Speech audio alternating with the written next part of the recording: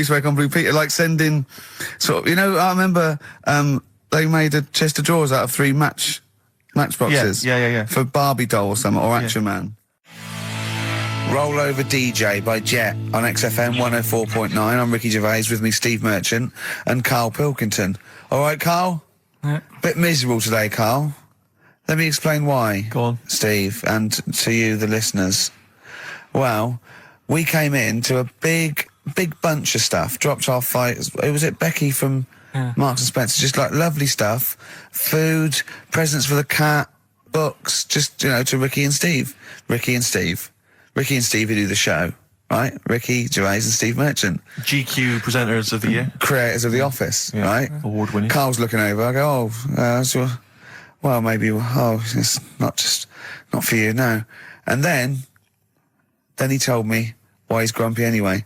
Go on. Do you know what XFM are giving everyone? How long have you been here? About 6 years. What are you getting for Christmas from XFM? 2 CDs. Is that of your choice, or do they choose them? There's a list of about 30.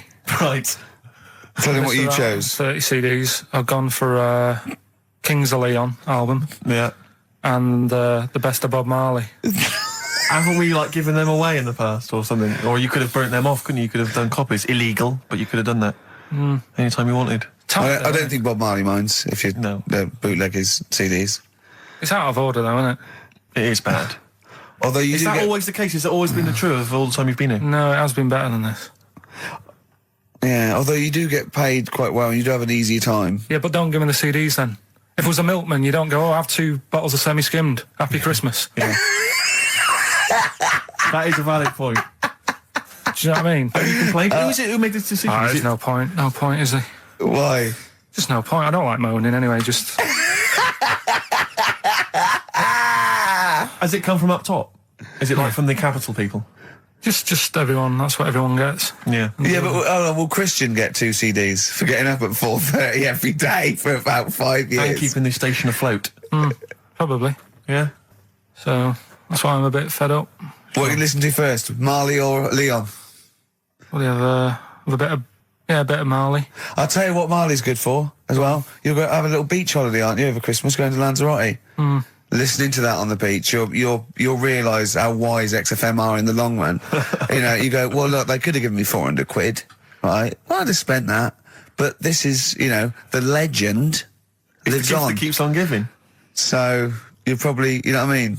Think how much what you got to think of is how much all his great songs took, not only from the depth of his soul and, you know, all his sort of angst and knowledge and love, and then all the studio time, the marketing, and they're just giving you one like that. They go, don't worry about that, Carl, just have it. And you go, what? All the time we spent with Bob Marley and everything. You know, have it, Carl, have it, Carl.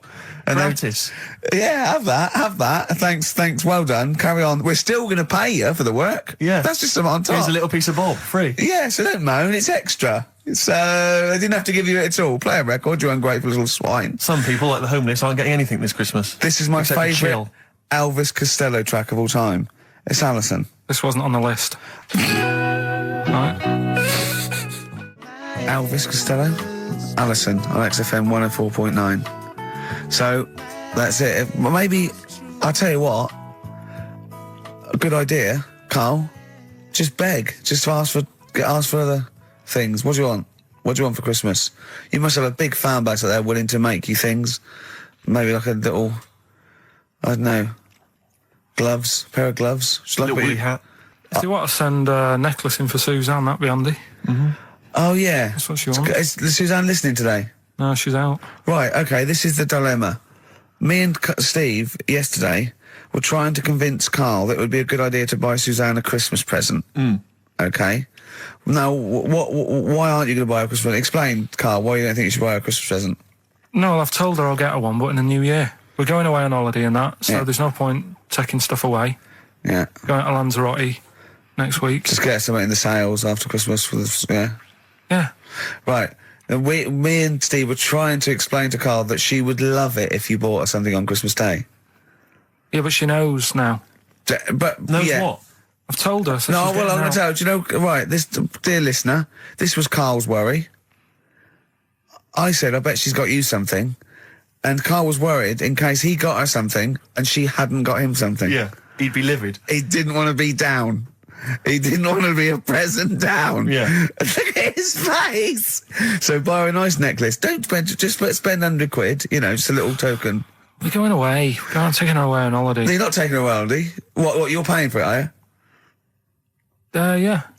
Are you really? Well, half and half and that. Right. So you're paying for you to go on holiday? That's good of you. So the gift is your company, really? She's done all right. She's done all right. Why do you talk like you're 60 years old? And you've been working down the mine. I don't know, she's done all right. Do you go home to her and say, Suzanne, you're bloody lucky? I mean, You've fallen on your feet. to Look be who fair, you've Rick, got. What? I'm not sure she has done all right. I don't want to be critical, but... Oh, dear. So what are you going to get in the sales? What are you going to get her? Yeah, it depends. I'm thinking, I mean, I'll give her the choice. You can have Kingsley and old Bob Marley. Right, I'll let her decide there. Oh, dear. I can't wait to see you. Where are you going, Lanzarote? Yeah. Where's that? Don't know, Suzanne sorted it out. I said, Lanzarote, I said, is that Africa or is it Spain or Portugal? Just thought you don't know. What do you mean, don't know? I goes, well, what's the currency? Went, don't know. I said, Suzanne booked this one, did she? Yeah. I thought, where is it? Is Lanzarote African or? Foreign. Somewhere foreign. I was looking last night and doesn't look that good. Like one of the highlights of the things it says you've got to do is go and have, apparently they've got restaurants in caves and that's like one of the things they say you must do. So, if that's a highlight, do you know what I mean? Right. So I'll do that. Go and see what that's like. Yeah. When you're on the beach, Carl, do you wear the very, very tight Speedos? No. Do you walk What do around you with wear? them? Sort of longish shorts, Yeah. t-shirt on, probably with a sort of a light shirt on top of that. Right, sure. So quite wrapped up then. Covered up. Do you wear a hat? Because obviously the bald head, there's risk of sunburn. No, I just put a bit of lotion on it. Lotion on there. Yeah. Just have a bit of a wander down the beach, have a look. Yeah. See if there's any old blokes with their tackle out and a backpack. I'll have to look forward to, so Yeah. there you go. Yeah. Well, we're looking forward to finding out how you get on. Yeah, I'll let you And know. interested to know what she gives you on Christmas Day. Won't be getting More anything. scintillating chat after this next song. All right, bit of placebo, Yeah, love it. special needs. Placebo, special needs on XFM 104.9. Email in where Lanzarote is. I don't know if it's Italy or Spain or Europe or maybe Africa. You know, these are the sort of things, these are the reasons I come into it, to at least learn something. Hey, you're like, oh, I had God. chicks queuing up Yeah. around the block. You'd wanting usually come. have to, I know, but I someone told like you you. would have to write to Jim or Fix It or Esther Ranson to get them to meet us sort of people. Now it's on your doorstep. I'm amazed that you didn't enjoy it. Why didn't you God. enjoy it? You got to walk down the red carpet. You went in. There was George Best, one of your footballing heroes, was there. A load of other big names. You sat there in prime position. You came backstage with a load of other big names. Hey, you had a lovely bit of You were grub. filming this thing for the DVD you were making. That's you, a cameraman on our DVD. And yet you think, now you look grumpy because you had a couple of pints and I can't believe So it. tell us why you didn't enjoy it, because the ceremony, what didn't you enjoy about that? It was interminable, wasn't it? Far too long. Wasn't it awful? So 3 boring. hours. I thought you were going to say something. Really? Sorry. 3 hours. Yeah.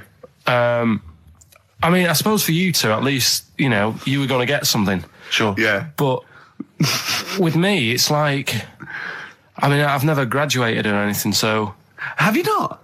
I'm trying to think of a situation. Basically, I sat there for 3 hours knowing that I'm not going to get anything out of the night.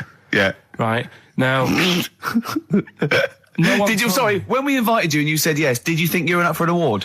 No, but I thought we were going to be sat round tables, having a nice bit of food, Yeah. whilst people are going up there winning awards. Yeah. But 3 hours of the same thing over and over again. I mean, if a film's 3 hours in the cinema, Yeah. you go, well, it's long, but, you know, I wonder how it's going to end. Yeah. But this was just like the same thing over and over again. Some guy going up, thanks a lot, cheers for the bit of brass.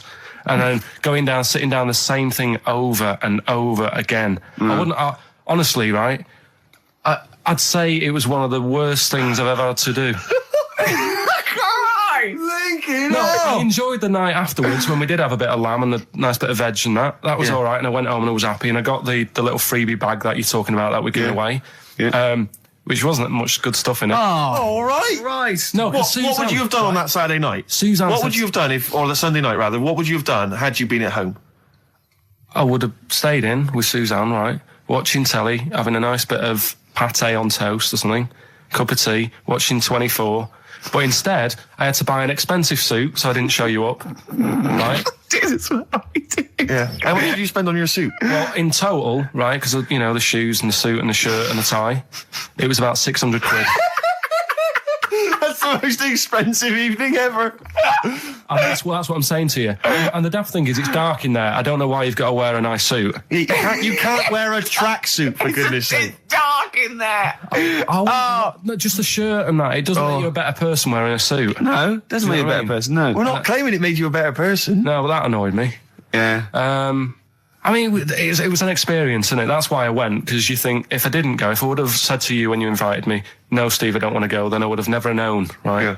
And that's my sort of thing in life, right? Yeah. If something comes up, you should take it, even if you're not going to like it. It's a bit of an experience. Right. Do you know what he said to me? I phoned him up because we had to meet up, and obviously he had to pose as my gay lover. Yeah. To get in, right? Yeah. He phoned me, what? You said something to me like, I bought a suit, I'm looking good. He said, I'm looking good.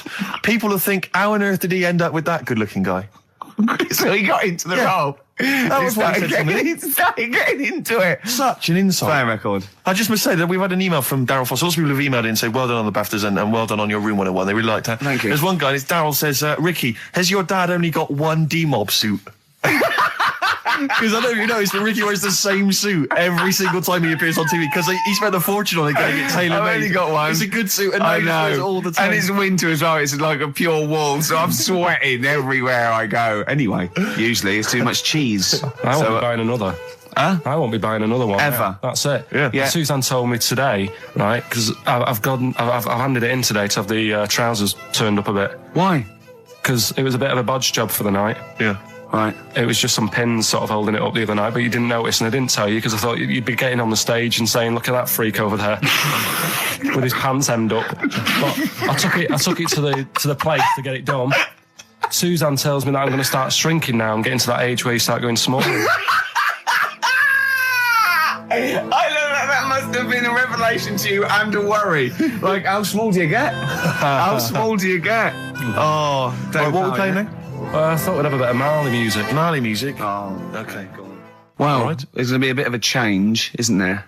Yes, that's absolutely right, Rick. Normally we would end the decided show, obviously, with just- a song for the ladies. But because it's sort of Carl's penultimate show, and we're going to play one of his favourite tracks, what are you going to... Yeah, I just thought we could play this. It is obviously the killing of Georgie. by Rod Stewart. I thought he'd gone away to some sort of like theme holiday. Yeah. But no, this is I think Gran Canaria or the Canaries or whatever it's. And how called. old is Carl? 30. Is he 30? Is this 30 last 33? week, I think. Yeah. Oh, so it was actually a birthday present. Oh, Yeah, it's it's a big deal. Yeah. Okay, I just so, thought, but that's all right. So have you got a competition that you can regale us with, Claire? Because obviously Carl provides a lot on this show. Hold on. We could do White Van Claire. White Van Claire. Yeah. Are you familiar with this? We ask No. you questions, topical questions, just Okay. getting your opinion really on the week's news. Okay, yeah. It's on the If you spot. look forward to that. But you know I'm a little bit, A little bit simple. That's well, fine. just a little bit, What? I always sit on the fence. Oh, right. Well, don't sit on the fence. You see, It's the worst thing there was she was saying I'm a little bit like, liberal or undecided. You went simple. Yeah. You Well, assumed. I didn't know. I thought I'm a little bit, coked up? I don't know. Who knows? It's Sturgis. Anything could be possible. But the other thing is with Carl, we didn't know how good value Carl was until we asked him sort of Well, intelligent this is questions. true enough, yeah. Because he looks quite intelligent. Well, this doesn't is he? it. I mean, So the thing with you, Claire, is I don't think we've probed you enough. We don't know what, your haven't views are on a lot of probed me things. enough, But we actually, don't know what Steve, your no. views are, That's Yeah. what I'm saying. We don't know where you stand. I mean, don't sit on the fence. This is the new Claire Sturgis. Yeah.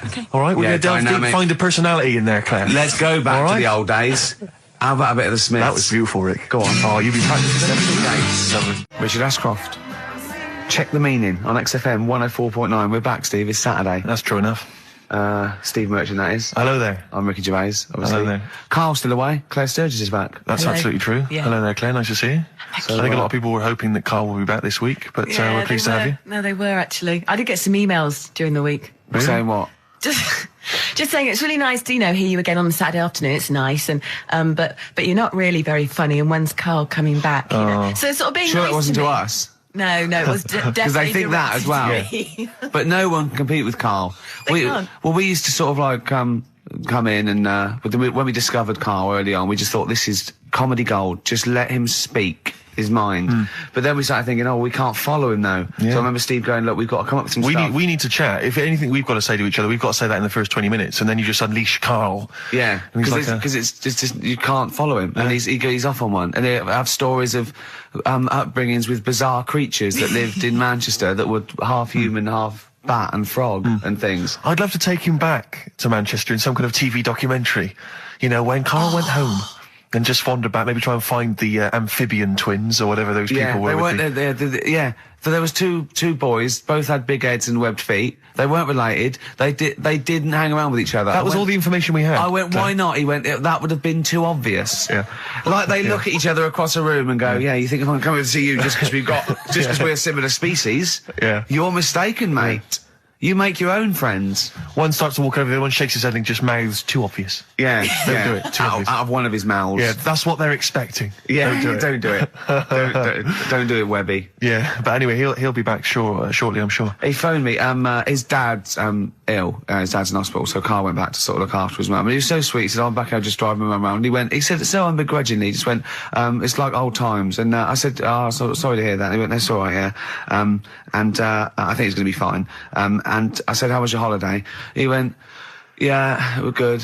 Except it were a nudist beach, so he didn't tell me. Of course it was. I went, what do you mean? He went, well, sitting on the... I don't know why they have to do it. I don't know why they have to do it. Why do they have to do it? He went, Suzanne said they think there's nothing wrong with it, like being a transvestite. Right? I went, I love the fact that your girlfriend has to tell you what's wrong and right in the world. And he went, well, we're walking along the beach, fella coming towards us with knob out. I went, what's going on here? Right? And he said, and because it wasn't all nude, he's walking round, he's stark naked, and he wants the freedom of that, but he's got a big rucksack on his back with his clothes on just to get changed. He went, so what's the point in that? Right? And I went, he should just carried a book. He went, what, and covered it up? When he went, oh yeah, good idea. See? He went, but I wasn't happy. He says, and that was the first day, so we didn't go there again. I can just imagine his little face. Yeah, just going, all right, gobsmacked. That's out, Yeah. that's out. What's that doing out? Why has he got his out? I imagine Karl sort of dressed in a suit, in a sort of safari suit, done right up with a cravat. I'm not undressing. I don't want people seeing the flesh.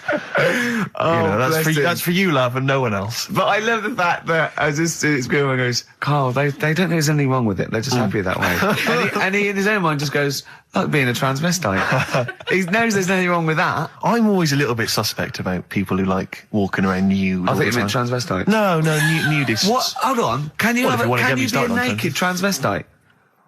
What are you then? Yeah, I suppose you're a... Well, Eddie Izzard's naked. Is he a naked transvestite?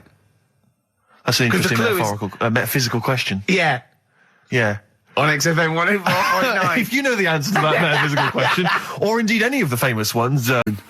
We've had a couple of texts. People obviously can text in 83XFM. That's the text number for the big quiz that's coming up shortly. Rockbusters, still your opportunity to win some of those cracking prizes. Enter your name in the draw if you can unravel the, I don't know what you call them, conundrums that Karl sets. Sort of. We've had a couple of texts. Obviously, we're leaving early today. This is a shortened show and our last show of this run. But we've got to leave early. We've got to go down and try and make poverty history. But Rob's texted and he says, only an hour and a half today. Well, poverty does have some benefits then. He's a fan. He understands the show. Who was that little fella that used to write in who hated the show? Oh, I forget his name. I haven't heard from him for a while, actually. I don't know what happened. No. Maybe he realised that if he hated the show so much, the obvious thing to do was to switch off. Maybe that finally dawned That's on him. annoying.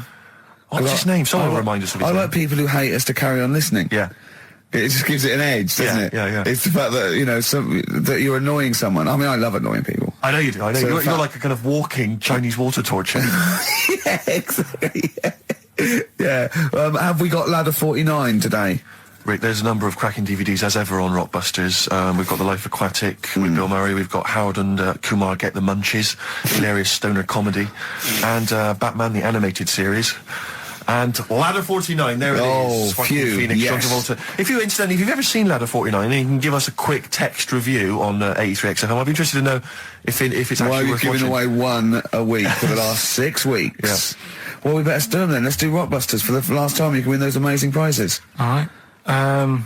As always, just a little cryptic clue, some initials of a band or an artist. Work it out, email in or text in. That's it, isn't it? Mm-hmm. Yeah. Right, the first one. Richard's kid. Yeah. Cuts hair for a living. All right. Richard's kid cuts hair for a living. All right. Initials ED. Right. ED. Richard's kid cuts hair for a living. Second one. I have a problem saying the French word for well. All right. I think that's the right word anyway. Wow. I have a problem saying the French word for well. So what's that? That initial there is K. Right, band or artist. And then the third one, you take 8 kebabs, 2 kebabs, 57 kebabs, times it by 27 kebabs. Right? The fella is struggling to work it out. What's that? What's going on there? Right? It's a good question. DS is the answer there. 8 kebabs, 2 kebabs. I've got it. 57 kebabs, times it by 27 or what have you. Fella's struggling working it out. What is I've it? got that one. DS. So just email in ricky.gervais@xfm.co.uk or on the text 83936. Yeah. Yeah, and you can win Ladder 49 and those other DVDs. Plus, you go into the draw, which we'll do before we leave, and you can win the signed by Matt Groening, personally drawn Homer Simpson. We've got the Spinal Tap poster signed by Christopher Guest, and also the original artwork of us as Flanimals. But they've all been framed. They've done a brilliant job. It really is a nice prize. I mean, almost too good to give away. A little bit annoying. Is it too late to take that back? Well, I was thinking we could sneak in a copy. Yeah. Just a very bad photocopy, so it goes grey and Yeah. No, they're all originals. So get texting. All right. XFM. So he did all this. I don't even know why I'm telling you about tattoos. No, nor do I, Carl. Hey, to be honest. Don and Blitzen from the About a Boy soundtrack by Badly Drawn Boys. Christmas theme there. Christmas theme there. You spotted the Christmas theme. Yeah. Carl's not really in festive mood, but I can't imagine Christmas is your time of year, is it, Carl? Well, I'm not sure any time of the year is, really. I liked it when I was about. I think when I was about 7, I enjoyed it. was that the one? Was that the year, the big year for You you? get loads of stuff. You don't have to worry about anyone else. But once you've got a job. What did you get when were you doing your paper round? How old were you then? I was about 13, 14. Well, that was then you were a man, weren't I you? had to buy stuff. Oh. But you're still not You're quite a having a good selfish time. man, aren't you? I didn't realise this. No, it's just that And Christmas. that's coming from him, Carl. My dad always said. All right, steady on. Dad said Christmas morning was for for me. So he used to stay in bed. So he never. That's brilliant. That's a great thing to say, isn't it? Yeah. Christmas morning's for you. Run wild. Do what you want. Just don't bother me. I'm going to Honolulu for 2 weeks. That's great. Dad, it's Christmas. Do I have to do anything? No. So my mum used to get up because she used to like to see my face light up, when I opened the presents. And then to give fireworks. And then I'd have to go to my bedroom from about 6 o'clock onwards because my mum and dad were into having big Christmas parties and I wasn't old enough to go. Right. So they'd say, right, you've had your fun there, you go up to your bedroom, stay in there. Really? Yeah, I remember one year, right, I got a train set, that's what I wanted. Yeah. Right? It's brilliant. Playing with it all day. I thought, I don't mind about the party, I'm happy staying up here playing with this. Brother comes in, he's had a few, right, he's going, yeah, give us a go on your train. How old is he?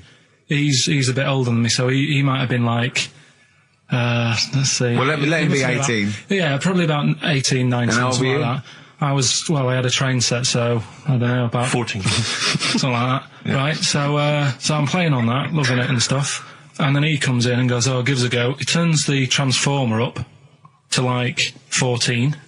He went really fast for about 5 seconds, broke it, and then he went back downstairs. Wow. So Christmas, I hadn't even got to Sounds like Christmas Day. the Conservative government with British Rail. Satire, that is. Satiric, I just thought that there's satire.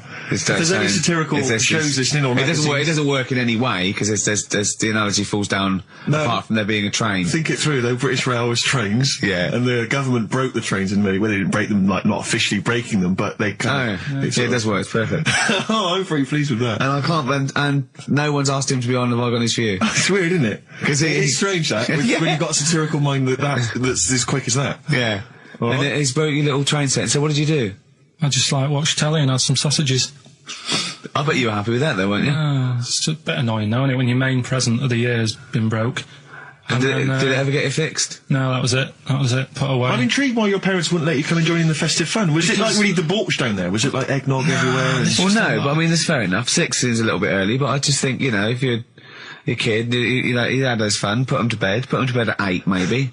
And you think so on Christmas Day? I thought that was a day for family. Well, not if there's a party going on. Well, don't have the party on to Christmas Day. Well, that's another option. Yeah. Your parents are weird, aren't they? A strange breed. Well, I think that was the year, right? You're talking about buying presents and stuff. I think I did treat my mum to... I didn't buy my dad anything. I think that was like when I got a bit older, I used to get my dad something because he wasn't that bothered anyway. No. So, got me mum. There was a cheap shop, right? Of course. Thank God for that. Called Snips. Right?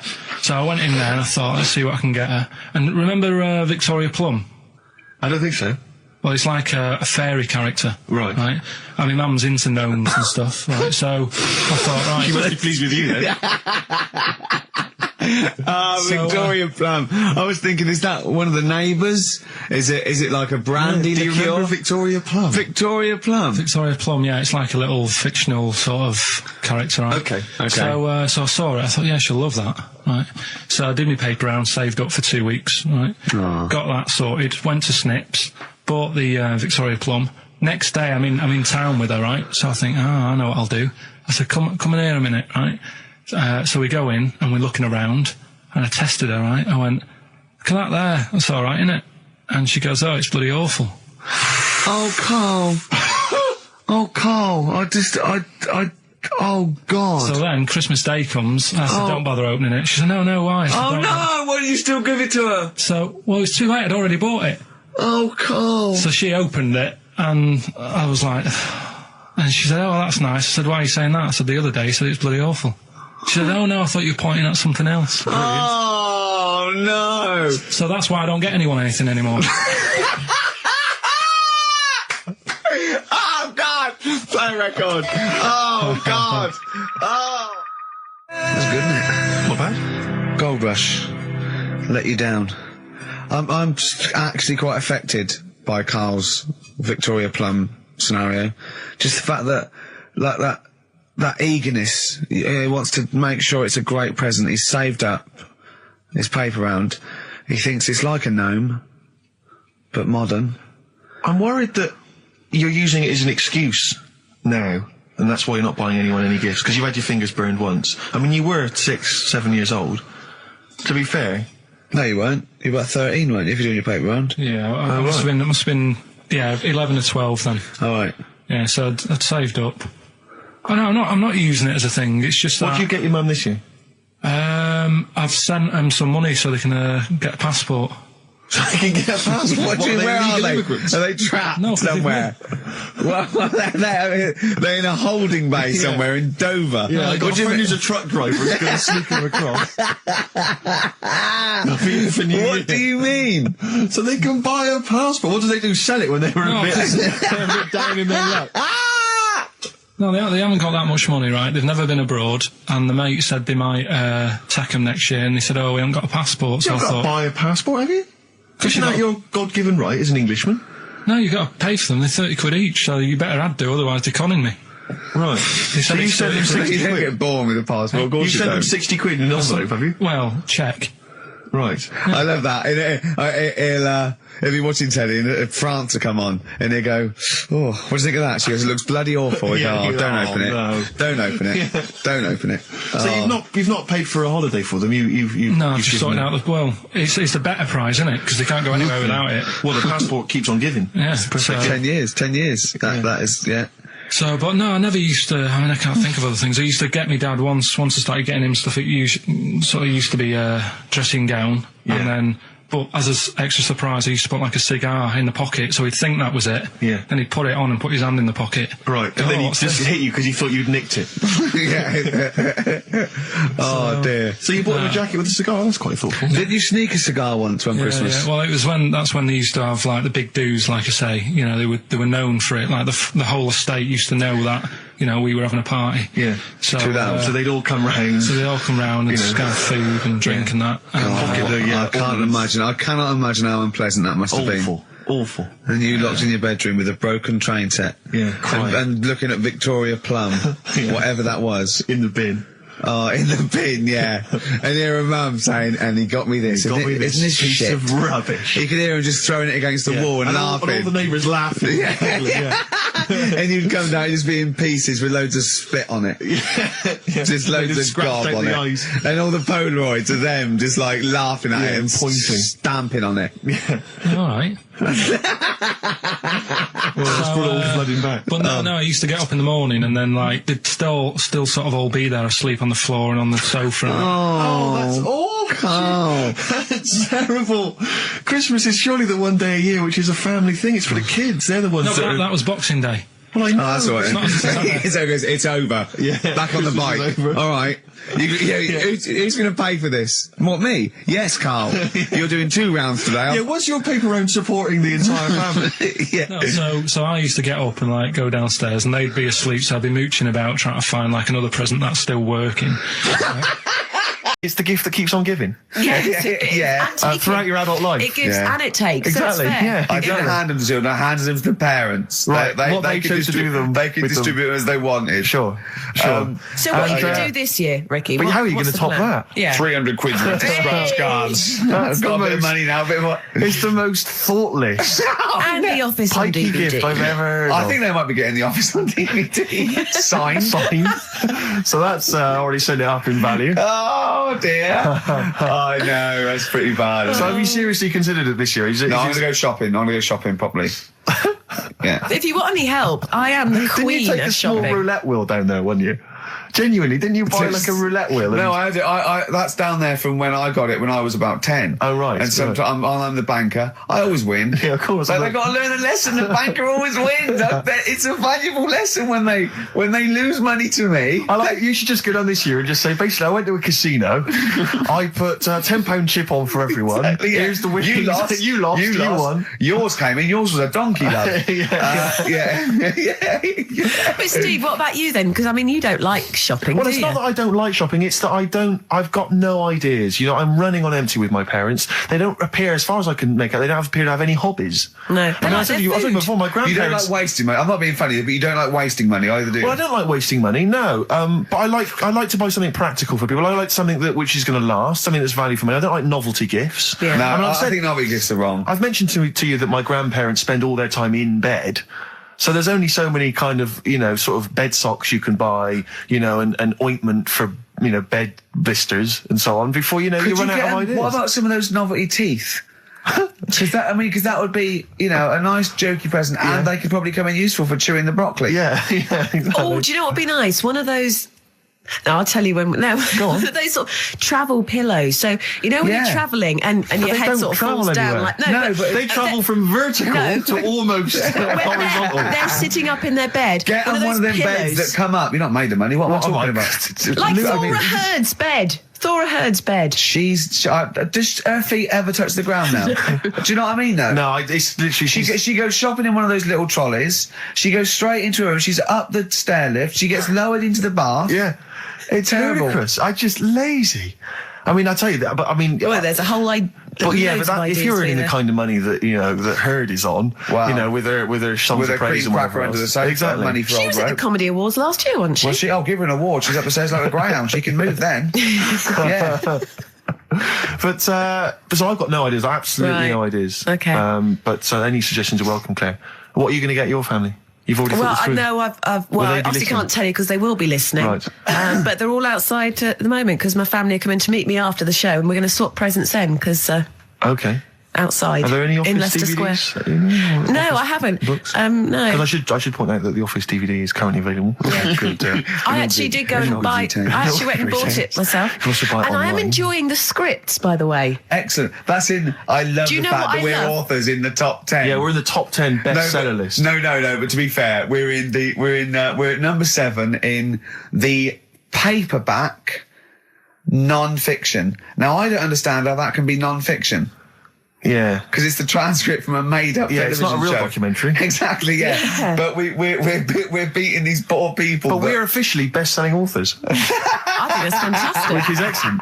Which is My very favourite good. My favourite bits are the emails at the start. I like Well, I mean, them. a lot of people don't know what you're talking about, Claire, but of course if they pop down to Waterstones or Buxton Kettering, they can sort themselves out there. Oh, dear. Nice. I like your style. Can we have some more music now? Let's yeah? have, what we're playing? So Streets, maybe? I mean, Streets, Streets is yeah. obviously one of the Brilliant. albums of the year, and this Best is one of the album of the cracking- This is Week Becoming Heroes, I think the last single, and Dynamite it is too. Eric Sermon, and what's the tune called there? It's called React. Yeah, it's got React, from his yeah. debut. No, not his fourth solo album. Not bad, actually. not bad, Yeah, not it's good. bad. I'm enjoying the tunes, Steve. No, absolutely. I'm enjoying We've the been chat. I'm enjoying the tunes. Always been keeping it real. I'm enjoying the penultimate show before Christmas. Last message from Anders, I suspect, Anders. for the day. He says, I've just roasted my chestnuts over an open fire. It's a lot more enjoyable than listening to your show.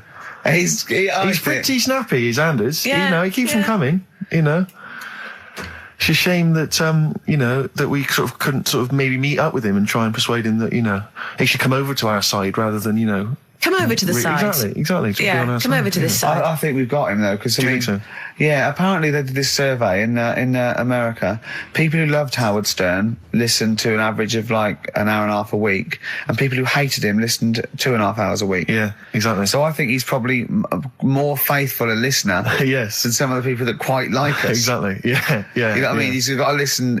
I'm the same with some people. I've got to listen to things that I just think are awful. I can't. It's compulsive viewing. So, I don't care if people listen to us because they hate us or like us. No, indeed, as long as they're listening. I was on the As long as tube they're spending money on the the other advertisers. day. Yeah. Rick, my mother always used to say to me that you should write and thank your aunties and so on for their gifts. Yeah. And I feel like we should take a moment out just to thank all the people that have emailed or written into us during the year, because we're very lazy men and we never reply. Well, really. I never look. You never look at You emails. read them and I'll go anything for I me. And you reply go, very occasionally if I You're think like it's my worth it. secretary when it comes. You protect me from like people who The insults and so on. Yeah. Are there any insults? Are Oh, there? there's plenty. There's plenty. Yeah, Right. yeah. Do you have to protect him, really? Oh, God, yeah. Yeah, there's lots of things I don't tell him. Lots It's of not things very I keep nice. from him. It's not very nice. Yeah. I thought I was right. Well, he's just not as popular as he thinks he is. Oh. He thinks that when he's like dancing around and making funny faces and squawking and making noises and No, stuff he when we're hasn't done filming, it. he He thinks that everyone thinks hasn't that's done it, enjoyable. Yeah. Some What people think I'm quite an annoying little prat, do they? that's not the word they use, but you're near enough Really? there. Yeah. Yeah, they didn't say Pratt, but you're on the right lines. Okay. For instance, we got an email here from Graham. He says, please stop the chat and let's hear some more great ads, as I'm still not sure what mobile phone I should get the wife for Christmas. Carl will be back next week for our kind of Christmas bonanza. I say that, we've got nothing planned.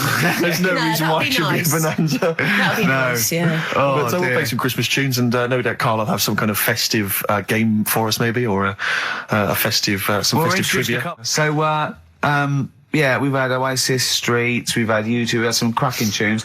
Can we get away with playing Nelly?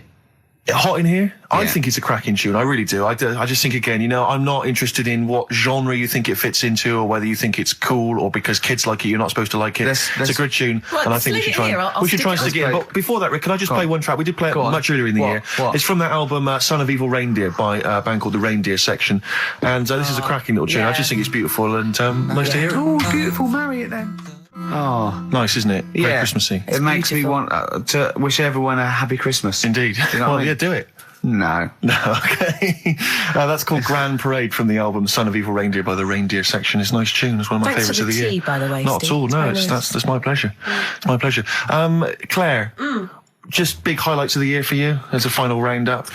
Sort of things Highlights have you of the enjoyed year? this year? I mean, musically maybe, or maybe stuff you've, Musically, I've enjoyed that band, The Music, Okay, and The Rapture. sure. And the Electric Six. Remember last time I sat in for Carl, we played Danger, High Voltage. Yeah. For one of the first That times. was the first time I'd heard it, you And, played and now that, yeah. we're playing it every Really? hour. Yeah, because you're sort of a pioneer, aren't you, musically on XFM? You're one Well, of the people I who keeps it remember pretty raw. the yeah, early pretty days of cutting edge. Idlewild. Ricky, do you remember the early days of Idlewild? I'll take All that those back years as ago? well. Teasing you about them playing Pinder and know. Wakefield stuff. That latest single I love, and Yeah. the video's great as well. Yeah. I'm a big fan of Idlewild I knew now.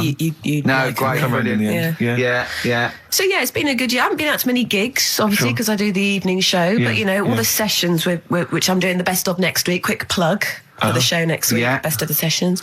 So it's Low been good points. Low points. What are those? year. Low points. Do you know what mine are? What? Poverty and war and everything. Oh, I Yeah, always well, hate it. obviously, I yeah, always that. hate it. No, you Yeah. didn't say Yeah, that. yeah. No, you were going to say. I was gonna say, No, you were going to say the streets or something, and and you didn't care about Yeah. the people dying. So don't Yeah. try and do I'm it now. thinking Steve. specifically You're of- nasty. You like that. You like poverty. Oh, you like poverty and starvation. Play a record. That's Fletch, you interesting. embarrass yourself. That's interesting. What a Near Christmas horrible- time. What a horrible. You hope kids go lame? Evil. That's terrible. That's a terrible thing.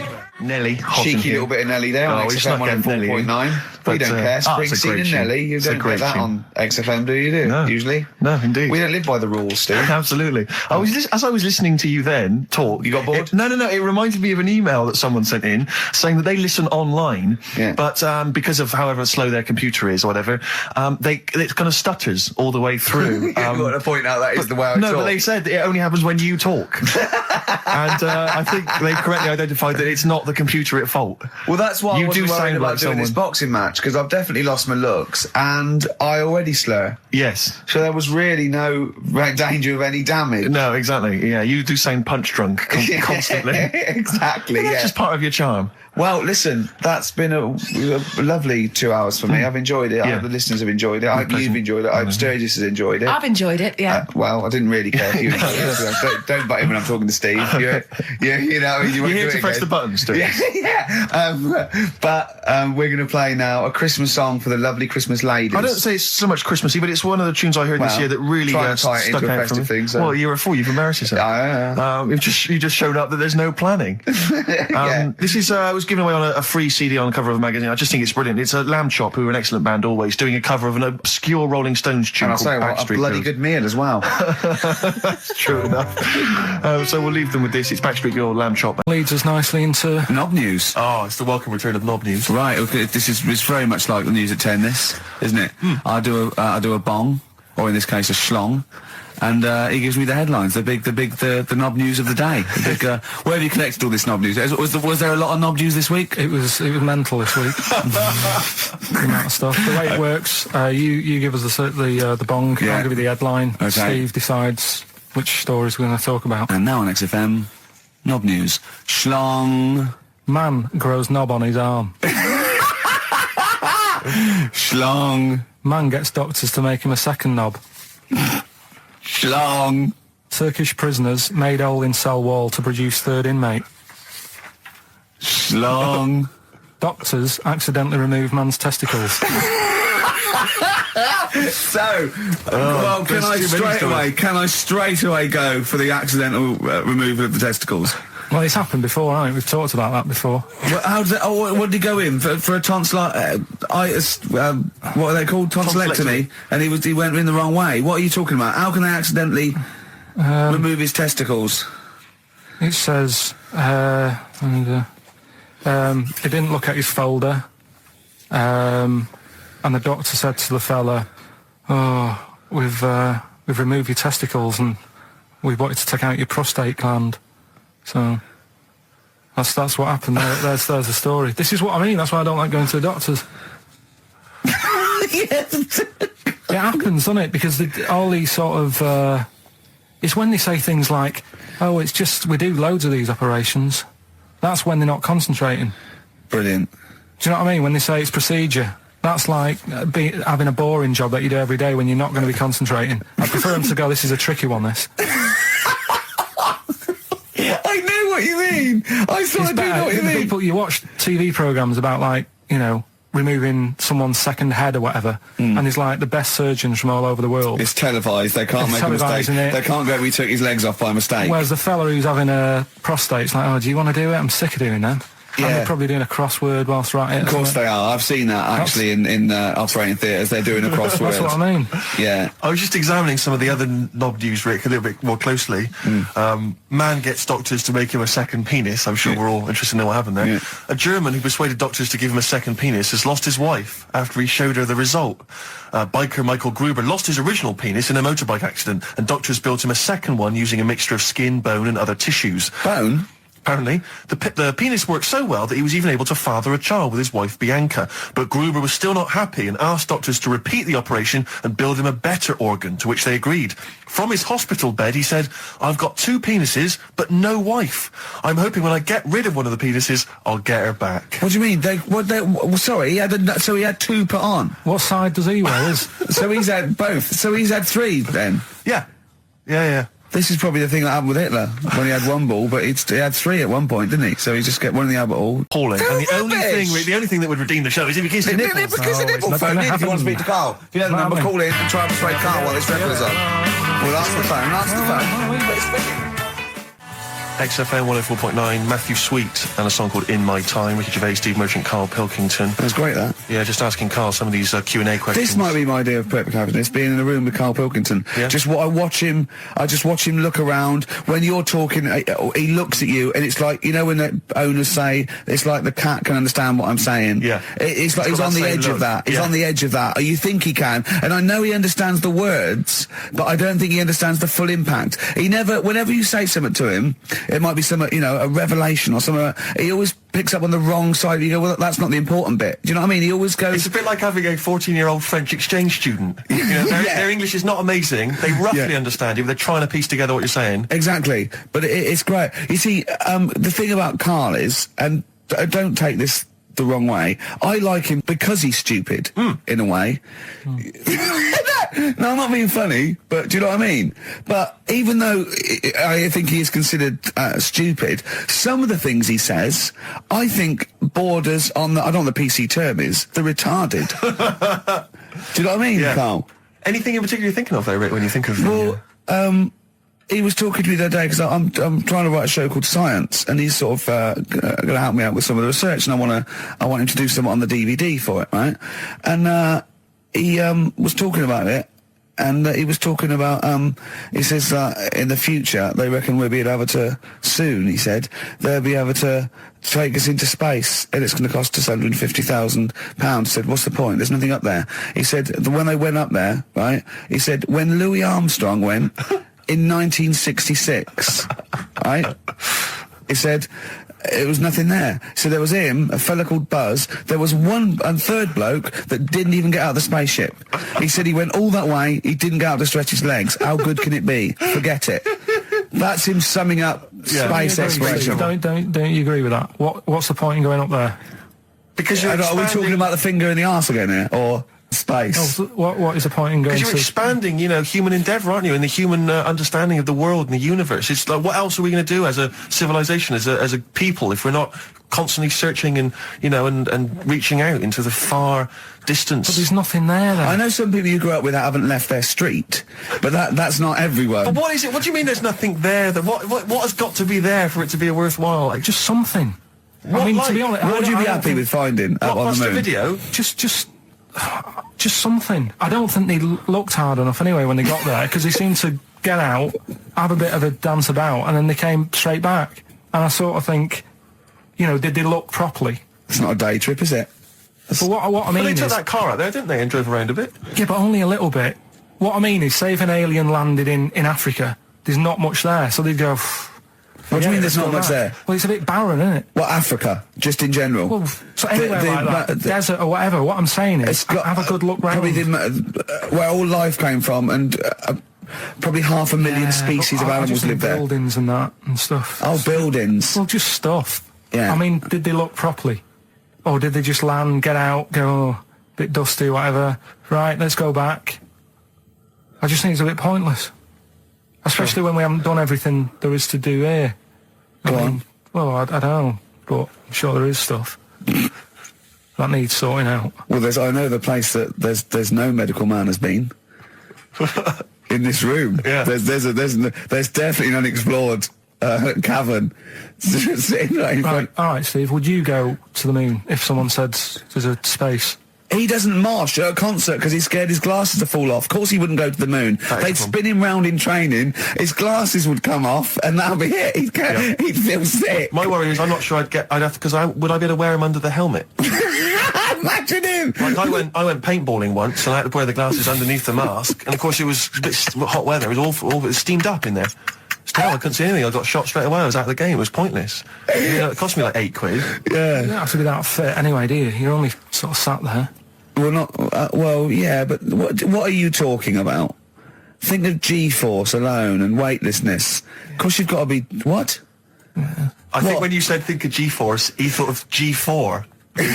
Follow up with... But there's always something... I mean, when we were out the other night, Steve, right, there's a programme on about a spider that's a foot long and eats chicken. No one's talking about it. I don't want to stop! What do you mean? What do you mean? No, well, I'm sorry. I had to stand up because I thought I was going to explode. What do you mean there's a spider that's a foot long and eats chicken? There was a programme on about it, how there's this spider in the jungle or something. But I missed it because it was out, but no one's talking about that in the papers. That, to me, that's a worry. Why? In case it nicks your Sunday roast.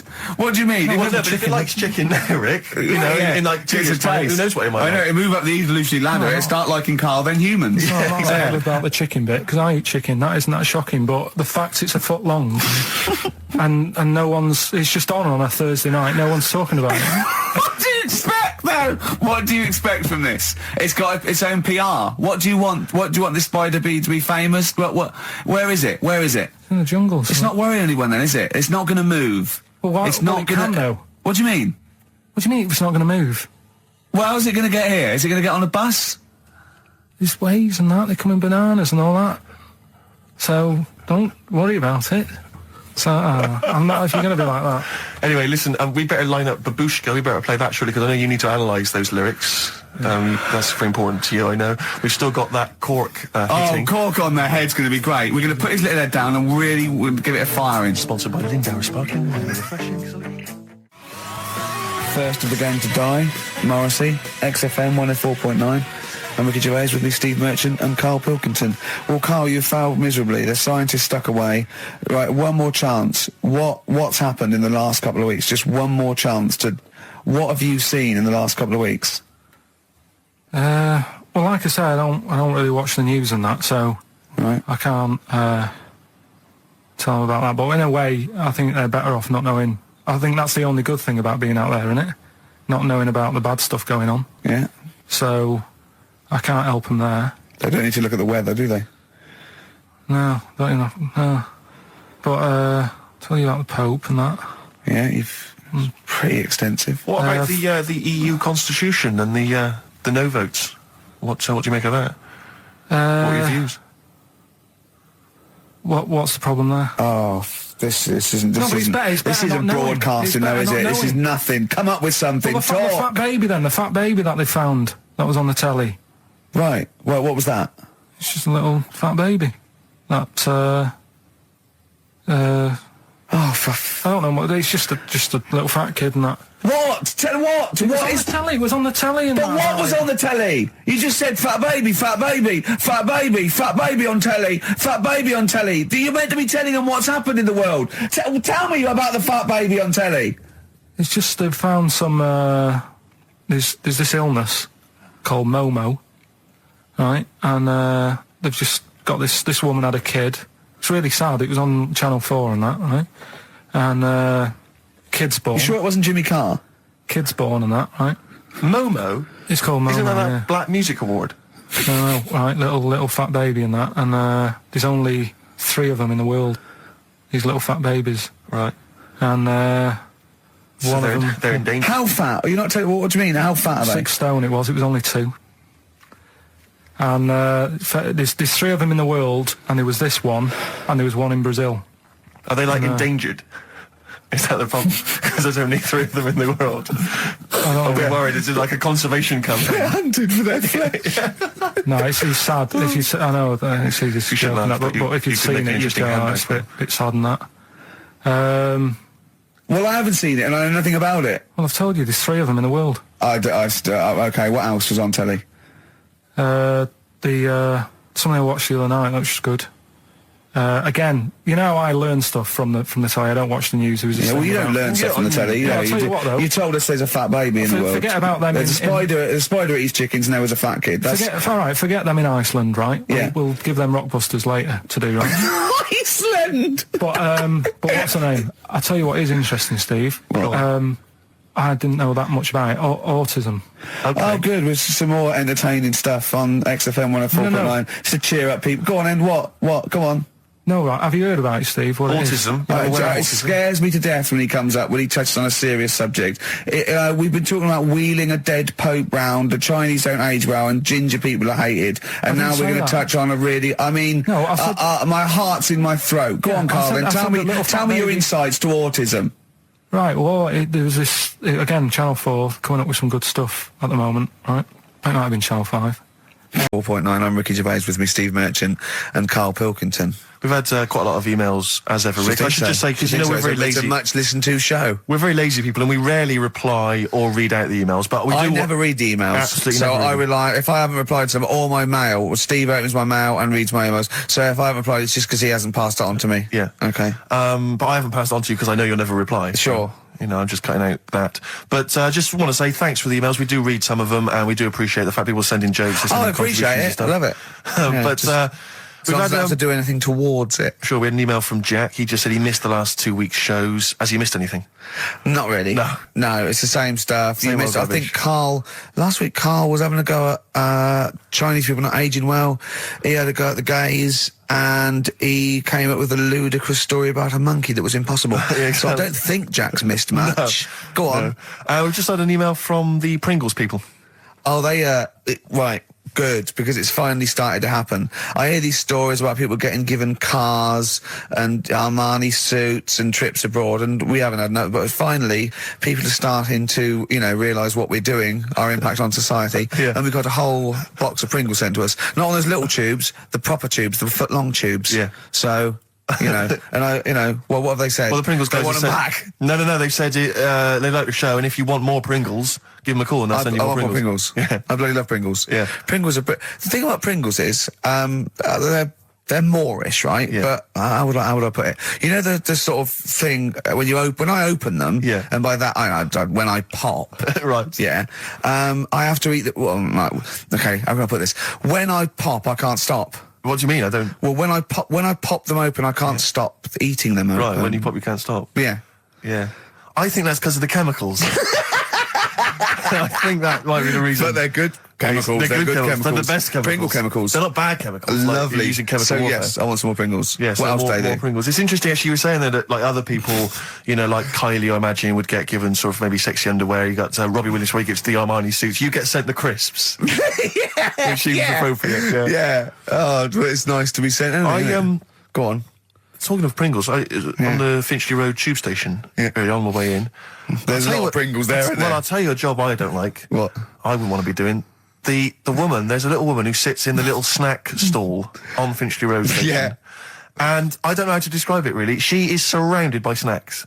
She can't move for snacks. Does it look like American Beauty, but with different... Not dissimilar to that. Yeah. It's a little hut on the station. And it's like, if you go to the seaside, you can put your head through one of those cardboard cutouts and it looks like you're a big fat person or whatever, and you can have your photo taken. It's like an equivalent of that, but it's just snacks everywhere. She's got bananas up to her chin. She's got chocolate coming down to her eyes, crisps either side of her. She can't move. She can't do 360 degrees. She's like packed in there. I don't know how she gets in there. I think they put her in there first, and pour in the bananas. Yeah. Then they go pour in the nuts. She has 2 hours of makeup before they open. Dressing her in there. Because I'll ask for something from the fridge, and she cannot turn her head to see. She has to go by feel alone, just to feel the fridge and get stuff out and pass it. And often I'll say, that's not what I wanted, but she can't. You've got to let her off. It's extraordinary. Dear. But there's no music playing. Does she have to sell her way out of it? Exactly. If it's a slow day, she's stuck there till the next day. Yeah, it's like a world-breaking attempt. Yeah. Oh dear. That's Finchley Road. So if you're on Finchley Road or just want to pop down there, have a look at the snack woman, because it is. How does she get refills though? I don't know how it works. I don't know how she goes to the toilet or eats. I don't know what she does. Yeah. But God bless her. That's go and unpack your bags and that. Go and sort yourself out in the room. And tomorrow morning we'll meet up at 10 o'clock.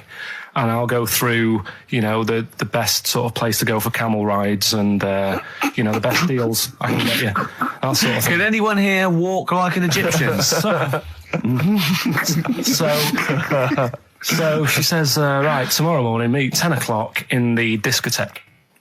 So we get up and we have breakfast, and it wasn't a good breakfast. The kitchen was, like, bit horrible. The food wasn't good, and it was run by sort of midgets.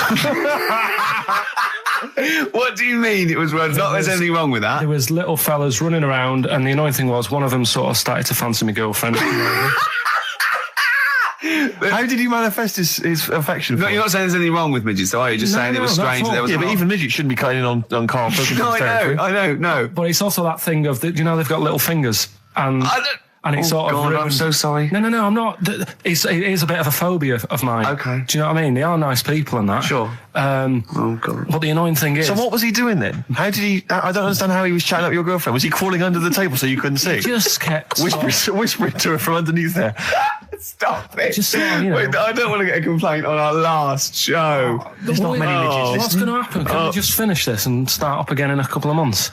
Oh, yeah. So if you want to know more about the midget theme restaurant, then we'll talk you in 3 months. Yeah. It's just... No, that's fair enough, actually. Oh, yeah, no, right, sorry Karl. about That's this. your producer's Listen, head on. we'll see you in about a really... it's been a pleasure, truly, and thank you for everyone that wrote I've got you letters. Have you really? I've got you both a present, right? Oh. I got Ricky, do you know, like we've done fables and Yeah. stuff? Right? Yeah. This is like Mr. Ben.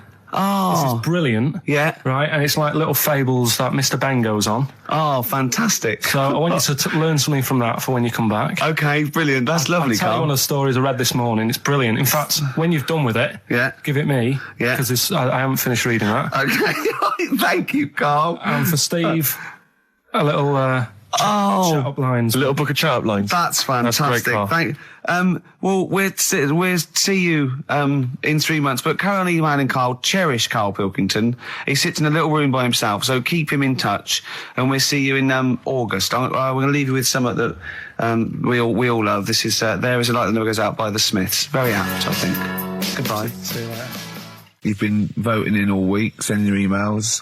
So here's the clips that you wanted. You were going to tell us a little story about Just a Volvo passed my estate? test. Yeah. My parents had a big Volvo estate, and there's quite a big I car don't to drive. drive. My parents didn't have a car. But I know you don't drive cars, Rick, but it's got a big car to drive if you've just passed your test. It's safe though, isn't it? It is very safe. That was the thing. Yeah. And come from the West Country. Obviously, there's quite a lot of windy lanes. around No, there. you're joking, do you? They have cars there. Well, here he comes. Blimey, Karl. Learned on a tractor, automatic it was. Do you want me to tell it or not? Oh, don't give up the accent. Oh no, I'm not worried. Oh, go on. Go on. So I went to this You party. never got him being from the north. Not when he's telling an anecdote. He's never told an anecdote. Oh yeah, fair point. Yeah, go on. So I went to a party and I was quite excited because I had the car, the motor, and there was a chick heading down to the party that I was like, I had my eye on.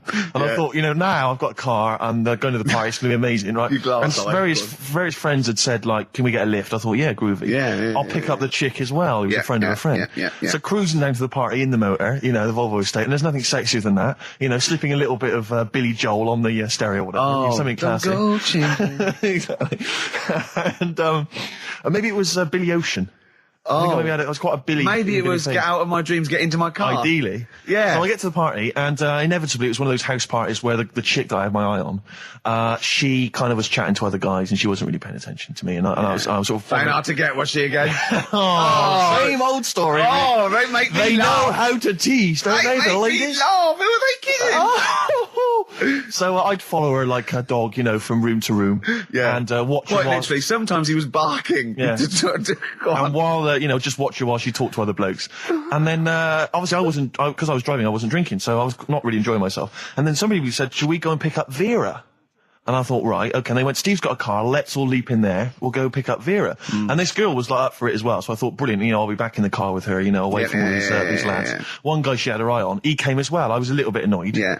But anyway, he was in the car, so I'm driving down these country lanes, just driving along, and they're directing me, they're saying, go left here, go right. And then suddenly we stop, and one of them goes, just drive into that field, this pitch black field, right? And I'm sort of, well, it is my parents' car. Just drive in the field, Steve. I'm thinking, well, I don't want to, like, not seem like I'm a hard, cool, crazy kind of guy, because the chick's in the car. So drove the car into the field. They all leapt out, started running off into the darkness, shouting, Vera, Vera, Vera, where are you? So I'm just sort of sat there in the car waiting. Wasn't Vera Lynn, was it? Because she likes to hide in fields. Bizarrely, it wasn't. Right. It was just, I was just left in the car on my own with Billy Ocean. And suddenly, at the darkness, they come back holding a Vietnamese pot-bellied pig that they had stole from a nearby farm. And they knew that the pig was called Vera, because someone knew the farmer or something. Anyway, so they got this pig, so now they're going, I'll put the pig in the back of the car, we'll take it back to the party, it'll be hilarious. I'm thinking, well, I'm not sure I want a pig and all its, piggy crap in the car, right, crammed in there. But they say, yeah, so obviously I'm thinking again, I don't want to look like I'm, a nerd. I'm terrified of that, Rick, ever happened. Yeah. So, yeah. So you go, hey, bring the pig into the car. Exactly. I'm no nerd. Exactly. Yeah, go on. So now we drive off again. I got this pig kind of squeaking in the back of the car. And, they say, stop again. Let's do some cow tipping. And they do that old thing, about the fact because cows sleep standing up, don't they? So you can push a cow over and stuff. Yeah. So they're having a wild time, hilarious. So this time, now we get to a sort of dead end in the road. And, they say, well, turn around, let's go back to the party. And I'm thinking, fine. Try and do a 3-point turn in this very narrow country lane, right? Get the Volvo estate wedged horizontally across the road. Can't get it out, just can't seem to sort it out. I don't know what, I'm panicking because there's a pig in the car, right? And, local disgruntled farmers, right? People drunk, partying, probably off their head on some kind of weed. Rick. Was it loads of blokes with, like, pitchforks and flaming torches Exactly. going, burn him. He's playing with our pig. Exactly that. And so that, I was so terrified that all I could think was they're going to have to send a helicopter to lower a magnet onto the top of the car to lift the car up and put it the right way around. You used to read a lot of comics, didn't you? Yeah. So, do you know what I started doing? What? Crying. Did you really? Yeah. Why? Just started crying, just very slightly, started getting upset. And the other guy that the girl fancied, he had to get into the driving seat and sort it out for me by slowly edging forward So and that's backwards. the worst bit of the whole story. Yeah, edging slowly back and forwards. He just sorted it out, just slowly worked the car back round, and then we were off. You were just gently weeping. Just gently where weeping in the back. The bloke had just taken the bird that you saw from a distance. Exactly. That was basically your wife in your head by then. Oh, yes. Was it? I can't We were believe it. happily married with a pig for a child. Don't joke, that could happen. I know. The pigs come, if you like. Sorry? What did you say? What did you say? What did you say? When you do what, Carl? What? What did you say? No, what did you say? Because I don't want to have to go to the radio authority again. What did you say then? Just remember. We are going out live, Carl. Yeah, remember Tom Binns, right? What did you say? Go on then, do a film review, quickly. Right. Well, today on film review, we're doing classic films, and today we're looking at Elephant Man, John Merrick, one of his better pieces of work. It's a sad film. I've never really been able to watch it all the way through.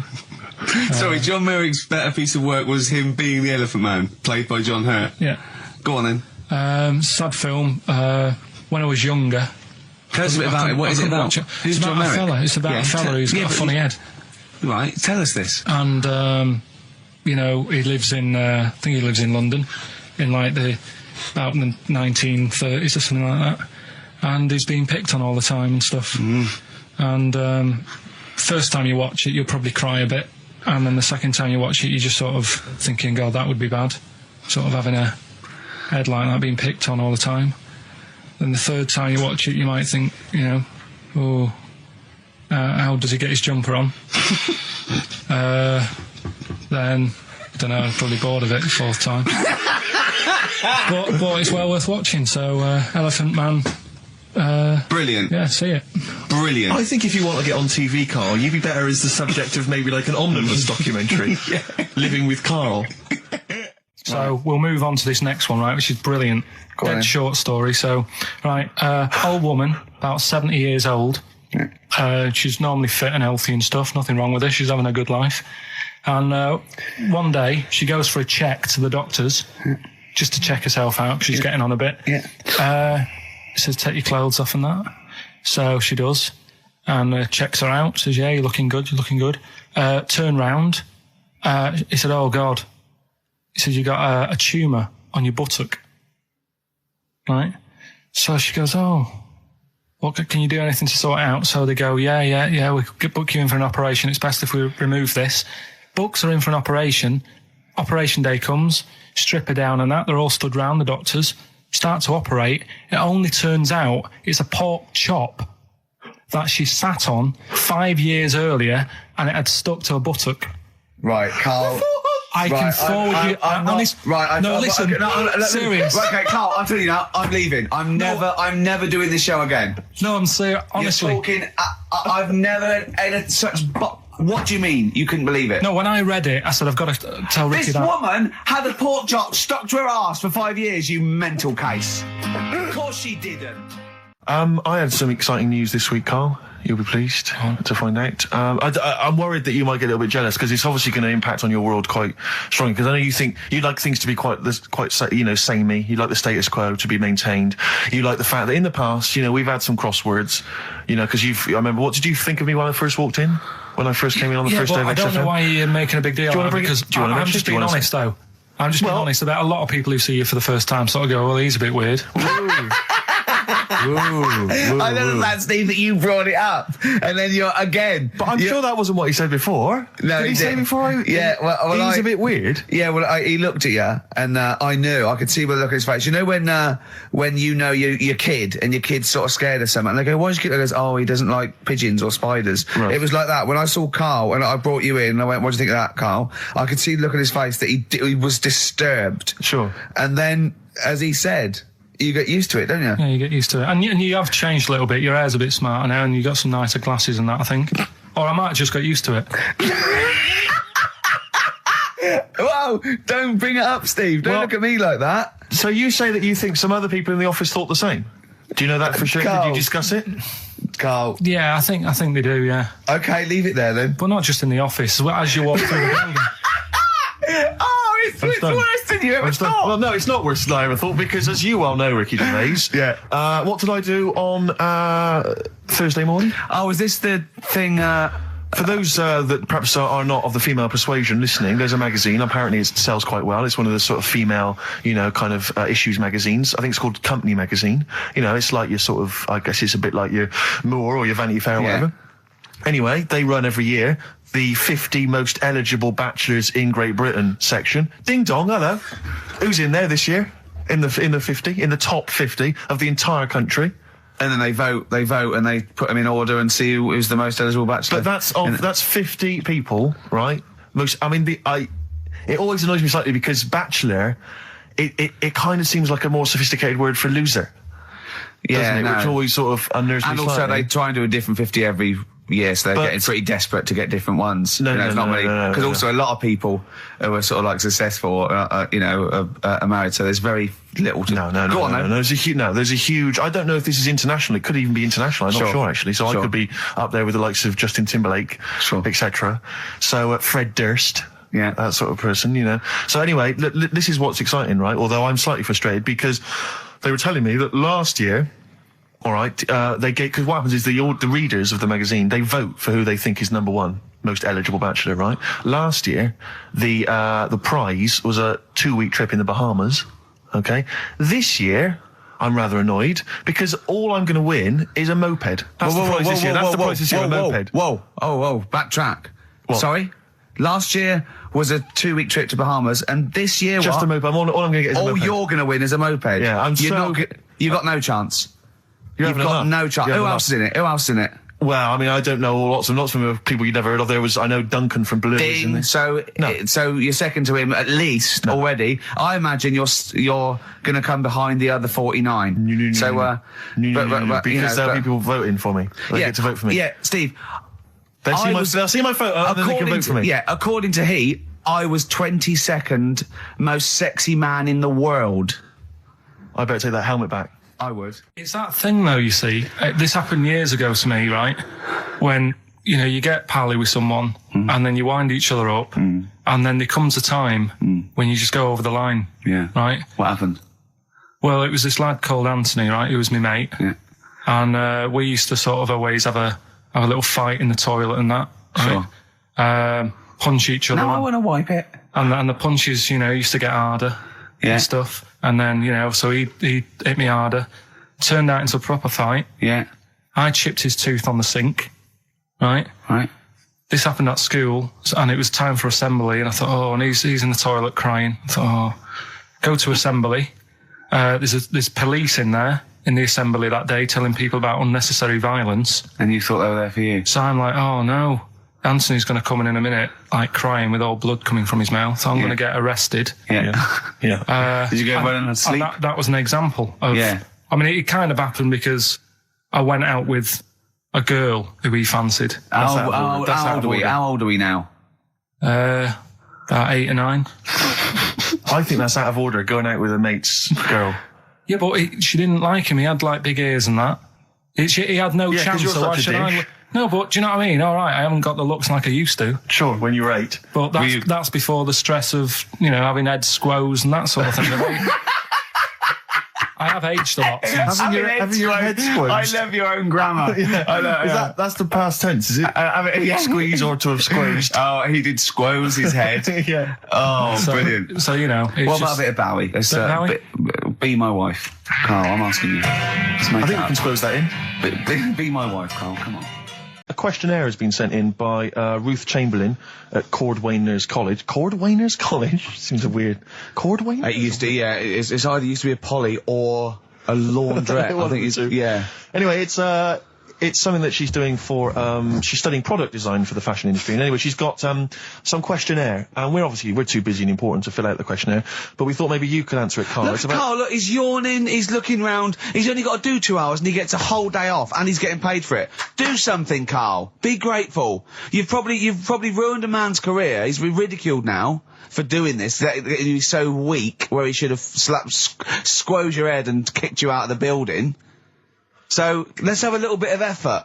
You've only got an hour and a quarter to do, then you get 2 days off, alright? Alright. Right, Carl, it's a questionnaire about happiness. Oh, yeah. There's one person... Well, that should answer it right where.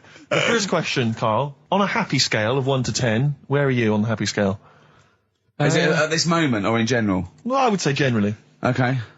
Yeah, but you don't always have to I think I'm happy in that, but I don't always show it. You never show it.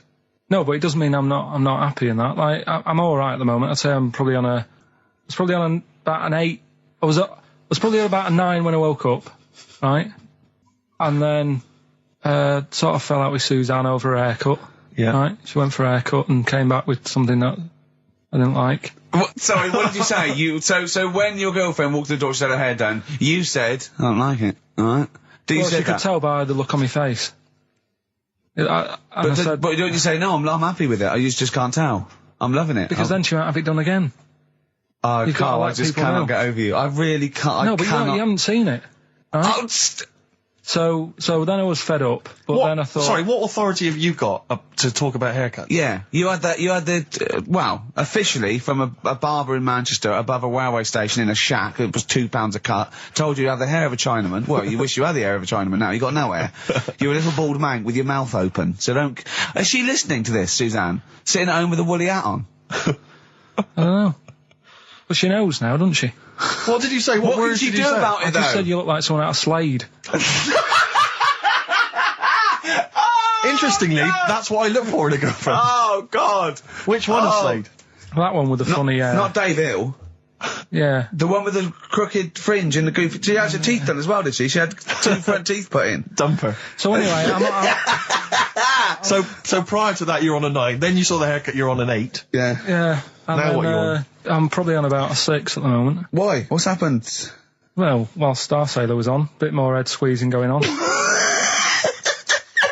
So, yeah, about a 5 or 6. So generally speaking, what would you say you are? About 4. You're on a 4 Alright. What would you give someone who wasn't very happy? What would you give them? What are you thinking, Carl? Depends why they're not happy. They're low, okay, so what would you give them? I mean, yeah, depends, innit? If it's someone who's just lost their arms and legs in an accident, you don't give them a lollipop. Sure, or some mittens. Yeah. You give them a hat. Yeah. Yeah. And dare I say it, a smile. A skateboard. Yeah. Yeah. I don't know. You don't know. You got to answer the question. All right, so hang on. Let's assume that you've upset your girlfriend because you slagged off her haircut. What are you right? going to do feel now to go and guilty. make her happy? How are you going to cheer her up? And not buy her a baseball cap. I don't know yet. I haven't thought about it because I've got this to sort out, haven't I?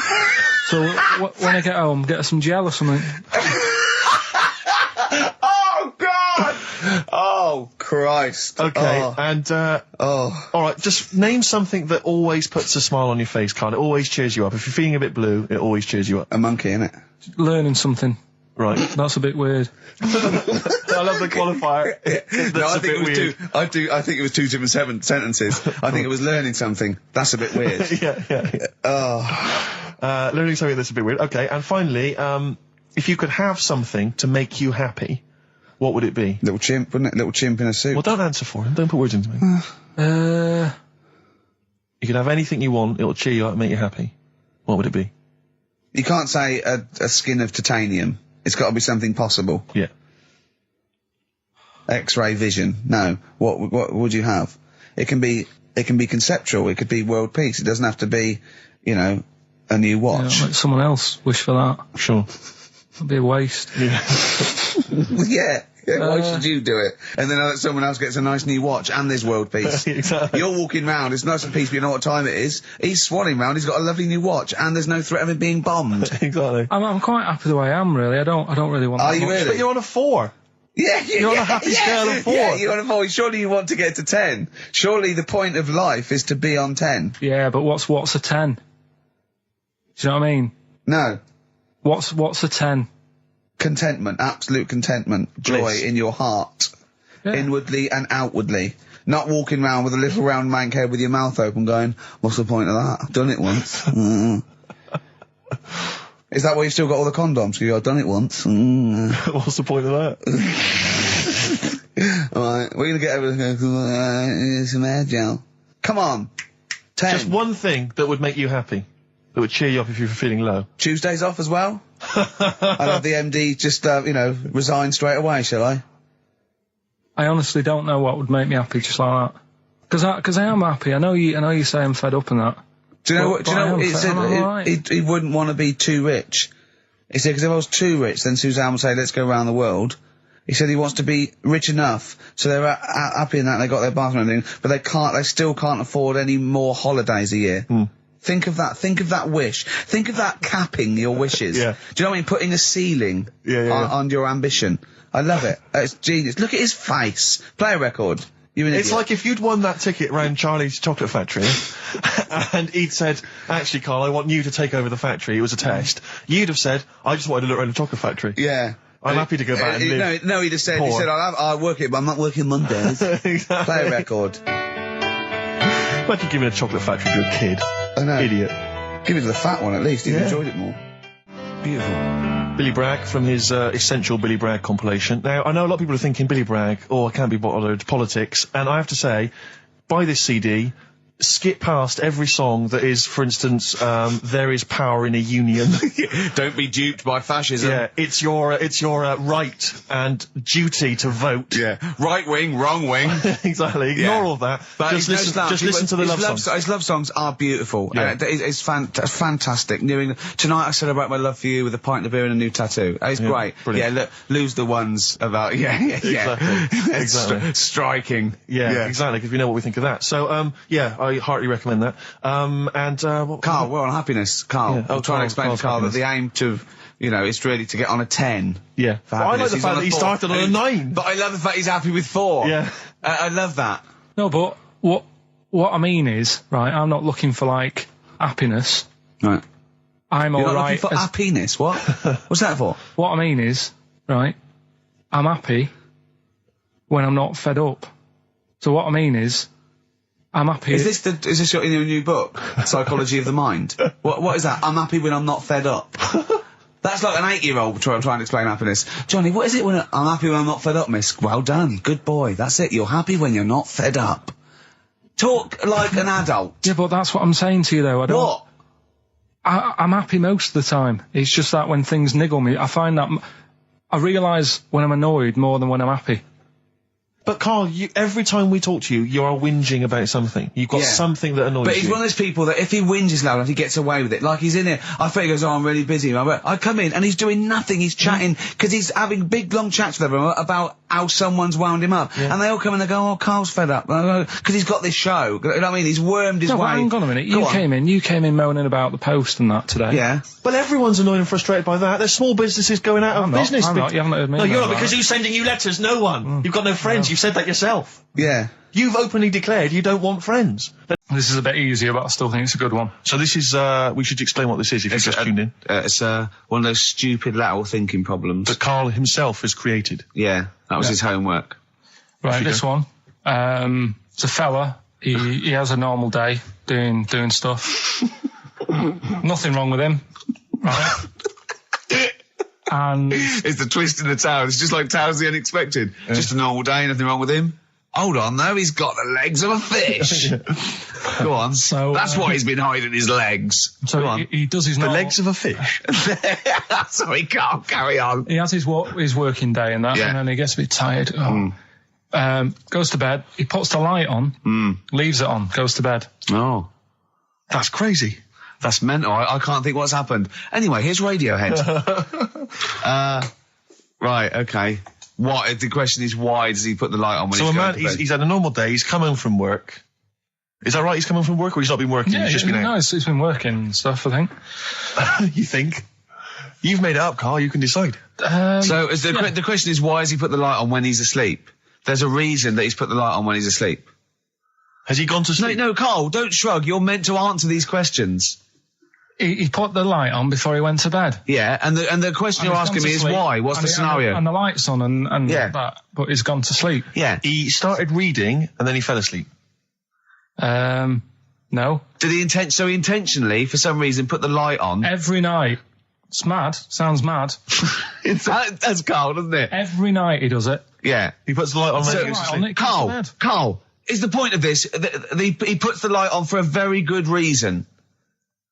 Not for us, but for some people. He's blind and it's always been on, and he thinks he's turning it off, but it was on in the day, and he thinks he's turning it off, but he's turning it on because he's blind. That'd be stupid. That works. No, that works great, Rick. Yeah. Thank you, Carl. So you've got to come up with... Hang on. If you're blind, why would you put a light on? No, he thinks it's off. Yeah. But why would he turn it on anyway? Just think so he doesn't get burgled, so people know he's in, because he can't see him. So he just, he puts the light on when he's there, then he turns the light off when he goes to bed, so people think it's fine. But he's got it out of kilter, and actually he's walking around in the dark all day. I don't believe that if you're blind, you turn your light on. I don't think you'd be living on your own, would you? I'm not having that for a second. Do blind people live on their own? I'm not having that for a second. Well, some people do. Lonely blind people live on their own. No, if you got bad eyes. Any even women? Are there any blind women who are living on their own? Rick? No, I mean, if you know of some blind women. 08700 800 1234. We've gone through this. If you are a blind woman with no standards and you don't care annoying voices and smell, then get in touch with you. Yeah, I mean, you've got to be within the ages of, say, 25 to 65. You know, right. Well, call it 75. You fussy all of a sudden. I know. Yeah, go on. If you were blind, would you live in London? Because someone said yesterday there was one struggling outside in Leicester Square, and I don't understand. If you were, I mean, you know, that might have been a tourist. But why come to London if you're blind? It's the worst place in the world to come if you're blind. To hear the sights. To hear the sights. It's a bit mad, isn't it? They do the same job. They have tourist needs like anyone else. Yeah. No, but it sort of stinks, and you'd go away going, oh, it's not that good. I just thought I thought it was a bit weird. Well, never mind your concern for the partially sighted or sight impaired people coming to London. Get on with this. Yeah. So there he is. Yeah. It's like, oh, a bit tired. Yeah. Just put the light on, get to bed. Yeah. So he turns the light on and he goes to bed. Yeah. Oh. Should we play a track? He's not sleeping on the job. He's a lighthouse keeper. Well done. Is he a lighthouse That's keeper? not it, Carl. He's a lighthouse keeper. Right. Why wasn't the light on all the time? It's light in the day. You idiot. Play a record. What? Play a record. You're a buffoon. No, actually, the light isn't on in the day, is it? No, Rick? it's not. I think you're the buffoon. Yeah. Carl has won! Hey! It's a long time since we've had any white van Carl. For those that don't remember this particular hot feature, we basically ask Carl some of the questions that are asked of a white van driver in the Sun. They always have this on Saturday afternoons. Anyway, here's the first one. They're not fascinating, Carl, but I'm just interested on your take, really. Yeah. What do you make of Cilla Black quitting Blind Date after her husband sent a message from beyond the grave? Are you familiar with this story? I didn't know that. What's that? She went to see a medium, and supposedly her husband passed on information through the medium, which was incredibly vague, but persuaded her to quit live on air. Well, it's about time, isn't it? If even dead people are saying enough's enough.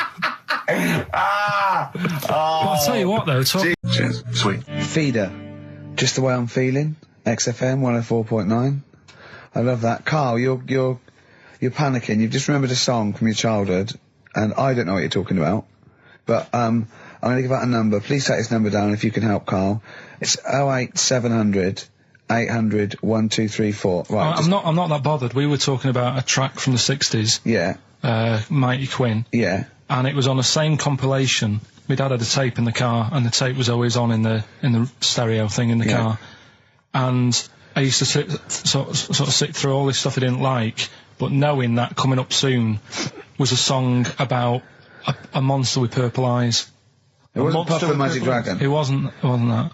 A monster. There must be something else about it that give people a clue. Do you remember a chorus or a few lines? It says something like, it was a one-eyed, it had big eyes, purple, and it eats people or something. The big-eyed purple eater. Wasn't there a song called something like that? The big-eyed purple... And it was a hit, I'm sure there was. A song which is something like the Intergalactic Purple Eater or something like that. It's a novelty song. Rubbish. What, by the Bonzo Dog? Yeah, it's that sort of thing, yeah. I'm sure if you know what, Carl... Look, the telephones have gone mad! Yeah, well, we'll find out in a bit. I mean, I'm not that bothered. I'm not going to buy it. It's just that we were talking about songs and that. It'll be good to know who it was, but... Yeah. Right, Rockbusters. Okay, now how long... Where did you get the phone? What, do you want to just answer that? Well, that's the first, so just answer the phone. See what it is. Just see someone's... Hello? Hello, mate. All right. Yeah, that song, I don't know if it's by, or is that what you want? That's the bit I wanted, really. What's the name of the song?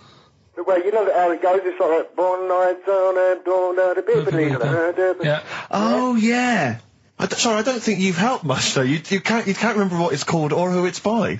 Well, no, I mean, I know the tune, but that's about it. But he's done well, Steve, he's done well. He's given up his spare time to call in and sing us a song. Don't diss him. Rick, I'm concerned he's just only marginally remembering it more than Carl is. It was actually in, I think it was in the Blob, no, it was in something like the Blob, actually. I think Steve McQueen was driving away and it was running in a sequence. This is so very familiar. Thanks very much, mate. See if we can get a title off someone. And XFM. Hello, yeah, I know the name of that tune. Go on. It's the Purple-Eyed People Eater? Yeah, that sounds about right. Who is it by? Yeah, well, I'm just at work and... who is it by? It came to my mind. Do you know who it's by? I don't know who it's by, mate, sorry. This is not enough information. I wouldn't phone in if I had half the information. But we asked him just what the tune was. But I want someone like Paul Gambaccini to call in. He knows what chart position it got to. Okay, right. Thanks very I don't think this is enough information. That's two people. The thing is, if you know the title, we can put it in the internet, can't we, and find out who did it. Yeah. That's full of brilliant information. Well, thank you very much for calling in. I don't know why they bothered, frankly. Right, Sorry, Rick, no, I mean, I just think if you're going to bother to call in a radio station, have the facts. Have all the facts you have. He hasn't got the facts, and he runs the radio station. He doesn't run it. They keep him here like a mascot. He's like a pet, isn't he? They have him running around the office. God. Now listen, it's Rockbusters. I've got the prizes here. Rick, I'll be honest with you. I mean, we've given away some shoddy stuff in the past. This is the worst collection. Tat, is it? This is really scraping the bottom of the barrel, Carl. I mean, hold on, the how phones many are going more mad. of these can we give away? If you're still phoning, hang up because we're not going to bother anymore. We're really sorry about that. Maybe email us or something. Lonesome Day by Bruce Springsteen from his new album The Rising on XFM 104.9. Ricky Gervais, Steve Merchant, Karl Pilkington. Woman just phoned in and said to Carl, stick up for yourself. Don't listen to that Merchant. He does my head in. He's so arrogant. I don't think I'm arrogant. I think I'm mean. Yeah. I just think I'm sort of objectionable. I don't think it's arrogance. I think it's sort of nastiness. Yeah. I'm just not a very nice person. But believe me, I'm not arrogant. I think I'm pathetic. We've had a lot of emails saying, could you bring back White Van Karl? Oh, yeah. Which is that section of the show where we ask the questions that the Sun asks Someone various else. random punters Yeah. of Karl. But sadly, recently, they've got very politicised and very kind of, basically a little bit depressing. So there's not really anything appropriate. Supergrass, Seen the Light, XFM 104.9. We're a little bit worried. We might have a technical hitch here. We've had no emails, and usually we get loads and loads. So we're worried it's us. Can someone send an email? Yeah, just a test email. Yeah, but we won't know if they have or not. They might just be ignoring us. No one might be listening, Steve, so this isn't proof. I guarantee there's at least one person who would send an email. Maybe if Dickie Anderson's listening, he could do it for us. Anders! Anders? Do us a favour for all the pleasure we've given you over the last few years. Ricky.gervais@xfm.co.uk. If you haven't heard the Rockbusters, might as well give them out. Well, let's check the emails working before we do that. Yeah, otherwise it's a complete... This whole show has been a sham and a farce and a waste of time. Well, I think they can take that as read. Well, listen, still to come, right? We've got the monkeys thing.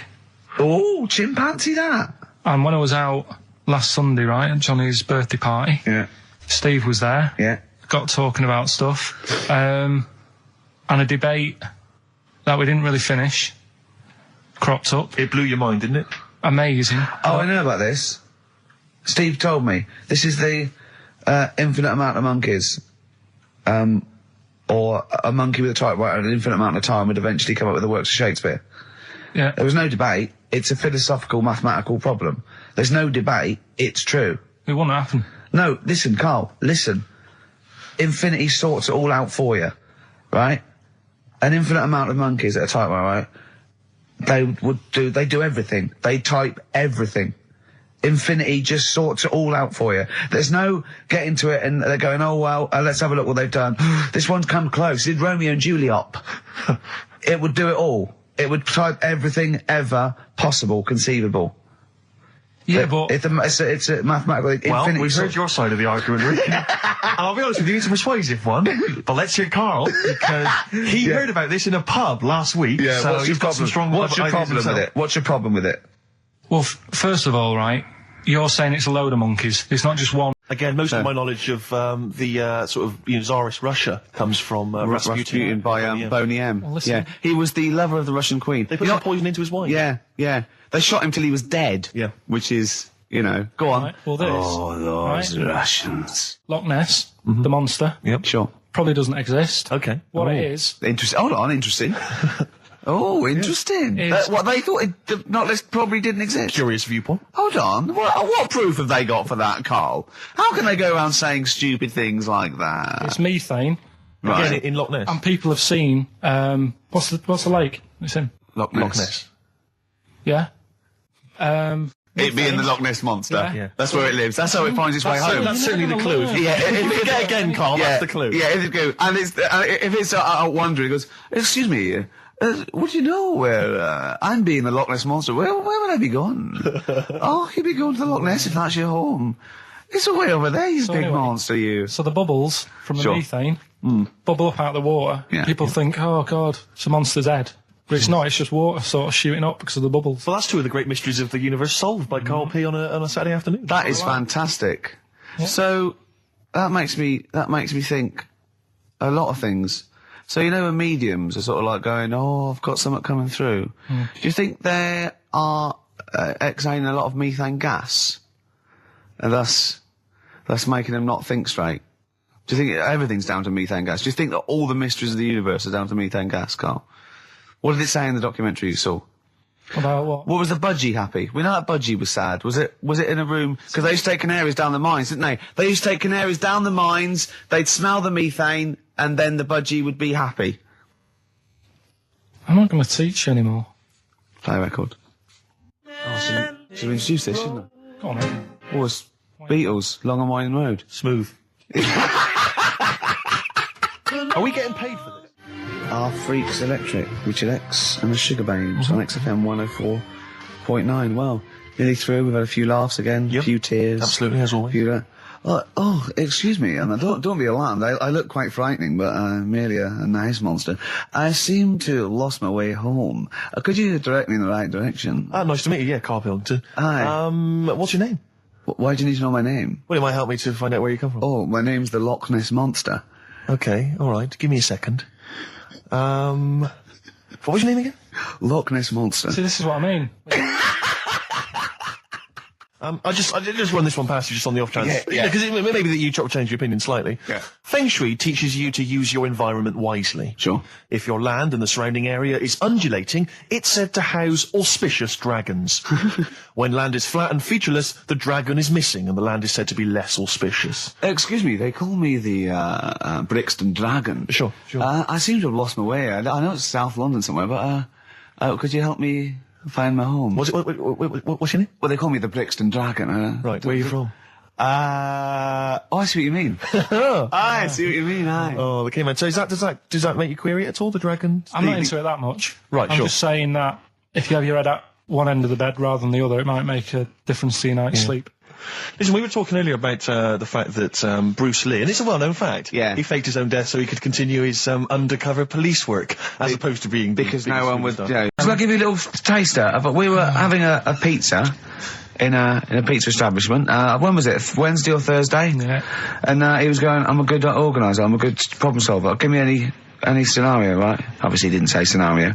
And I went, "Okay then. So you're the manager of this place, and there's a couple there, elderly couple. They're about 60. They've had a lovely meal." He went, "Yeah, right." I went, "But the gentleman, he's got a little bit of a heart condition. He takes a pill after his meal, as he should after meals. He's only taken Viagra. Oh. And now he's stuck in." Wedged in? Wedged in. We've all been there. It's gone, and it's stopping him getting out from the table. I Yeah. said, "What would you do?" He went, "What? He's stuck in because of his dick?" I went, "Yeah." He went, "Right." He said, "I'd use the situation. I'd make cash." I said, "You're not going anywhere. Do you want a pudding?"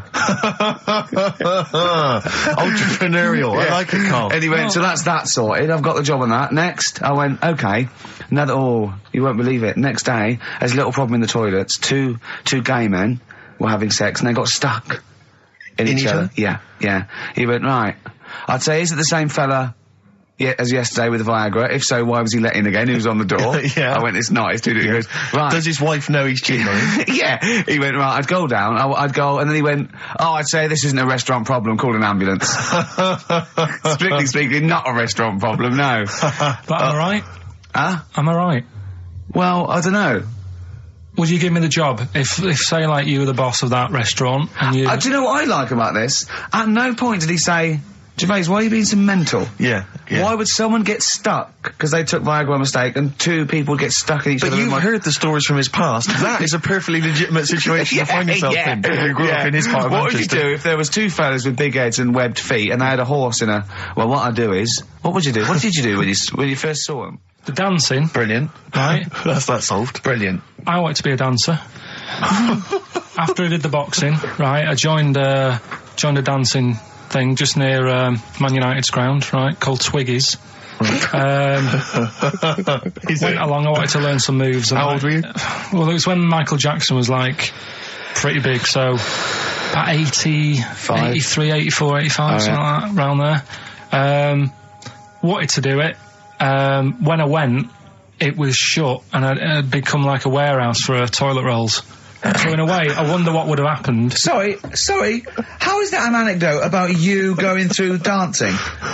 You've told me before you did boxing for a while, you did dancing for a while. You had a true fight in the boxing. You didn't even get in the... That's not an... Imagine if that was a film. This is a boy's dreams of becoming a dancer. Oh, it's shut. Next on. I mean, how is that a story? Yeah, if that was Billy Elliot, do you think it would have won quite as many awards? Yeah, brilliant. Footloose. All right? Yeah. I'm fed up they banned it. Let's go. Oh, it's shut. Flash dance. First, there was... it's a warehouse. Never mind. I'm just saying, you'll find something else. I think I got a go-kart after that. I bought a motorised go-kart and kept myself busy with that. So... There's always other things. Just think, Alan Bennett has to sit down and really sweat over his stories. Yeah. He just opens his mouth. You are a living Alan Bennett character. So that's solved. Well, Jay, don't worry about that. There's no emotional problems I can foresee if you follow that advice. So the advice there is do an arranged marriage. If she's not If she's not ugly. minging, Yeah. she's not completely minging. Yeah. And don't worry about dancing, get a go-kart. Cheers. Great. Keep your problems coming in. You were going to tell us a little story about Just a Volvo passed my estate? test. Yeah. My parents had a big Volvo estate, and there's quite a big Oh, I car to don't show drive. off. My parents didn't have a car. But I know you don't drive cars, Rick, but it's got a big car to drive if you just passed your test. It's safe though, isn't it? It is very safe. That was the thing. Yeah. And I come from the West Country. Obviously, there's quite a lot of windy lanes. around there. You're joking, do you? They have cars there. Oh, here he comes. Blimey, Carl. Learned on a tractor, automatic it was. Do you want me to tell it or not? Oh! Don't do about the accent! Oh no, I'm not a Wurzel. Go on. Go on. So I went to this You party. have a go at him being from the north. Not when he's telling an anecdote. He's never told an anecdote. Oh yeah, fair point. Yeah, go on. So I went to a party and I was quite excited because I had the car, the motor, and there was a chick heading down to the party that I was like, I had my eye on. And I thought, now I've got a car and going to the party, it's going to be amazing, right? You glass and eye, various friends had said, like, can we get a lift? I thought, yeah, groovy. Yeah, I'll pick up the chick as well, who's a friend of a friend. yeah. So cruising down to the party in the motor, the Volvo estate, and there's nothing sexier than that. Slipping a little bit of Billy Joel on the stereo or whatever. Something classy. Go, children. Exactly. and maybe it was Billy Ocean. I think maybe it was quite a Billy. Maybe it Billy was thing. get out of my dreams, get into my car. Ideally. Yeah. So I get to the party, and inevitably it was one of those house parties where the chick that I had my eye on, she kind of was chatting to other guys, and she wasn't really paying attention to me, and I was sort of... Trying hard to get, was she again? Same old story. Oh, they make me They know laugh. how to tease, don't they, the make me ladies? laugh. Who are they kidding? So I'd follow her like a dog, from room to room. Yeah. And watch her Quite while... literally, sometimes he was barking. Yeah. Go on. And while, just watch her while she talked to other blokes. And then, obviously because I was driving, I wasn't drinking, so I was not really enjoying myself. And then somebody said, should we go and pick up Vera? And I thought, right, okay. And they went, Steve's got a car, let's all leap in there, we'll go pick up Vera. And this girl was like up for it as well, so I thought, brilliant, I'll be back in the car with her, away from all these lads. Yeah. One guy she had her eye on, he came as well, I was a little bit annoyed. Yeah. But anyway, he was in the car, so I'm driving down these country lanes, just driving along, and they're directing me, they're saying, go left here, go right. And then suddenly we stop, and one of them goes, just drive into that field, this pitch black field, right? And I'm sort of, well, it is my parents' car. Just drive in the field, Steve. I'm thinking, well, I don't want to, not seem like I'm a hard, cool, crazy kind of guy, because the chick's in the car. So drove the car into the field. They all leapt out, started running off into the darkness, shouting, Vera, Vera, Vera, where are you? So I'm just sort of sat there in the car waiting. Wasn't Vera Lynn, was it? Because she likes to hide in fields. Bizarrely, it wasn't. Right. It was just, I was just left in the car on my own with Billy Ocean, and suddenly, at the darkness, they come back holding a Vietnamese pot-bellied pig that they had stole from a nearby farm, and they knew that the pig was called Vera because someone knew the farmer or something. Anyway, so they got this pig, so now they're going, I'll put the pig in the back of the car, we'll take it back to the party, it'll be hilarious. I'm thinking, well, I'm not sure I want a pig and all its, piggy crap in the car, right, crammed in there. But they say, yeah, so obviously I'm thinking again, I don't want to look like I'm, a nerd. I'm terrified of that, Rick, ever happens. Yeah. So, So you go, hey, bring the pig into the car. Exactly. I'm no nerd. Exactly. Yeah, go on. So now we drive off again. I got this pig kind of squeaking in the back of the car. And, they say, stop again. Let's do some cow tipping. And they do that old thing, about the fact because cows sleep standing up, don't they? So you can push a cow over and stuff. Yeah. So they're having a wild time, hilarious. So this time, now we get to a sort of dead end in the road. And, they say, well, turn around, let's go back to the party. And I'm thinking, fine. Try and do a 3-point turn in this very narrow country lane, right? Get the Volvo estate wedged horizontally across the road. Can't get it out, just can't seem to sort it out. I don't know what, I'm panicking because there's a pig in the car, right? And, local disgruntled farmers, right? People drunk, partying, probably off their head on some kind of weed, Rick. Was it loads of blokes with, pitchforks and flaming torches Exactly. going, burn him. He's playing with our pig. Exactly that. And so that, do you know, I was so terrified that all I could think was they're going to have to send a helicopter to lower a magnet onto the top of the car to lift the car up and put it the right way around. You used to read a lot of comics, didn't you? Yeah. So, do you know what I started doing? What? Crying. Did you really? Yeah. Why? So started crying, just very slightly, started getting upset. And the other guy that the girl fancied, he had to get into the driving seat and sort it out for me by slowly edging forward So and that's the backwards. worst bit of the whole story. Yeah, edging slowly back and forwards. He just sorted it out, just slowly worked the car back round, and then we were off. You were just gently weeping. Just gently where weeping in the back. The bloke had just taken the bird that you saw from a distance. Exactly. That was basically your wife in your head by then. Oh, yes. Was it? I can't We were believe it. happily married with a pig for a child. Don't joke, that could happen. I know. The pig's come, if you like. Sorry? What did you say? What did you say? What did you say? When you do what, Carl? What? What did you say? No, what did you say? Because I don't want to have to go to the radio authority again. What did you say then? Just remember. We are going out live, Carl. Yeah, remember Tom Binns, right? What did you say? What I'm saying is, why were they shouting Vera? Because pigs don't come to the name, do they? Hey? I don't know the ins and outs of pig, of how to lure a pig into your trap. Can I just tell you some very, very interesting things about pigs? Please do. Right. One, everyone knows they have a corkscrew-shaped penis, right? A corkscrew-shaped penis. That's the tail, isn't it? Two, they can't look up. They can't put their head back and look up, right? Three, they can have a 30-minute orgasm. Rick, is it only pigs that have got a corkscrew-shaped penis? No, and landlords. Now, what I'll do, I'll tell you as much as I know, and then you can fill me in if I'm right or wrong. And then at the end of it, we'll get to the bottom of whether we need them or not. Okay. All right. So first of all, the first thing that I found out is that they have 18 knees. That's not exactly possible. They're insects, so they have 6 legs. Yeah. And a knee is usually the junction between femur and tibia. That's sort of classic human knees and every other animal knee. So with 6 legs, you can only have 6 knees. Could somebody sort of got mistaken for seeing one that was a bit double jointed? I think you're grasping at straws or something. All right. Well, we might have to come back to that one then. Okay. They can hold the breath for 40 minutes. Well, they don't do that because they don't breathe in the same way as us. They breathe through little spiracles, holes down the side of the body. So, no, they're not a very apt simile because the method of breathing is so different. What do you mean? Because insects have a totally different system. They don't have lungs in the way that we do and just breathing through one part of the body. They're actually breathing through every segment of the body all of the time. So even though they've got their mouth shut, they might be able to slide. Nothing to do with breathing. So only just feeding. So you see, maybe that's where someone's gone wrong. Someone's got hold of one and sort of taped its mouth up or something and got bored after 40 minutes and said, well, we'll call it right. It's a pretty unkind thing to do to an insect, even to a cockroach. Yeah, but it's all... You can't do that. Yeah, but... No. Pretty unkind thing to do anything, even a cockroach. Something else I found out. Yeah. They can live for a week without an head. Well, that's true if they don't bleed to death in the process. But the weird thing is, when I told you that they had 18 knees, you seemed a bit sort of like, don't talk ridiculous. But then we're talking about an animal that can live without an head. So there's a little bit of truth in that one, yeah? Yes. Why, when it was invented, has it got that facility?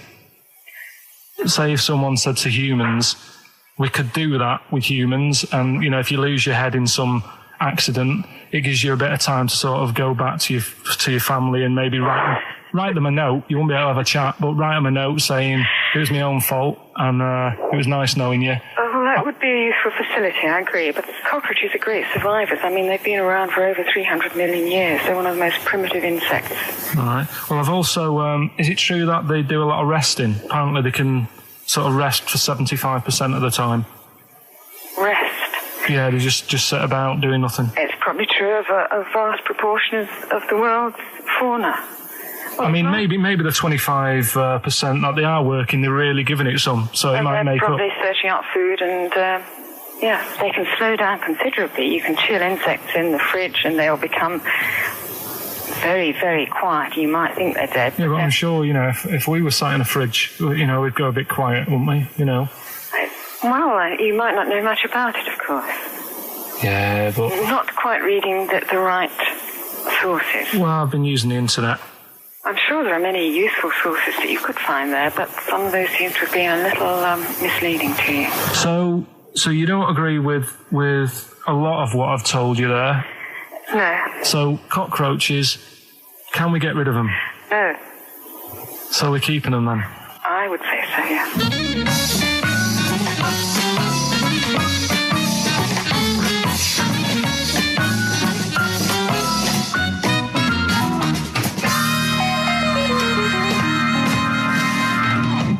I think we should get her on more often because she sounds like she'd be a bit of an ally, really, because she knew immediately that you were talking nonsense. She even said, I think you should be more concerned about your sources, which I've been trying to tell you for a year, right? The fact, I mean, 18 knees, where did you get that from? It was on the internet. They can hold their breath for 40 minutes. I mean, I don't know what you read and take on. Mad world, don't it?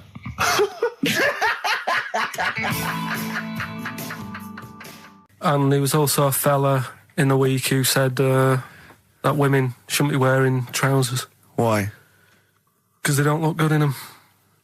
What do you think? What do you think about that? It's rubbish. Yeah.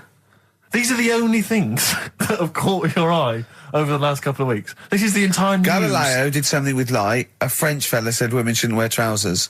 See, that to me wouldn't pass as education. It's not education. I don't know where you could ever use that. I don't know when that would ever be applicable to life. I just like reading stuff that sort of reminds me of. Do you know what I mean? If I read it and it gets me thinking, I think that's a good little piece.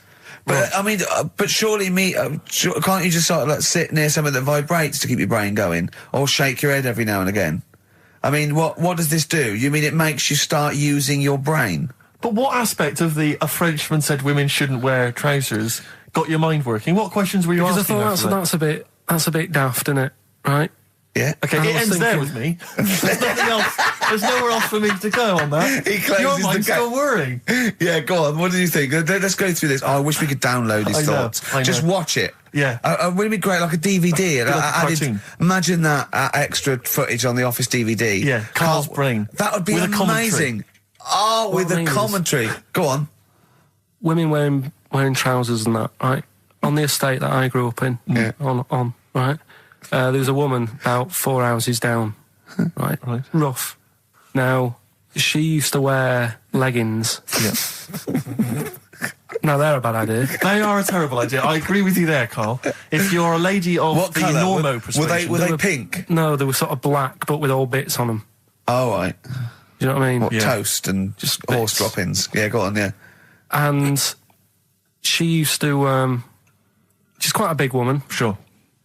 Pauline Quirk, I think Yeah, we described her as. Looked like a light bulb when It she was is those bending kind over of in women that are leggings. attracted to leggings. Yeah, I know, yeah. They are drawn to them like a moth. Yeah. She used to wear them, and that's what I remember when I read this piece. And she used to work on one of those sex line things. Right. She used to do that. But what was she, an engineer? the weird thing with her was, she had big eyelids. Right. Go on. That were too big, and this is what I was thinking. What right? do you mean she had big eyelids? How big do eyelids have to be for you to go, they're big eyelids? What was she shoplifting with them? Would she come out of Dixon's with, like, radio stored in them? What do you mean she had No, big eyelids? It was another one of them popular things round our way. Do you know? Like, What do you mean popular things? They didn't people go, have they go, oh, I'll tell you what, they're all the rage. Can I get some big eyelids, please? No. It was just like one of them things that people suffered with. Just big eyelids. They could hardly open their eyes. What do you mean? What do you mean? That's one of them popular things round where I grew up. People had big eyelids. They could hardly open their eyes. What does that mean? What sort of freak town were you born in? You had webbed feet people with big heads. You got women with big eyelids. What does big eyelids mean? Are you confusing her with the horse? Yeah. Did she have hooves? Look, what? Anyway, so there's this big eyelided woman with the leggings. And that's what I'm saying to you, though. That's when I read that story with people with trousers. Yeah. I went from that. Yeah. To into a that. woman who used to have big eyelids. I still know the point. But then, and also the other bloke who had the eyelid problem was a mate of mine. Right. His dad had it, and same problem, massive eyelids. I don't know what that means. I don't know what that means. I used to say to my mum, I'm going round to Dave's house. Yeah. And Or to Drew say, Pig, well, as you call him. that's all right, but make sure his dad doesn't take you out in the car, because he could hardly see. He had to have his head. He had to tilt his head back to keep his eyes Make open. sure! Didn't he have a couple of matches with him at all times? What a load of gobbledygook. Well, that is- But this began as educating Ricky. I know, So it's what, like he was people thinking, with eyelids. But it's like you're supposed to make that leap as well. Yeah. If I mentioned the trousers, Ricky will probably be thinking about people with big eyelids and women wearing leggings. Play a record, Carl. White Van Man, Carl. Brilliant. Recorded at great expense, that. Yeah. This is where we just hijack an idea from The Sun, which is White Van Man, where The Sun asks, in this instance, a cabbie by the look of it. Oh no, a fruit and veg shop owner. Ours is slightly different because the Sun sort of like pick on a perfectly normal member of the public. Exactly. So that's where we've got the upper hand. Yeah. And they ask him about the the hot potatoes. This week, Carl, my first question to you, well, your thoughts, please, on the criticism of the BBC over their coverage of the Queen Mum's death. What do you make of this? You're aware of all the criticism that Peter Sissons asked some probing questions? No, I thought it was wore a burgundy tie. I thought that's it. Yeah, he just it didn't show respect. He just had a burgundy tie on. See, that's not really not showing respect, is it? No, it's not. You know, you show your respect by sort of doing the news on it, giving her a bit of coverage, and showing, you know, what publicity. What a good woman she was or whatever. Yeah. And then you move on to sport news or whatever. Do you know what I mean? Yeah. I totally agree. I don't like the way everything's morbid. I was thinking about it. It's like, the way in birthday cards and that, people always put funny things in them. I think you should save things like that for funerals, for like funeral cards and that, and try and cheer people up at times when they're low. Do you know what I mean? Because on your birthday, you're quite happy anyway, so you don't need someone putting a funny comment in a card. I think, when you send a card... What would you suggest? Well, whoopee cushion, but on the vicar's chair. How would you liven up the funeral? Just little things in the card. I mean, you're just writing stuff like, well, at least you're still alive or whatever. So as you're giving the eulogy, that'd be good. So suppose someone's husband's killed in a car crash, you go around with some flowers and a little card, and it says, "At least you're still alive." Well, maybe something funnier than that. Well, maybe like if you got up to give the eulogy during a funeral, just wear a pair of comedy tits. Yeah, or those glasses that are eyes on sort of springs. But why has everyone got to be so sad about someone dying? No, what annoys me is that when you see the people on television, they sort of members of the public, and they're crying about the Queen Mother, who was sad when anyone dies, sad when anyone nan dies. She was 102, and it's sort of like I think they should cry. Well, there's a picture in the paper today. I don't understand it. There's a picture in the paper today of various people who were lining the funeral kind of route yesterday, and there's a picture of a very young child, maybe sort of 5 or 6, on the arms of her dad, and her head bowed, and it says a young girl there weeps for the Queen Mother. And I was looking at it, and you can tell she's just tired. Well, she's just tired and bored. It's so transparent that it's not crying. It's most just, what are we cry doing when their here? nan dies? Exactly. It's sort of like. But what is a 5-year-old girl going to be? Why is she going to be crying? The Queen Mum said, I can't believe it. Yeah. Teletubbies? No. The Queen Mum. Oh, not the Tweenies? No, it's all in a minute. Yeah. It's just like, oh dear. I mean, I know, I'm sure, I don't know much about her. I don't know if she was a great woman. And obviously, it's always sad when someone dies. But it's like, it's interesting that there was a lot of tourists in that long line of people that are now queuing for hours upon hours to see her dying in state. Because it's clearly just people who want to be a part of history. Must be gutting if you're over from Sweden and you find out that the Queen Mum's died. Oh, you must be devastated. You probably don't want to carry on with your visit. Exactly. Really. Okay, listen, Carl. I think we've covered that. What do you make of the? What do you make of the first genetically modified baby? Oh, are you worried about this? Do you know what did they do? What? Let me see what it says here. Isn't it just choosing the eye colour? Well, this is the concern, isn't it? That in the future you'll be able to decide whether it's a boy or a girl, how intelligent it is, what it looks like, is it handsome, is it ugly? Obviously, no one will choose an ugly baby, and so on and so on and so on. And so it means that where will it lead? Where will it end, Carl? Are you concerned?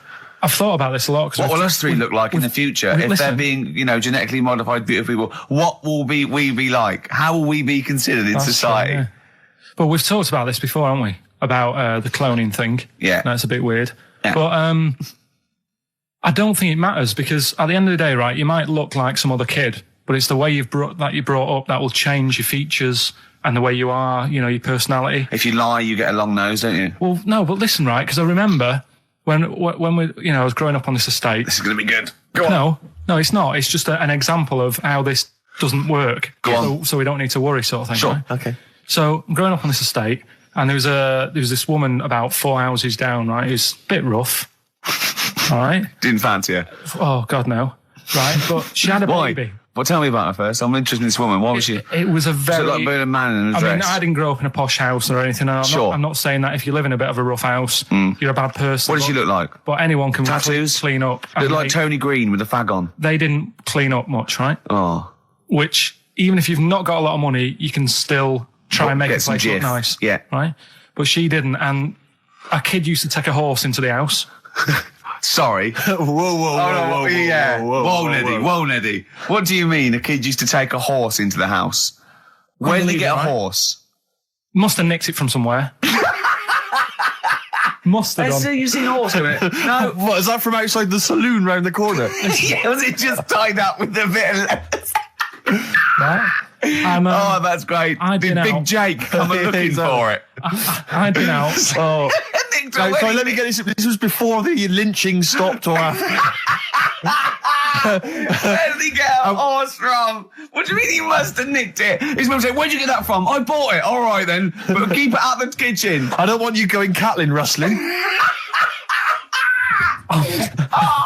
Where did he get a horse from, Carl? And how long did he have it for? Was he leading it or riding it? Mum, open the door. I can't stop. I can't stop it. Open the patio door as well. I'll be... Looks like we got us a runaway. What do you mean? I don't know, but the thing is, they couldn't afford to buy one because they're not cheap. So I'm just guessing. Maybe that's wrong of me.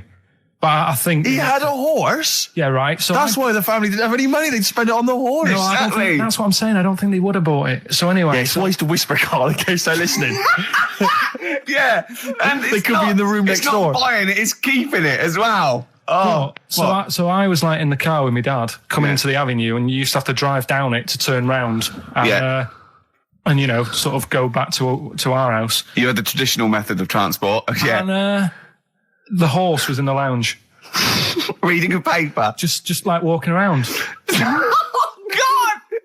What? And when I was doing, I tried to earn myself some money once by flogging little flowers in plastic cups. What? This is And I went- genius. It just keeps coming. What do you mean you're trying to flog little flowers? What do you mean? Wait. Let's play a record. Let's play a record and come back to this, Wait a because minute, this story's wait a going to minute. just unravel and unravel. It's going to go for hours. Let's It play a gets track, deeper Carl. and deeper. It's like come an on, Carl. onion, isn't it? We've created a whole world here where there's a man living with a horse. Just walking around the lounge. I come from the West Country. I've never heard anything like that. I just think of a big sort of like orange carpet and a rediffusion telly and this horse going, I'm fed up in here. Exactly. This is really... I am not taking the rubbish out again. Yeah. Right, play a record. Let's have Velvet Underground. We've got that lined up. Oh, yeah, the God. classic from the first album. I'm waiting for the man. Let's come back to the horse in a second. Little flowers in pots. What do you mean? Well, that bootleg's going under the name of Nothing, Miss Jackson, I think, by Meats and Poultry. So there you go. I do love these bootleg things because they're so pointless, but they're so enjoyable. Yeah, it's great. It's fun to do. Yeah, exactly. They're really good fun. great. But not as much fun as White Van Carl. White Van Carl, absolutely. Do you want to explain the premise? Well, we take the Sun, ask someone else, and ask Carl. It's simple as that. That's The it. Sun have just taken a normal person. We flipped it. We're going to ask Carl the same questions about the week's news. Yeah, just basically your opinions, Carl, as ever. What do you make of, well, obviously the big news, David Beckham's broken foot? Is this a big concern for you? No, I mean, he's sad.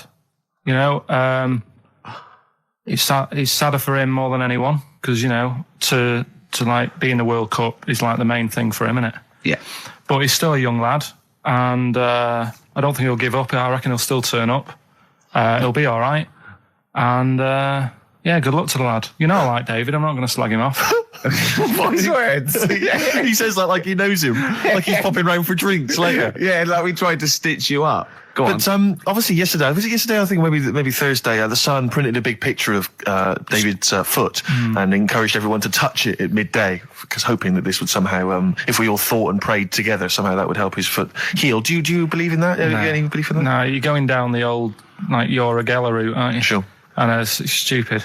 Yeah. I'm sure. I mean, it's nice effort and everything. It sort of cheers everyone up. Hold on. You believe in ghosts and warlocks Yeah. and licking toads. Why is that any more stupid than all those things?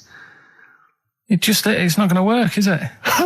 All right. Fine. It's rubbish. Okay. Okay, what about this then? There's apparently now available £1.5 million apartments available on an exclusive ship which sails around the world. Yeah, it's like What do you make of that? it's a huge thing, and you live on it, and it's. I mean, in theory, How big is it? it's mental. Do you know it's when- like Huge a luxury town liner. centre. Do you know how Because- like people said that the Titanic was the biggest ship? Was that only then? They've got Yes. bigger ones now, haven't they? Yeah, A lot bigger. oil tankers are much bigger, and Yeah. No, but actual Liners are big. Yeah. It was the biggest then. Yeah. Because my mum told me that there was one that was that big that it had like rough areas on it.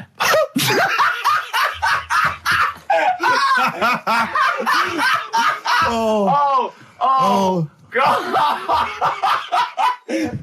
Don't go starboard. Oh God! No, but do you know what I mean? Right. It was like we're thinking of moving. We're seeing the captain. We're thinking of moving to a nicer area. Oh, yeah. I've heard they're very rough in aft. Oh God! Oh, that's they steal your tyres. A ship's so big that was rough areas. Oh, how big is this one that you're talking about? Well, I don't know. It doesn't give me the specifications here, but they're huge. They're huge.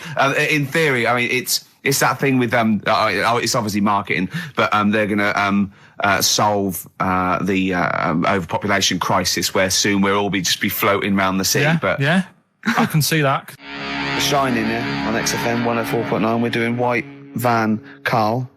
Got another one there? Well, it's just your thoughts really on the Queen Mum's very British send-off that she was given this week. Yeah. What do you make of all those people queuing up to see her? Did you think that was incredible? Right. Well, what we said last week, there was I don't quite understand why there was so many people there who were like getting really upset.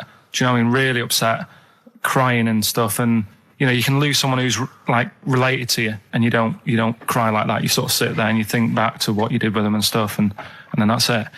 But the queue thing, wasn't it like miles long and stuff? Yeah. It was, yeah. Right, I was sat watching this with Sue. 12 hours queuing. Yeah. It never got to 12 hours. It did, but that was the estimated time. No, but how long is a queue when they're just like, walking along? Think how far you can sort of like, stagger in 12 hours. Incredible. It's been ridiculous. Yeah. But again, if they want to do that, it's their time and that, isn't it? And it was at the weekend, so they could have, it's not as if they got out of work to do it. No. You know what I mean? They used their own time, so good on them. But I thought, right, what they could have done, remember when I studied Che Guevara? Yep. Yeah. Right? And don't be offended by this, it was just an idea, because they did it with Che Guevara. Remember when they cut him up? Yes, they cut him up, yeah. What was the reason for cutting him up? Well, they cut up Che in order to try and... you told us that they were going to send bits of his body to Fidel Castro and various other people, wasn't that right? As a warning, wasn't it, though, to all the people, like, one to... Yeah, my understanding was that they cut him up in order to... so they could bury him in different places, so that there'd be one shrine. There'd be not one place that you could go to in order to sort of make him into a martyr. A little bit like that. I've like... I can vaguely see where this is going. 6 queues, and it's like, number 1... You can, go and pay respect to her head or whatever. Oh, God. No, but I just was thinking the way of speeding it up. I'm not having a go. I'm not, because they haven't done it, so it doesn't matter. But they did it with Che Guevara. Yeah. Everybody would have felt like they've got close to her. And it would have speeded it up. No, I mean, but I can understand. Can I just say that genuinely, Karl is not being disrespectful here. This is his best idea to cut down the queues. So don't phone in. He's not suggesting we should have done this. He genuinely is. But I mean, he's not doing it to be nasty or wacky or he thinks this is a good idea. So can I just throw a thought at Che Guevara, who was like a powerful man who did a lot for the world and what have you. Yeah. And have you heard that? I feel slightly responsible for this, because have you heard of the quote, a little knowledge is a dangerous thing? Yeah. Okay. Steve, next one? No, just a very quick question. I can understand those that have queued for 12 hours to see the head. I'd be a little bit annoyed if I got there to find a toe. I'll tell you what, though. I'll tell you what they could do without chopping her up. They could put about 9 queues. Each could see each hip she had. That's true enough. Because she's had about 9 of them. Yeah. So it'd just be, if you want to see the whole body, it's a 12-hour queue. If you just want to see a couple of the hips. Here's another suggestion for you, I just thought, right? What? Instead of everyone queuing to see her, why not put her on a trolley and wheel her past everyone else? Running. So you could have some students on Rag Week. They can combine it, like when they're always pushing a bed. They could just run it along the queue. No, that'd be fantastic. That'd be disrespectful. Right, as opposed to the chopping up. So sure. No, Right. but just an idea. Just I apologise now if anyone's offended. Anyone offended, I'm sorry. But Yeah. No, okay, we just do White Van Karl then. This is your opinions. You can't be wrong on this, can you? There's no right or wrong answer here. Okay. Right. But this is where we ask Karl his views on the big news stories of the week. Basically, we've stolen an idea from the Sun newspaper, and So this isn't cruel, this programme, is it? I don't think so. picking on me. It's not, is it? It's weird because a few people have said, "Oh, you're picking on me." It depends how you look at things. Isn't Sure. Yeah. But you do like it? we could look at it like it's a laugh. So it's not a problem for us. You know, we like you. You know, you're our favourite. Yeah. I'm going to say thing in the world, but I don't mean that, in a derogatory way. No, I'm cool with it. Yeah? Yeah. Right.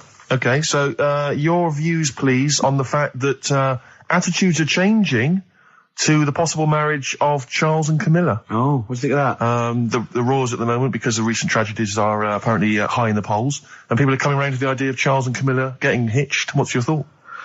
Whatever, really. I mean, if they're happy with it. The thing that comes out of it most is it just goes to show, right, that there is someone for everyone.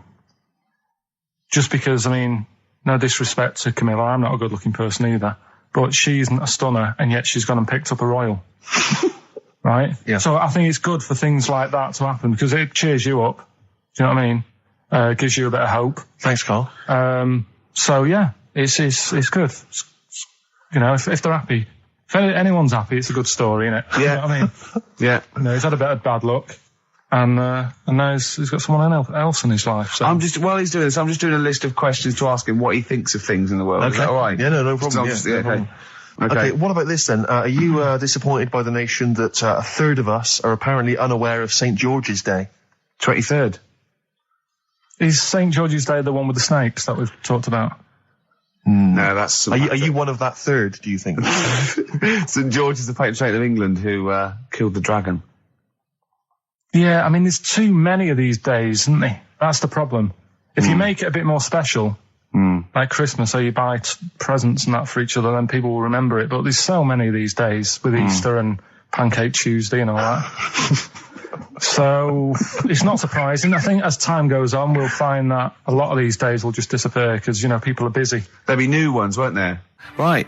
Get it sorted. Well, I think we should have a White Van Man session. Oh, White Van Man. I think people tune in for the White Van Man Yeah, session. people who haven't tuned in, they don't know. If people aren't familiar with this, The Sun runs a column every day which is asking some punter from the street their views on the week's big events, and we just thought, why not hijack that idea but apply it to Karl Pilkington. Carl? I've seen much news again this week. You've not seen much news? Don't worry, I'm sure you have an opinion on it. Just give us it from your heart. So Gladiator. Okay, so, well, on the subject of Gladiator, what do you make of Russell Crowe's appalling behaviour at the BAFTAs? This is, I heard a bit about this. This is, when he got some director or something, because... Director or producer and threatened him, because they cut his bit, didn't they? Yeah, they cut a poem that he'd done during the acceptance speech. I watched it on Sunday night. Sure. I didn't realise it wasn't live, to be honest. Yeah. But I quite liked the way it was to the point and didn't mess about. He went up, he said thanks. So you're saying that he shouldn't have beaten up the director?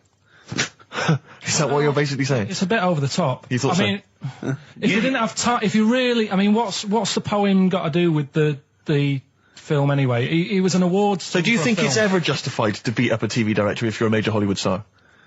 Depends what he's done, but I mean... Right, what would he have to have done, Carl, for it to be fine for him to then beat him up? The thing is, right, forget all the beating up.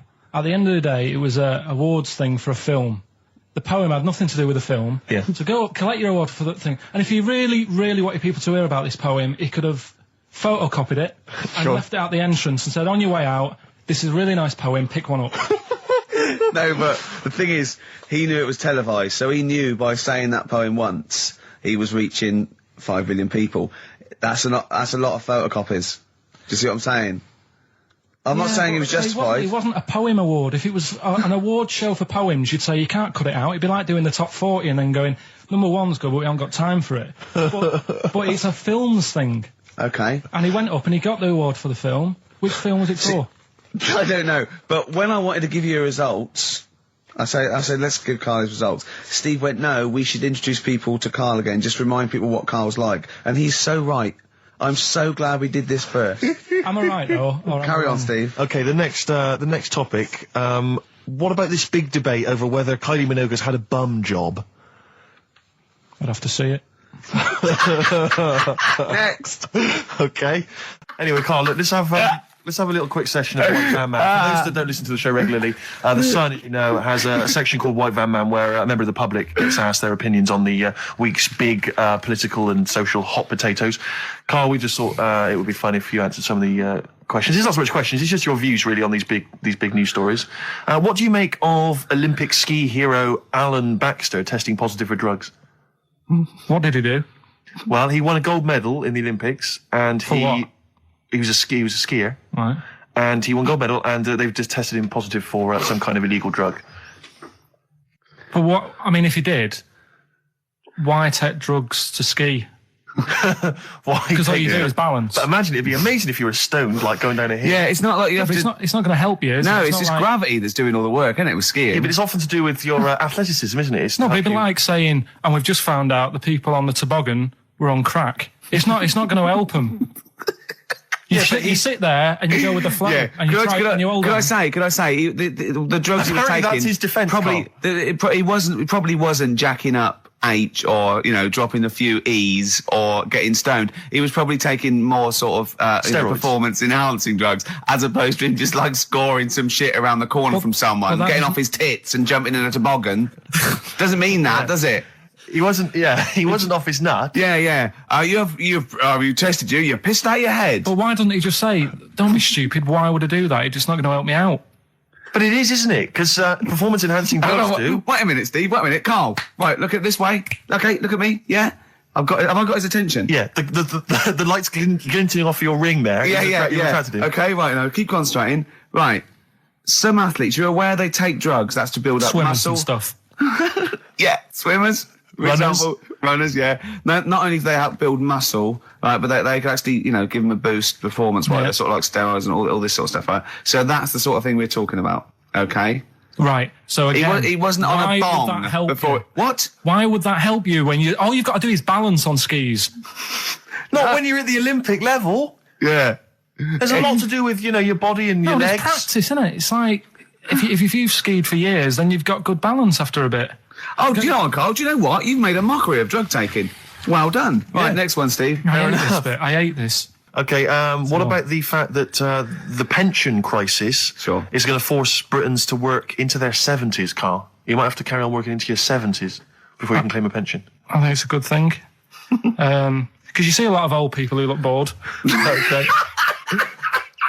And I honestly think if you keep your brain busy, you'll live longer. Yeah. It's only when you actually shut down, right, that's when your body sort of dies because it doesn't feel it has a purpose. Yeah. It's like if you've got flu, keep going to work. If you have a day off, you just feel worse. You'll mope about at home. Doesn't do you any good. What about where do you draw the line there? What if you say lose a finger? Pop into work? Depends. If you can't concentrate because it's painful. But what if you're a typist? You're not going to type as many words, but you'll do more at work than you would having a day off at home. Sure. Okay. Right. Steve, it's time for White Van Karl. We should definitely get some jingles. I think the show sort of lacks jingles, I think. Yeah. Noises. Yeah. Funny sound effects. Yeah. Well, that's wow. Yeah. What's Mr. Nosy Neighbour interested in? Hello, what's going on here? Oh, we should definitely get some pre-recorded comedy noises, Karl, for next week. That's my job, but unfortunately I'm busy reading about Hitler.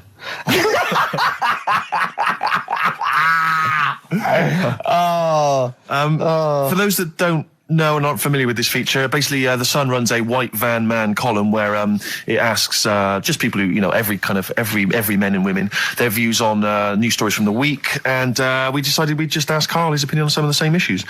This week... Not like us to rip off another idea and just use it for our own... No, but this time... The White Van Man in The Sun this week is Herbie Crossman from Harrow in Middlesex. Herbie. And he's asked his opinion, Karl, and what's yours, on pop idol Will Young admitting he is gay. Come on, Karl. I don't understand what the big deal is, to be honest. Okay. No. Talking to different people about it, and they've said, it could affect the sales, girls won't like him anymore, which I think is rubbish. Yeah, because it finished George Michael's career, didn't it? Oh, yeah, and I was thinking when I was growing up, right? And Freddie Mercury. I was into Kim Wilde, right? Sure. Now... And her kids. You're not going to tell me she's gay, are you? No, but if she was, if they said, she's a leser. Yeah. Right? I wouldn't say, right, that's it, I'm taking kids in America back to the shop, I'm disgusted. Sure. I liked her. Yeah. I don't think I'm ever going to like meet her and marry her and that, so what does it matter? Yeah. Will Young, he's a good voice, he's gay, you know, a lot of gay people in the world. Georgie boy was gay, I guess. There you go. Nothing more and nothing less. The kindest guy I ever knew. So Do you Bowie? No big deal. That's one of your favourite songs, isn't it? Brilliant. Killing a Georgie Parts 1 and 2, isn't it? Yeah. Okay, what do you say to the fact that a judge has decided that we, the general public, have a right to know about stars' flings? Basically, this is an excuse. This is basically saying, should papers be allowed to print tittle-tattle about celebrities? Oh, this is... Providing it's proven true. Oh, this is something about, isn't it, a Division 1 football or something? It definitely had of Premiership football, had an affair. And it is true, but he's trying to keep privacy. And the judge said, well, it's not for us to censor the press over things that are true. Right. It's up to the general public to either boycott or not, you know, that publication. What do you think, Carl? What about all this, you know, exposing, going through the, you know, the bins of celebrities? It's not right, is it? But no. People are interested in it and buy the papers to read it. Do you know what I mean? I mean, like I said to you the other week, everyone has a go at Beckham for not being that bright. But at the end of the day, he's a good footballer. It doesn't really matter what goes on off the pitch, does it? Do you know what I mean? Yeah.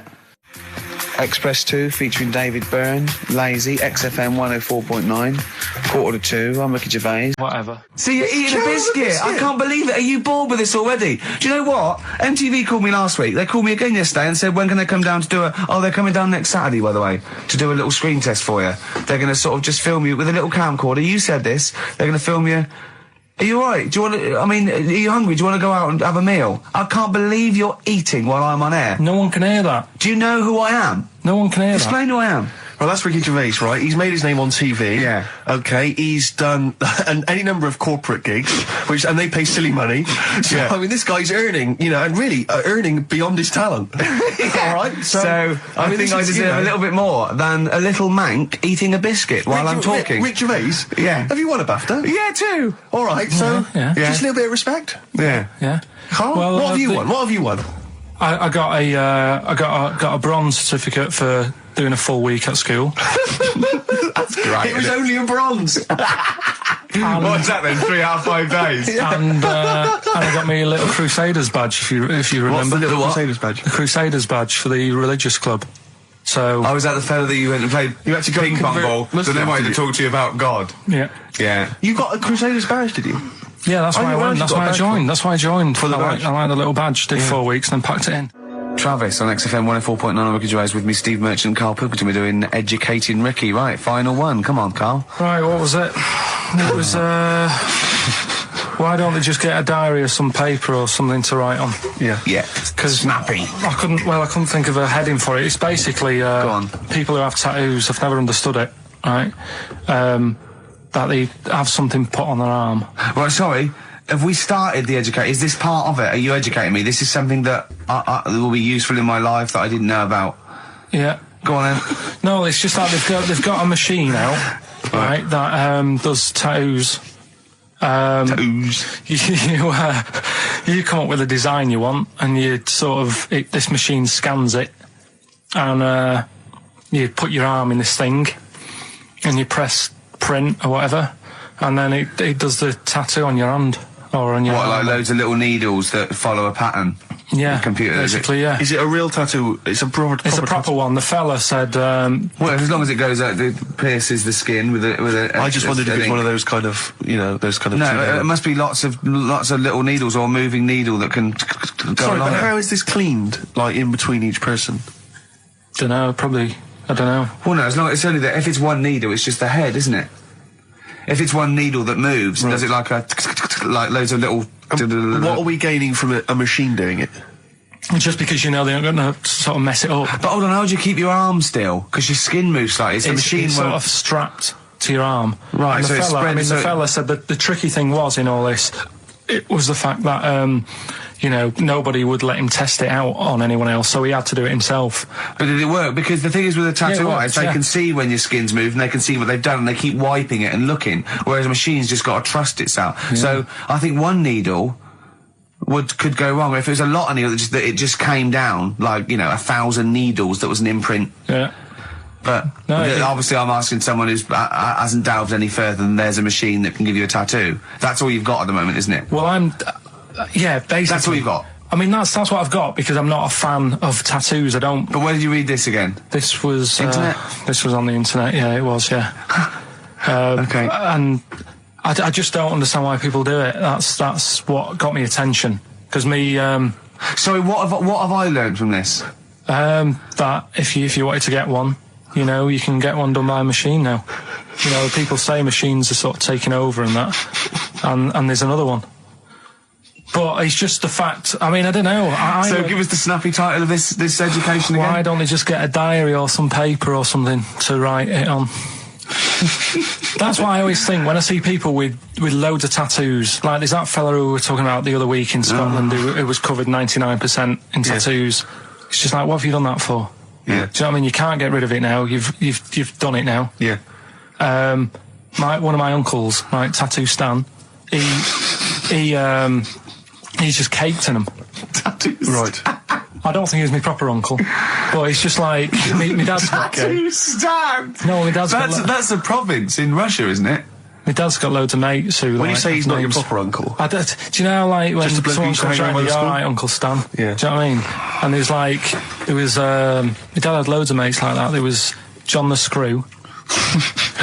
right? So he either works in a prison or he likes to have sex. Cabbie. Cab driver. Okay. There was Jimmy the Hat. I don't know where he Jimmy did. the Hat. Yeah. And, Did he wear a hat?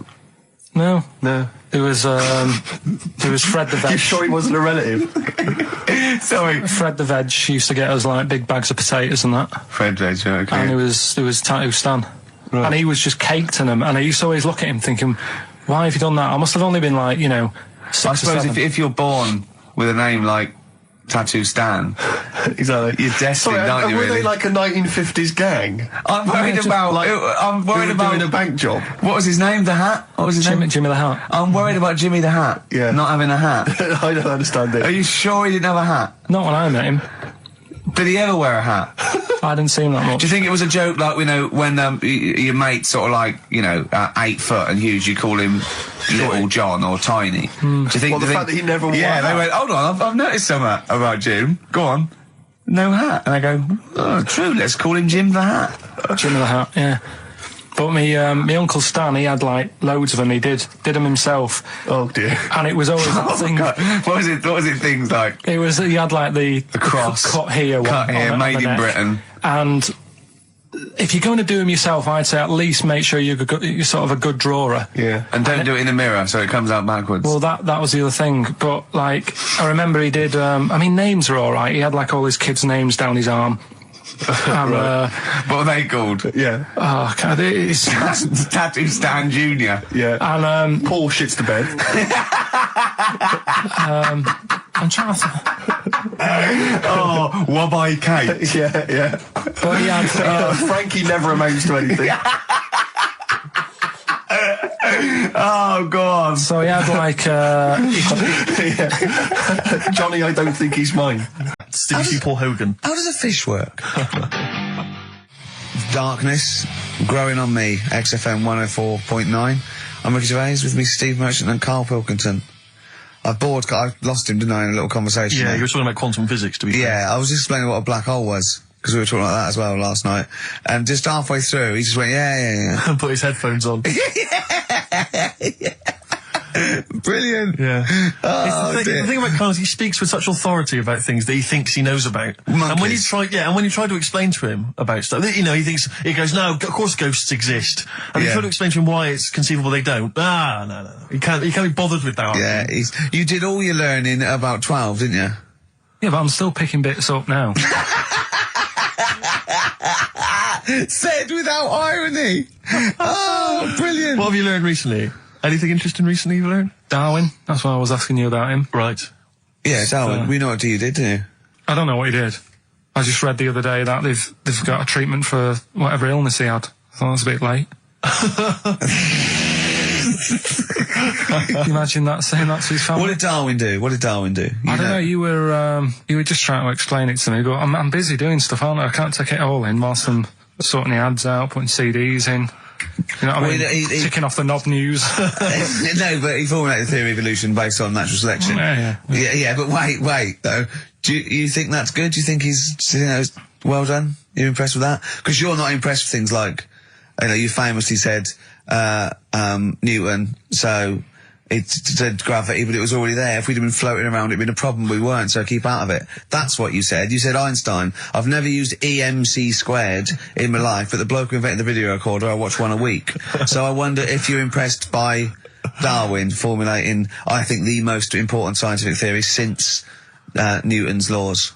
Has it made a difference? Or whatever he said, would it have happened anyway? You can't do that. You're not allowed to say that. You can't say, oh, well done, I'd have found it eventually anyway. You can't do that. You've got to give people their due, do you know what I mean?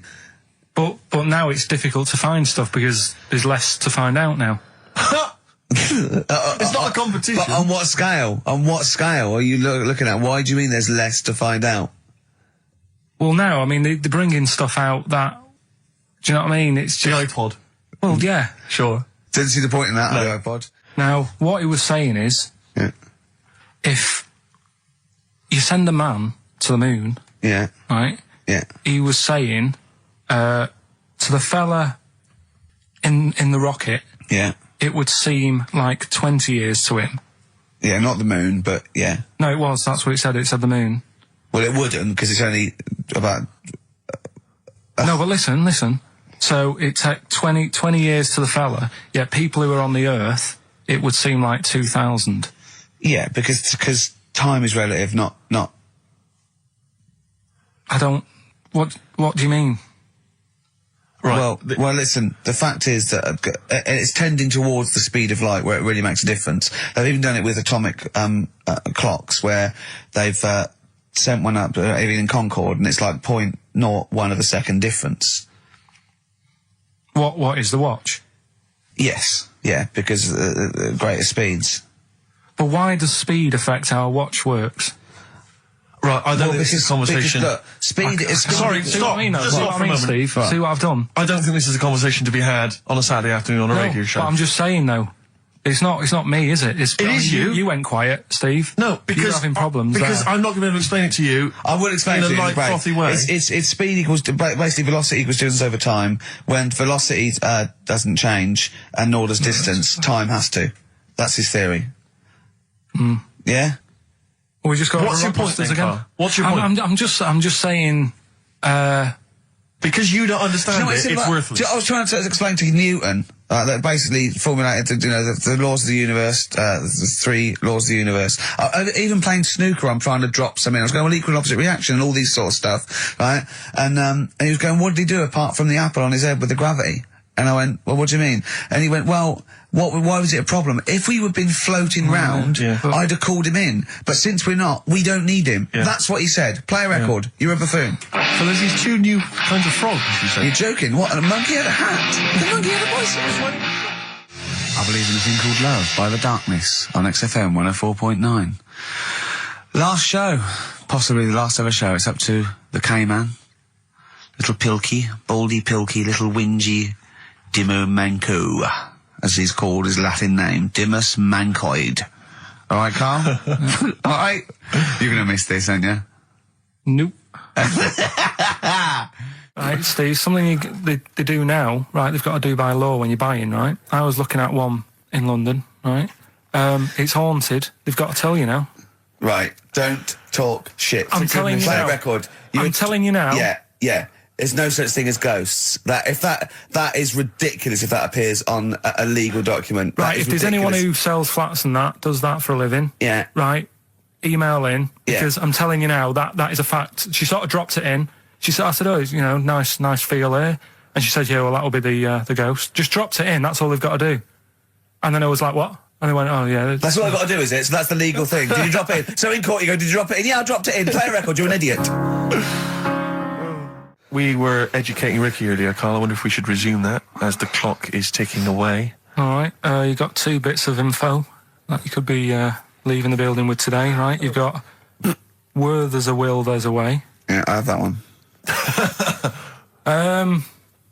They've brought out this drug or sort of tablet or something. Yeah, you've got to do it then, yeah, go on. Carefully researched. Yeah, brilliant. Yeah. Which means, like, an 8-year-old woman can have a kid. What do you think of that? No, it doesn't. What are you talking about? You can inject a woman with something, 80-year-old, and it means, you know, she's got more time on her hands now and that. It's better to have a kid. She can have a kid later on in life. I just realised where there's a wheel. Yeah. Very good. Very good. Right, well, let's just move on from that because it's clearly drivel. No, it's not. I think it's a bad idea. Of course, it's a bad idea. Right. I'll even give you that it's true and possible, and might No, even. it is true and possible. Okay, It's been well- hanging out. It's not even recent. It's like a few weeks old. Yeah. Okay. Well, it's terrible. No, you shouldn't do it. Yeah. All right, what's the final educating, Ricky? So far, I'm not impressed. Get her a cat. Yeah, but Get her a they little meant- Pekingese. they Don't meant get. to- they Don't meant- let her have a child. Yeah, but it's meant to get you thinking, like you're saying. Well, she shouldn't have a kid. By Or the time he's 5, she'll try and pick it up, and her arms will break. whose arms? Moving on, what's the next one? Would she be able to breastfeed? Yeah, and she'd be able to do it standing up while he was on the floor. Talking to nipple. Hey, come on. There's a lovely Look, juicy pair over there. Okay, I think that's the last show. People should actually phone in and speak to Carl and try and convince forget him. that. Yeah, what's the number, Steve? Oh, I forget don't know. that. We What's the haven't got number? time. Yeah, he hates answering it. We'll do it during the Leave it, record. leave it. Phone in if you want to speak to Carl, if you know the number. Call in, they try don't and wanna. convince Carl to Don't kiss a wanna. little nipple. Don't want to. Yeah. Right, what we're doing? Are we? What's the last educating, Ricky? Come on. Hook, line, and good thinkers. Brilliant. Okay, Yeah, go on. sounds good. Go on, what is it? They've found a lot of fish with 2 heads. What do you think of that? Well, don't know. What do you mean they found a lot of fish with 2 heads? Who has? They've been messing about, basically, these scientists and stuff, and they've said, look at this we can do. And they're making loads of fish with 2 heads.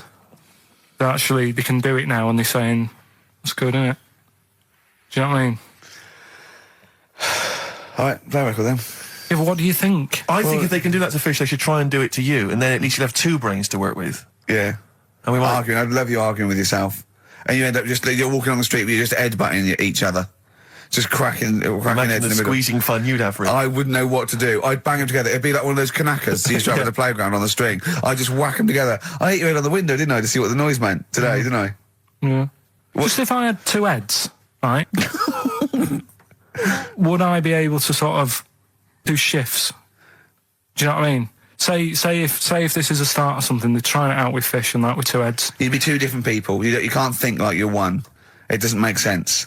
If you had 2 heads, you'd have 2 brains. You'd have, you know. Well, that's all right. But say if we did the same job, well, we'd be doing the same job. Yeah, you could. So you could say, right, you work through the night. You'd take it in turns to do your job badly and moan about it. Yes, it'd be fine.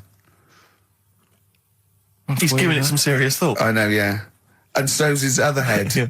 But also, they're saying there's like a fish shortage, and I was wondering whether they're doing like they're trying to make that better. Do you know what I mean? So Yeah, it they would. do like As the head is the bit you throw away, it'd be perfect. no, but when they do a head count like they do, that's what they do. They do like They count fish. They get fish. But okay, just end the line. 1, 2. I think you'll find we're 1, sir. Don't answer back. Rick, I should just point out that I feel... Don't answer back. Come on, I think Carl has... is that what Suzanne did when she brought you in? Ricky Gervais, Steve Merchant, and Karl Pilkington. Not done a lot. Maybe you should earn your money as you get to Mondays off for this 2 hours of nonsense. what are you on about? I've done loads of stuff. Yeah. Well, same old. Yeah. Let's have something new, something Come on. fresh. Well, I've been looking around, right, on the internet for stuff. Yeah. On the internet. Yeah. Your Bible, where you get all your information about the world and the universe and morality from. And you know, like how I always say to you, I don't really read that much of it. I just read the headline, Perfect. right? Yeah. Anna Nova have sort of nicked that idea to grab you. Nicked what idea? Well, to sort of get to the meat straight away at the top. Do you know what I mean? The headline to the story and everything. What? Right, these are But stories. the headlines already existed. That was why you thought that was a good not idea? like this, though. All right. Headline. Well, these are all headlines, right? Vibrating shoes could stop elderly falling. Do you know what I mean? Oh, God. You don't need... Vibrating shoes could stop elderly falling. Yeah, that's the story. You don't need to read on. That's what I'm saying. Well, Right, could you read because that anyway? Can't be bothered. Read on anyway. Well, Read. you have a look at that in a bit, right? All right, okay, it's so what interesting. This is frustrating radio if you're sitting at home. No, well, but it's not on. They've turned it off. If you want to know more, you know where to go. That's what I'm saying. That's what they should do in the news. Get the news done in Bong. a minute. There's a good story about Iraq. Right. Bong. Have a- look it up. Look it up on the internet. Alan Over. Give us another bong. Bong. Family sick of living on Butthole Road. Oh, brilliant. Bong. Man wears same shoes for 60 years. Oh, bong. This isn't that good. Some fella pulls a train with his teeth. And in lighter news, I love that. General Donald, this one isn't very good. And the last one, man fails to break clothes pegs on face record. She's always good. Well, that's the one I did read on about. I love that out of all those. That's the one he read on about. Go on then. Just Why is that news? He fails to make a record. So did I today. I know, yeah. I failed the long jump record today. yeah, didn't even take part. No, I was rubbish. But what are the rules on world records and that? I don't know if there are rules. There are certain things you can't. I mean, it's the Guinness Book of Records, isn't it? Really, that's the arbiter, isn't it? Yeah, but is there anything, if you said you wanted to do it, would they say, well, you can't do that? Yeah, they've stopped some gluttony records. Obviously, things that are in danger. It's anything that's illegal. Yeah, anything that's immoral. Yeah, like that American serial killer that just got discovered. Yeah. Having killed 47 women. I don't think he can make that into the Guinness Book of Records. No, because people would be trying to beat it, won't they? But there was some other story about a fella eating watches and that. That can't be good for you. So why don't they say, look, don't do that, do something else? He wanted to stay regular. Do you know what I mean? Though? I just wondered. What do you if mean he was there's any- eating watches? He just said he was eating watches. He ate about 3 in about a minute. How did he time it? Do you know what I mean, though? Something I watched the other night, that was just good.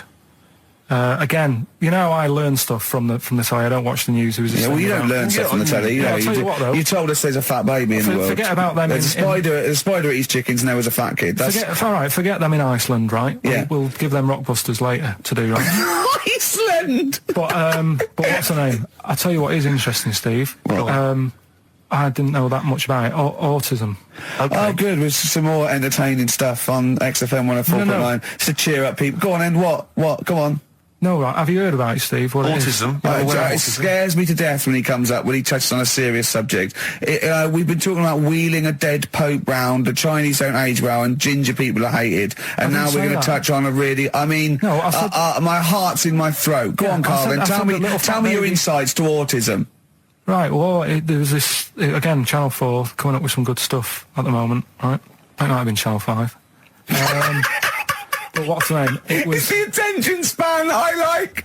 Oh. These people who, they've got like this autism thing going on. Yeah. And they sort of take in a lot of information. They get sort of they get so into it that they know everything about that subject and what have you, right? And there was this lad who, he knew everything, right, about EastEnders.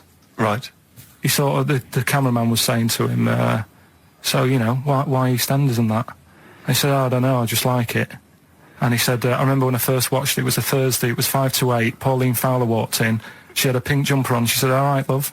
And he remembers everything from that moment on. Yeah. Right, and everything, which is great, but then the way the programme was making out, it was almost like they were saying it's a disability. Right. When in a way, it's more like a superpower. Sure. Like Rain Man. But if you can take It's Rain Man. No, I'm he not. has special autistic powers. Oh, God, we must send for Rain Man. I don't know what to do. So I you don't know mean what to so do. he would be a But great there's contestant other on Mastermind, things. sort of autistic Sorry. Mastermind, he'd be Well, what I'm dynamite. saying is, don't be watching EastEnders though. Sort of, why didn't they give him an encyclopedia and say, get into that? Sure. That'll be useful. Yeah. Keep him away from EastEnders. Wasting his time there. But I don't think it is a disability. No. Yeah, I always- there are other things, and they're not. It's also autism is a matter of degrees. From what I know, and I'm sorry to have to do this, but I feel that I have to at least be the voice of reason, as ill-educated as I am on the subject. But I think there's degrees of autism. I think some are higher performance than others. There's other issues with it. It's not they're just got good memories. They don't go around doing tricks for people because they can remember stuff. There are other issues with it. Do you know what I mean? Well, I mean, they seemed a bit... But you watched the programme. What did you learn? That he knows when Pauline Fowler came in. Yeah, I mean, there was other bits where they couldn't control her emotions and stuff. Oh, that other little bit, yeah. But the main bit of it was he can soak up information and stuff, and I'm just saying it didn't seem really bad. Do you know what I mean? There's disabilities where people say that's a bad disability. It's like how people say about... this is brilliant. This is just like... this is amazing to be in a room with this man. It's incredible. You just wind him up and listen to what comes out. And I'm going to sit back now. I'm not going to defend you or explain anything. Just go on and tell me about the other disabilities that are worse. No, what I mean is how people can sometimes easily get mixed up. How people are scared of like a cyclop. Well, at the end of the day, he's got a disability. A bloke Who's scared of a cyclop? No, it's apart from Jason and his Argonauts. Where's this cyclop that you're scared of? No, I'm just saying in history and in books and that. No, not in history. History happened. Yeah. What are you thinking of? You're mixing history with Greek mythology and Roman mythology and every other type of mythology. What do you mean there wasn't really a giant cyclop that went round picking up ships and throwing them around? That's not history, Carl. Do you think Batman's history? No, but it was ages ago, wasn't it, when we were sort of forming... No, I'm not saying it didn't happen ages ago. I'm saying it didn't happen. Well, it might have done. I mean, what's so ridiculous about a fellow with one eye? In the middle of his head, and he's big and scary and lives in a cave. Why is he scary? Because what if he had 8 eyes, I'd be scared of him. At the end of the day, he's got a disability... we'll talk about it in a bit. 4.9, I'm Ricky Gervais, with me Stephen Merchant. It's the best of. You've been voting in all week, sending your emails, so here's the clips that you wanted. I love that, but they didn't consult you, did they? When they were handing out this money willy-nilly to people who were dying, you could have had a quiet word with them. All I'm saying is... You could have said to Harold Wilson, Harold, you're not going to get this back, mate. You are not going to get this back, mate. When I wanted a mortgage, I had to supply 3 wage slips. Is what I'm saying. I was double checked out loads of times. I'd like to see, have you ever seen that guy Alvin Hall, who gives financial advice to perhaps teenagers who don't know how to spend their money wisely? All right. Perhaps like send him over there. He's the guy with the bow tie. Oh, yeah, you know yeah. What I mean? Yeah. Like, send him over there and just sort of have a chat with him and say, make a list of what you're spending it on. So he's basically, will you be annoyed if they drop all debt and double aid and everything? No, because I mean, you know, people sometimes need help and that, don't they? You've got to help people out, but it's how many times is the thing. Do you know what I mean? Let them off. But do I? I've got this monthly payment at the moment, haven't I? Yeah. I'm paying for tools for people out there who need a drill to build a house or whatever. Yeah. Am I now in my right to say, well, you can't have it all? Do you want the drill or do you want the debt cancelled? This is what I'm saying. I'm just, I'm all happy to help people out. Do you think they're taking us for a mug? Is that what you think you might be taking? We'll see, won't we? Time will tell, won't we? You know what I mean? If next year at the same time Geldof's putting on another gig, I'll go, what's going on now? Geldof putting on another gig and the mean fiddler. What's going on now? I think you're missing out on the true meaning of today, Carl, which is an opportunity to see Keane for free. I think that's the problem. I don't want to go. I don't like crowds and that, do I? Right. Can't be dealing with that. I don't like big crowds. People, because I was talking to people at work about it, and they were saying, it's a big occasion, it's one of them events, like, you've got to be down there, because in years to come, when they say, were you there, I don't see what's good about having a memory being stuck in a crowd of 150,000 people. I prefer to do something nice. Say if I have like a nice cake and a cup of tea, right? In years to come, when they go, do you remember that day when we were all cramped and what have you? I'll go, no, I was on a nice cake and a cup of tea. So I've got a nicer memory than them. So I believe in doing something nice on a big occasion. Do you know what I mean? On a special day. Do something nice, remember that. The thing is, you have got a nicer memory than them, because when you look back and they say what you're doing 20 years ago, your memory will tell you were actually having a cup of tea and a cake, but with a chimpanzee that could talk English. That's what your memory will tell you. You're thinking, I was out with my mate. I was out with my mate Marty. He's a chimp, and you'll be in cuckoo land by the time you're 50. You'll be just going, it was great that day. I remember Suzanne. I don't know what I'm talking to Suzanne. She's left you.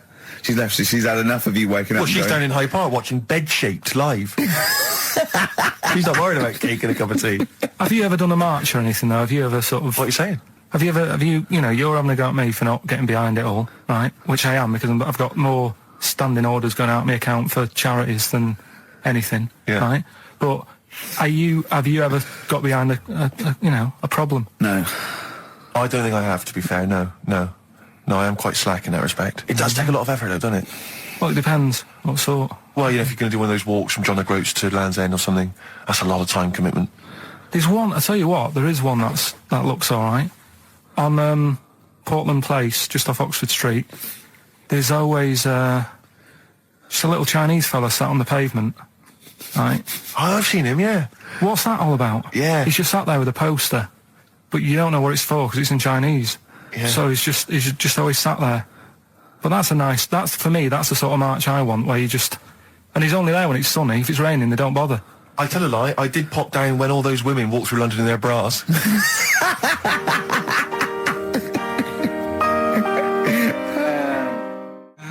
Embrace and Gravity on XFM 104.9. Those papers, no. So, Is this the same one or a different fella I think it trying might it be on? the same guy, I'm not sure. Trying it on.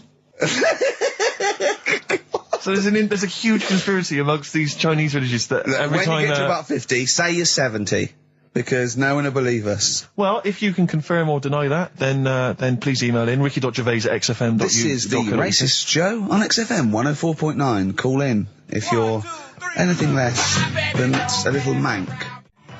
Outcast, Hey Ya, on XFM 104.9, with me, Ricky Gervais, you, Stephen Merchant, GQ Presenters of the Year. Radio Personalities of the Year. It's official. We're the best radio personalities of the year. We got that award sent to us, didn't we? And we did a little thing. But it was only our two names on it. It had your name, Rick, definitely. I remember that. It had my name. And your name. Didn't see Karl Pilkington's name anyway. No. And yet he's the one with the day off and the money and He's got the free conning day off. the MD and making him cry at home. Let me just remind. Go Can on. I just check that Go again? on. So he's made a fool out of the MD He's made a fool and out of all the the MD. major, basically all the capital this shit shareholders. about, I'm not sure if I'm coming back or not. I want a day off then, which is the same day off as his girlfriend gets off. So he's just like walking around, I don't know, Hyde Park, just feeding ducks, when he should be working out what he can do instead of Rockbusters, which is basically Blockbusters with a word changed. Christ's sake. Right. If that's annoyed you, I'll tell you what has really wound me up. Go on. The last week or so, this postal strike. I tell you, Rick, I have got no sympathy for him. I'd be a scab. I'd be walking through there and I'd be giving him the finger. I'd go, you can intimidate my family, I don't care. I don't care because the post has got to get through. Because I'll tell you what, it's not the fact that, the unions, they could organise a strike. I'm behind that, it's fair enough. But not when it's these wildcats. They're just out there, they're just taking days off, willy-nilly. They're sealing out the post boxes. It's going crazy. Maybe Carl could deliver a few records Monday. Well, I know Carl must be livid because probably his copies of The New Scientist and the Literary Review haven't turned up. So he's in a terrible way. And I got important documents that are supposed to be coming to me. There's nothing. There's hiding a hair of it. And I was cooking last night, and it got me panicked because I was thinking about if this just is going to spread now amongst other organisations and other groups. And you know what? Like a cancer. It was partly because I was cooking. Yeah. But I suddenly become terrified that they might go on strike. Go on. The guys in charge of the potatoes. Oh, anyone involved with potatoes. I had so much the mash farmers. last night. I had so much sausage mash, at the second helpings, that I had to sit on the edge of a seat so my stomach could hang down. I love spuds. Spuds and bread. I could not do without spuds and bread. I feel like maybe I could make my own bread. Spuds, I wouldn't know where to start with a spud. Yeah. And it's like, they're amazing. You can boil them, you can broil them. Yeah. I don't know what broiling is, but I suspect it's tasty. I don't think it's as good as, obviously the chipped potato is... For the working classes, the chip. It was always on. The chip fat fire was always on in my household. The ceiling, the death trap fire, polystyrene ceiling was yellow. Exactly. Come Wednesday in our house. Yeah. And, always had chips. Because all I remember hearing, if I think back to my childhood, all I remember was, gotta stop and get some potatoes, or phone your dad, tell him to get some potatoes. Well, that was your job, wasn't it? Carl? Yeah, the potatoes. Yeah. It genuinely, it does concern me because what did you have to do? Did you have to fill a diary out for your teacher? Do you know when you're at school? I don't know if you do the same thing, but you get like a little red book, right? And every night, I think it was a way of the teachers sort of keeping an eye on you. So if you went out robbing, if you wrote it in your diary, they'd go what you're playing at. Sure. Right? So you'd have to write down what you did every night. Yeah. But I didn't get up to that much at that point. Sure. I used to just go on my errands. Yeah. And it was my job to I haven't heard errand since the 70s. Nice to hear that. I went to U-Phase right, the little local supermarket, and I got What's it called? Euthanasia. What? I did U-phase. New phase. U-phase. Yeah. H-U-G-H. U-phase. Oh, Hugh it's Phase his is his name. name, right? Yeah. And I Euthanasia, just had to get like a bag of potatoes. Of course you did, yeah. And a It's loaf. Staple. So I used to put that in my diary every day, and it got to a point when like even the teachers were like, just make something up. Yeah. Stop putting the same thing in. Sure, start joyriding or something. Live. I remember when Jane was little, she was at school, I think it was about 10 or something like that, do a project over the week, and they were given a big list, like a list of 100 animals that they had to tick when they saw one that week. And the teacher knew she cheated because she ticked beaver. So she was trying to win and get it, but she knew, unless it was Susie Dibblethwaite's beaver. I know The school Dibblethwaite slut. I don't know, maybe. I don't know. But, yeah, so, it feels like the potato people have got me over a barrel. You know, I mean, they could hike the prices up. I still have to buy the potatoes. I got nothing else. I got to have that. You know, you got your fancy pastas for the upper classes, but for the working classes, it's chips or mash, isn't it? Really? Yeah, no, I wouldn't worry. I don't think people who do potatoes are going to go on strike. I don't think so. Because we just go and pick them ourselves, don't we? Or grow them ourselves. Sure. What would be the most pointless strike? What would be the strike that we went so?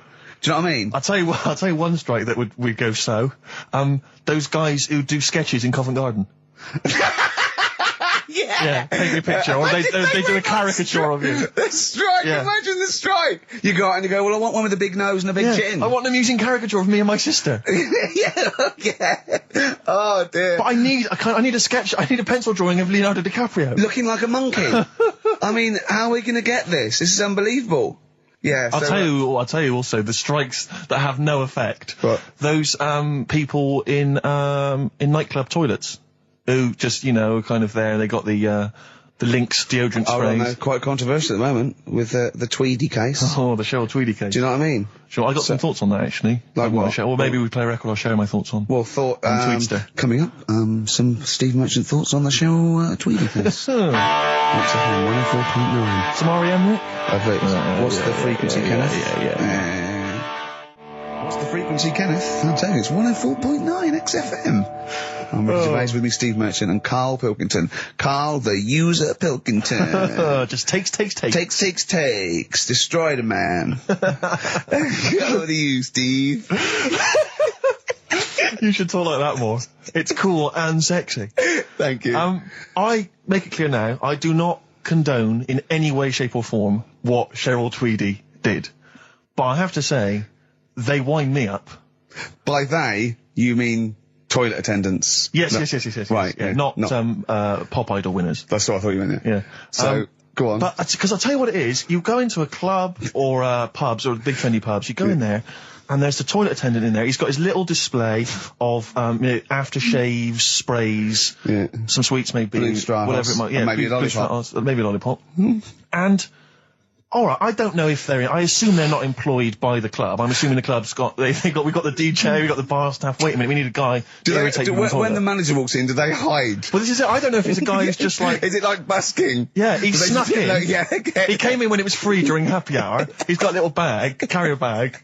He snuck in the toilet. But the thing is, it's the fact that toilet attendants, fair enough. I mean, I'm happy if a toilet attendant sneaks in under cover of darkness, cleans it for me, and then shoots off. But it's when I have to see them there. I feel guilty because it's like, maybe wash my hands, I'll forget he's there. He'll hand me a paper towel. Suddenly I've got to tip him like a quid or something. It annoys me because I wash my hands at all. I don't usually wash my hands. I sometimes don't even bother getting my knob out. I do it by stand and change my trousers when I get home. Exactly. So it annoys me I have to go through this charade of getting it out, slushing out of it, shaking it dry, and then washing my hands. See, if he did any of those elements, I'd tip him a quid, yeah. Pop it out. But not to hand me a paper towel and get it myself. And it's just guilt. And sometimes I'll hold it in because I'm nervous I don't want to go back in there. What annoys me is like a posh award ceremony, it's £1 a piss. It is £1 a piss. Do you know what I mean? So, or in a top hotel or something. Yeah. It's absurd. And I'll tell you what's worse than that. I know that he's doing it because he's got to feed his kids, but it's the fact that I've got to look him in the eye. You know, it's like he's humanised. You know, if he was only dehumanised, Rick. Yeah. If I could see him and I didn't think he was a human being, I wouldn't feel guilty. If he could sort of hide under the urinal, perhaps, or if he could hide underneath the sink. Like thing from the Adams, like he just puts out, he just pop a hand out, doesn't say anything, just hands me the paper towel. So you don't even see, like, hand go, and then I go, I'd put a pound in, I'd take the thing, put a pound in, nick a lollipop and run away. No aggro. Exactly. It's the fact I gotta see them and I feel guilty because, you know, I'm on the radio, I've got a cushy life. I know. Here's a guy who's just trying to make ends meet. It makes me feel bad, it ruins my evening. Yeah. I'm just pleading for them. Can they not do it anymore? Can they maybe get a can they get a job? Illegal mini cabin or something? Please. Born Again, Star Sailor on XFM 104.9. We're back. It's the 1st of November. Ricky Gervais, Steve Merchant, Karl Pilkington. It's the same old email address if people want to get in touch, ricky.gervais@xfm.co.uk. We've had a couple of emails, Rick. Someone, actually Ian, he's emailed in, he said that, because of the blinking postman, it's his wife's birthday today. She's had no cards or presents, because, presumably because she's got no friends, but also because of the postal strike. But you won't be able to use that excuse for Suzanne's birthday again, because she knows that the postal strike won't be on around that time. All right, Carl. So- But anyway, so would you just say happy birthday to Have Tracy? those condoms run out yet that you got for Christmas? Carl? I've still got them. Have you? Just say happy birthday to Tracy. It'll make, Happy it'll birthday, make her Tracy. happy. And hello to Aidan, who's phoning in to let us know he's actually listening in Northern Ireland. Oh, God so bless him. we've gone international. Sure. Now, there's also a question here. Last week when I did Do We Need 'Em, do you know when I called up one of the museums in a science museum? Yeah, are you talking to me? Yeah, I'm just saying, I wanted to tell you before when the song was on, but you're so busy listening to it. Yeah, I've got to- was I so busy listening to a song I was playing? Yeah, but we're doing a radio show, aren't All right, we? what's your point? Well, I just wanted to say, she emailed in to say I got her name wrong, so I'm just apologising for that. What did you call her? I think I called her Jessica. What was her name? I don't know, I've got it on email somewhere. This is not an apology. No, I am, I'm You've just got saying. it wrong You've again! not even said her real name. How is that an apology? Well, I remember, I read the email, so, yeah, I But who are you apologising to? I think her name's Jackie, I think. Oh, you've got it wrong again, haven't you? Well, anyway, and she just said if you want to see dinosaurs and that, go to the museum. You were complaining about that as well, weren't you? You went to a museum and there was too many dinosaurs. He said you just need 4. No, well, Steve, have you been to the one in Knightsbridge? I think this so. one that I called up, right? It's nice. You go in, you get a good collection of stuff. You walk in, there's 3 or 4 dinosaurs. You've had enough, right? I went into New York, right? Went to the museum there, hundreds of them. You can't move for dinosaurs. Yeah. It's almost like they're responsible for them being extinct. There's loads of them. So all I'm saying is, if you want to see a dinosaur, go to the one near Knightsbridge. They've got a nice selection, some old vases and stuff. It's worth going. So. Some people emailed in the songs with stories in it. One of them was Babushka, and he went, "What's that?" And I went, "That's Katie Bush." What is it? I said, "Oh, it's about a woman who dresses up as another woman and seduces her husband." He went, "They wouldn't work." Just dismissed it like that. Why do you think it would work? Because you'd know. I mean, say like, right, Suzanne, right, who I go out with, right? She can see me from, say, if I'm coming down the high street. Yeah. She knows it's me by the way I walk. Right. So, just the fact that this woman went and put a wig on, there is no... You haven't even heard the song! I know, but you're saying that she put a disguise on and he's like, oh, I fancy her, and he takes her out, and he doesn't know it's his missus. You're not buying it. I mean, I'm controlling this. Whereas the flea with your brain going to Glasgow, perfect sense. Yeah, Babushka, rubbish. Carl, can we have the tomato story after the next tune? Yeah. Bit of Coldplay. Yeah, love it. Yeah. I was watching, did you watch The Mammals in the week? No, David Attenborough. No. I was thinking actually, right, all this MTV stuff, if there's one reason why I'd like to do it, is I was watching Attenborough, the Mammals programme. I reckon I could do something like that. Right. And just have like me, instead of Attenborough, like a young sort of fresh person, watching like certain animals and saying, do we need these? Do you know what I mean? Yeah. Oh, God! What's it called? Death on Earth. Well, That's amazing! Do we need these? And, No, 'cause there's loads of and the stuff. audience at home would vote. Would there be some kind of telephone like a vote? vote out system. Oh, the thing is like, it's something interesting that Attenborough was saying the other night on on Jonathan Ross's show, on his telly show, right? He was saying, he said you could take all the humans off the earth and it would carry on, but take like some animals off it, mammals and that, you got problems on your hands. I thought that was quite interesting. Yeah. So it's like the question is, do we need these? Is that part of the big thing? Right. Like jellyfish. Yeah. We've talked about jellyfish. Yeah. Yeah. So which mammals in particular were You you talked about watching our that you Zoe Ball thought- show, haven't you? Hey? Which mammals were you thinking we don't need when you watched the show the other night? Any in particular that you thought they don't need them? They're not of interest. Well, I like whales, but I don't know what they do. And they're taking up quite a lot of room. Sure. But stuff like, Yeah. but like jellyfish, I looked into because Yeah, you know well, I was I know you talking do, about them, and they were saying they've got no eyes, no heart. There's something like 97% water. Yeah. They're blind, and they do about 33 miles a day. Right. So it's like, do we need them? Could we clear them out? Yeah. Well, the big net. That would be the programme. What? Right, we'll get rid of them. Next week we'll be looking at Rhinos. I think it's genius. Honestly, I think it's genius. And like going along, sort of like picking up sea anemones and going and just lobbing them into the sea. Well, what do you think about MTV doing that? And then I just, in between the bits, Play music videos? I play music related relates to to it. fish, so I could play like Fish, Yeah. that Rock Guy, or The Animals, Rock Lobster. yeah, or what else could This I get could in run there? and run. What other songs have got animals in them? The Well, Monkeys, could play the Monkeys. Yeah, there's about 1 million, so let's not start this. No, but do you know what I mean? So do we need this? So MTV flies you around the world And to you- the most incredible exotic locations. You sort of climb up a tree or whatever next to, I don't know what lives up a tree, some kind of rare parrot.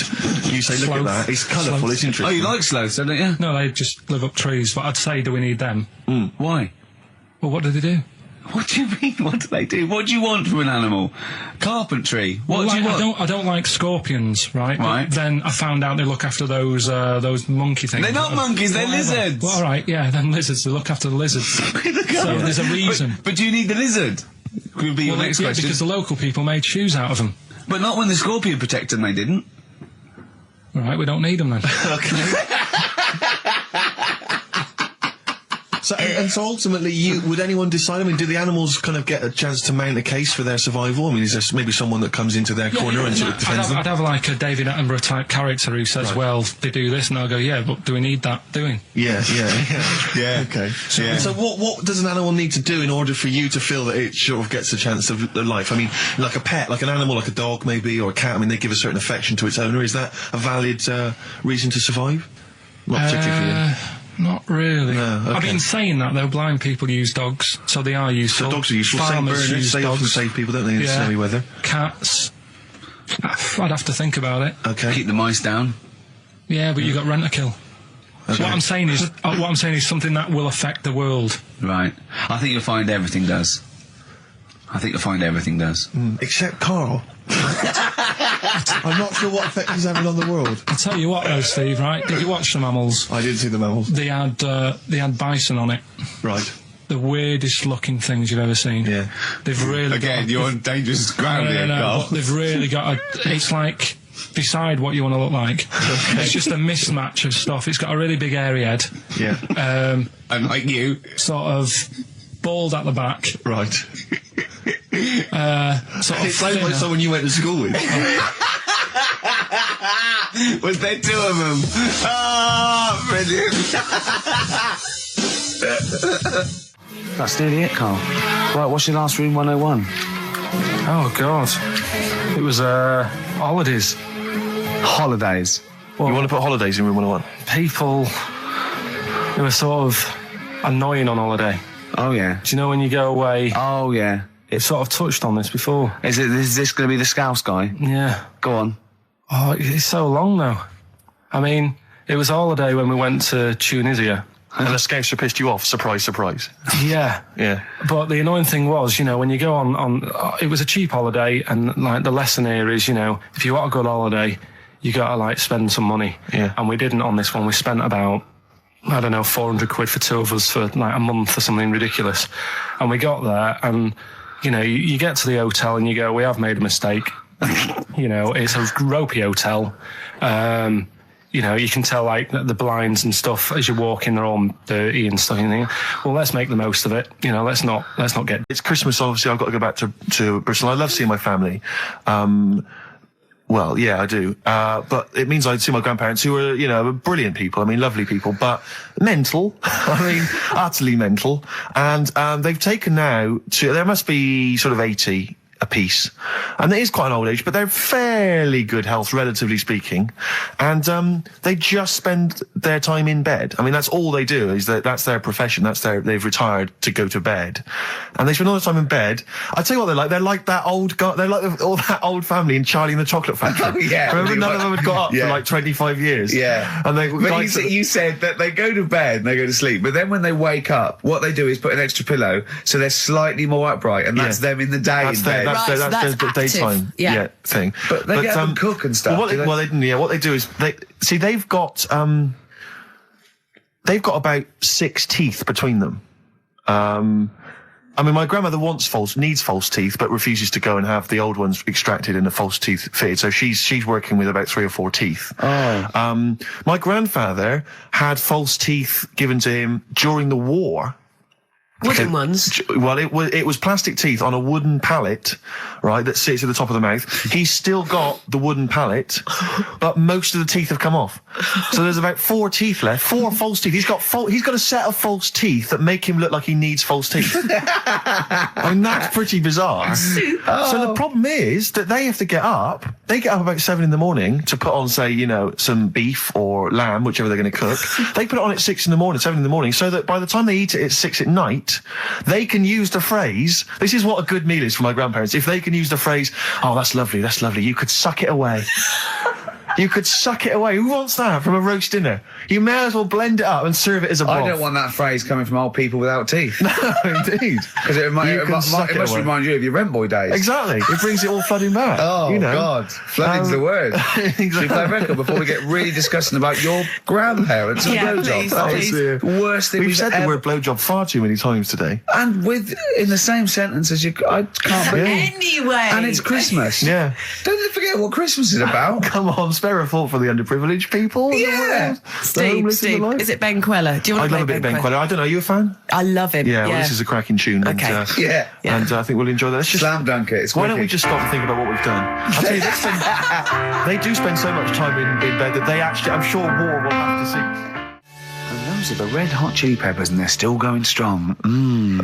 Oh, indeed, yes. That's one of my favourite tunes of the year. You enjoyed that? Yes, absolutely. Yeah, these are all mutual. We love them all. We're not absolutely, really. We're not annoying each other by putting in songs the other one doesn't like. We're like a team today, isn't it? I think that's the Christmas spirit. I don't know what it is. We've come together. We're sort of unified. Yeah. In the absence of Karl.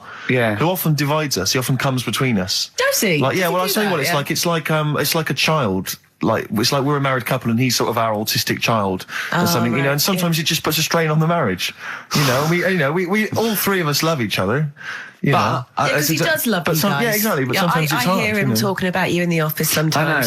He looks up to you, aspires to you too. But it's times like this because of to be honest, the baby Jesus that we realise that there's beauty in everyone, and it's all right. Yeah, exactly. He's never had that before. No. Well, I have to say that I'm really getting into the Christmas spirit. When I was younger, I didn't really enjoy it. I was quite cynical. I was quite rock and roll. But now I'm sort of I walk in a department store, and if there's one of the old chestnuts are roasting on an open fire, which that classic tune, or any of those. I thought you were one of those old boys that stand outside the British Museum. Right, yeah. Right, you mean the tune, yeah.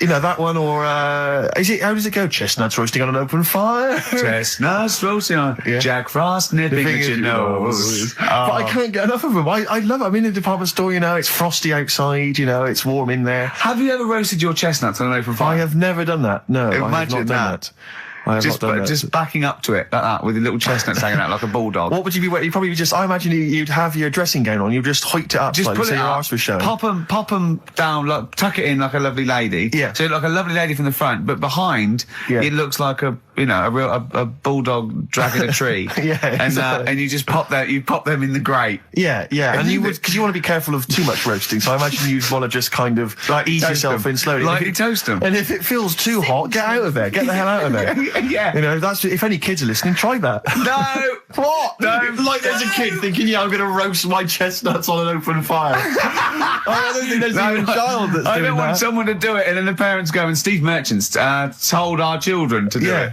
We're probably Okay. we're probably in trouble So now because that. where's the Kids kid going to don't. find an open fire like those? I mean, it has to be the sort that they use, those kind of barrels. It can't just be open fire at home. That doesn't count. That's just stupid.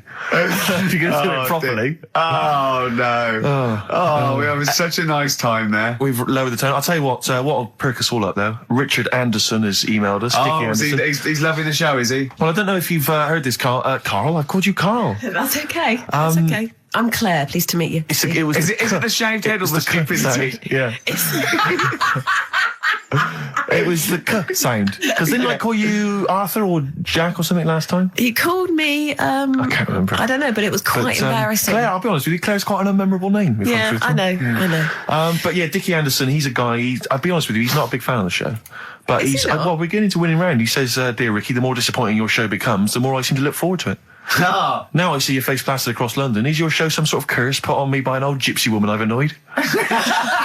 You know, good point, Dickie. But Dickers. but Randers, as I call him, Yeah. I He can't listen now. I know what he's doing. Yeah, He's yeah. tucked him in. He's backing into the fire as we speak, and he wants to roast them until they spit. Oh dear. Thanks for listening, Anders. Thanks for Randers. And Merry Christmas to you and Happy New Year. And as you know, you got a lot to look forward to because our first hour is always the best. That's exactly So right. you're going to be loving it till 3, cockers. Oh dear. What should we play? Well, this is I every so often I get sent a CD by a friend of mine, Harry, who just sorts me out with tunes That's that I may such have a missed. good idea, by It the is a way. great I think idea, and fantastic. this is one that I think it came out this year. It's a Teenage Fan Club, and they teamed up with Jad Fair, and I think it's a mixed bag, the album apparently. But this is one of the good tunes on it. Near to you. I'm running out of steam now, Steve. A bit tired. Are you? So I've got 15 minutes to do, so we better think of something to say. Or Well, play I record. genuinely was going to ask you, because obviously Christmas is approaching and I've not even started to think about Christmas gifts. Oh, I don't know God, how I you're never getting on, do. Claire. I never do. But, Claire, you're aware of what Ricky bought his family last year, aren't you? Oh yeah. Do you know, I am, because he told me and I've completely forgotten. It's extraordinary. It is extraordinary. I mean, how much thought and planning went into it? Right. I was pressed for time. How many kids were there? How many people were there? This is it. I've got a big family. Okay. Well, not big, but I mean they've got lots of kids. So I'm sort of youngest in my siblings, and so they've got kids ranging from like 30 to babies, and there's about 15 of them. And you buy them all? Yeah, I'll try and get them. Try and get them all. Somewhere. Nice. So what Is I it? did, Wait. So I got a lift down, and I thought, what can I get? I thought, I can't just give them the money. I'll stop you there straight away, if I may. What? You notice he's on the way down for Christmas Day. Oh, right, so he's on the... Oh, right. He's on the way down. This is No, when he it's starts. Boxing This Day, is when he Boxing- starts. Oh, Boxing Yeah. Day. So this is when he starts to think about buying them a gift. Yeah. On you go. So I was getting a lift, and Matt was giving me a lift down. So just before we got there, I just ran across the road to the 7-Eleven, got 200 quid worth of scratch cards. Scratch cards. Scratch cards. Bear in mind, I think you were describing the family then. I noticed some of them you described as babies.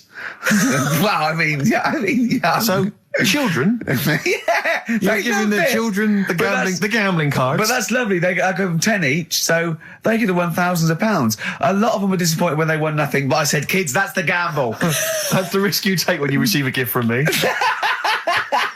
But the great thing about getting Some of them won. Some of them were laughing. But the great thing about getting kids hooked on gambling as a Christmas gift is Beck, last calls. Go on, tell them why you're all smug. Because Adrian just called up Yeah. after hearing the story about the Chinese kid. Yeah. And he said, yeah, that's true. He said that there was a TV programme on it. Yeah. He had a chromosome defect. Yeah. And it made him hairy. And his mum and dad used to have to shave him. That wasn't in the book. But thinking about it, that's not a good move anyway, is it? Because they say that for women, if you get a few hairs on your top lip, don't shave it because it'll grow back thicker and faster. So they should just let him. They should have just said, well, let's see how bad it gets. But if they went in there straight away if he came out as a baby and a little bit hairy, they should have left it for a little bit. But Adrian called up and said, yeah, he was hairy, he was all but right. we weren't disputing there was a Chinese kid born slightly hairier than the rest. We were disputing the fact that you didn't actually tell us a story. You just told us a And what we are selection of disputing facts. is that man was abducted by aliens for 3 days and grew a beard. Yeah. That's definitely not true. No, We don't know about chewing the fat, but it sounds quite viable. Yeah. You see, the difference is between me and Steve and you is that what we believe isn't random. Do you know what I mean? It's not random. The things that we don't believe stuff just because it's interesting. it's not every other thing we believe and every other thing we don't. Well, I think Carl believes stuff if it's interesting. Yeah, I know. Yeah. If he thinks, intriguing. Fact. That song's got a good story. Okay. Yeah, love it, snappy. Go on. There's loads of songs out there, isn't there, with songs that you couldn't fade out. When you hear them on the radio and that, you don't want anyone to talk over the start or the end. Yeah. Because but remember we did this one before with Killing a Georgie by Rod Stewart. Yep. And I was a bit worried that it might have been a true story because we were, joking about it. And he went, "Oh, that Killing a Georgie?" He went, "I think it is a true story." I went, "Why?" He went, "I listened to it again, and Rod Stewart at the beginning says this is one of my best friends."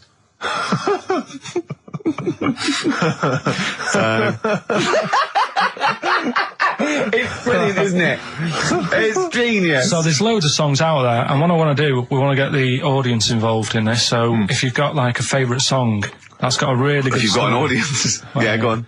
And they email in ricky.gervais@xfm.co.uk and they say what the song is now. What would examples be then? Examples, ones that jump to mind straight away for me. Elvis, In the Ghetto. Yeah, good one. Brilliant. Andrew Gold, Lonely Boy. Absolutely. Don't know that one. Eminem, Stan.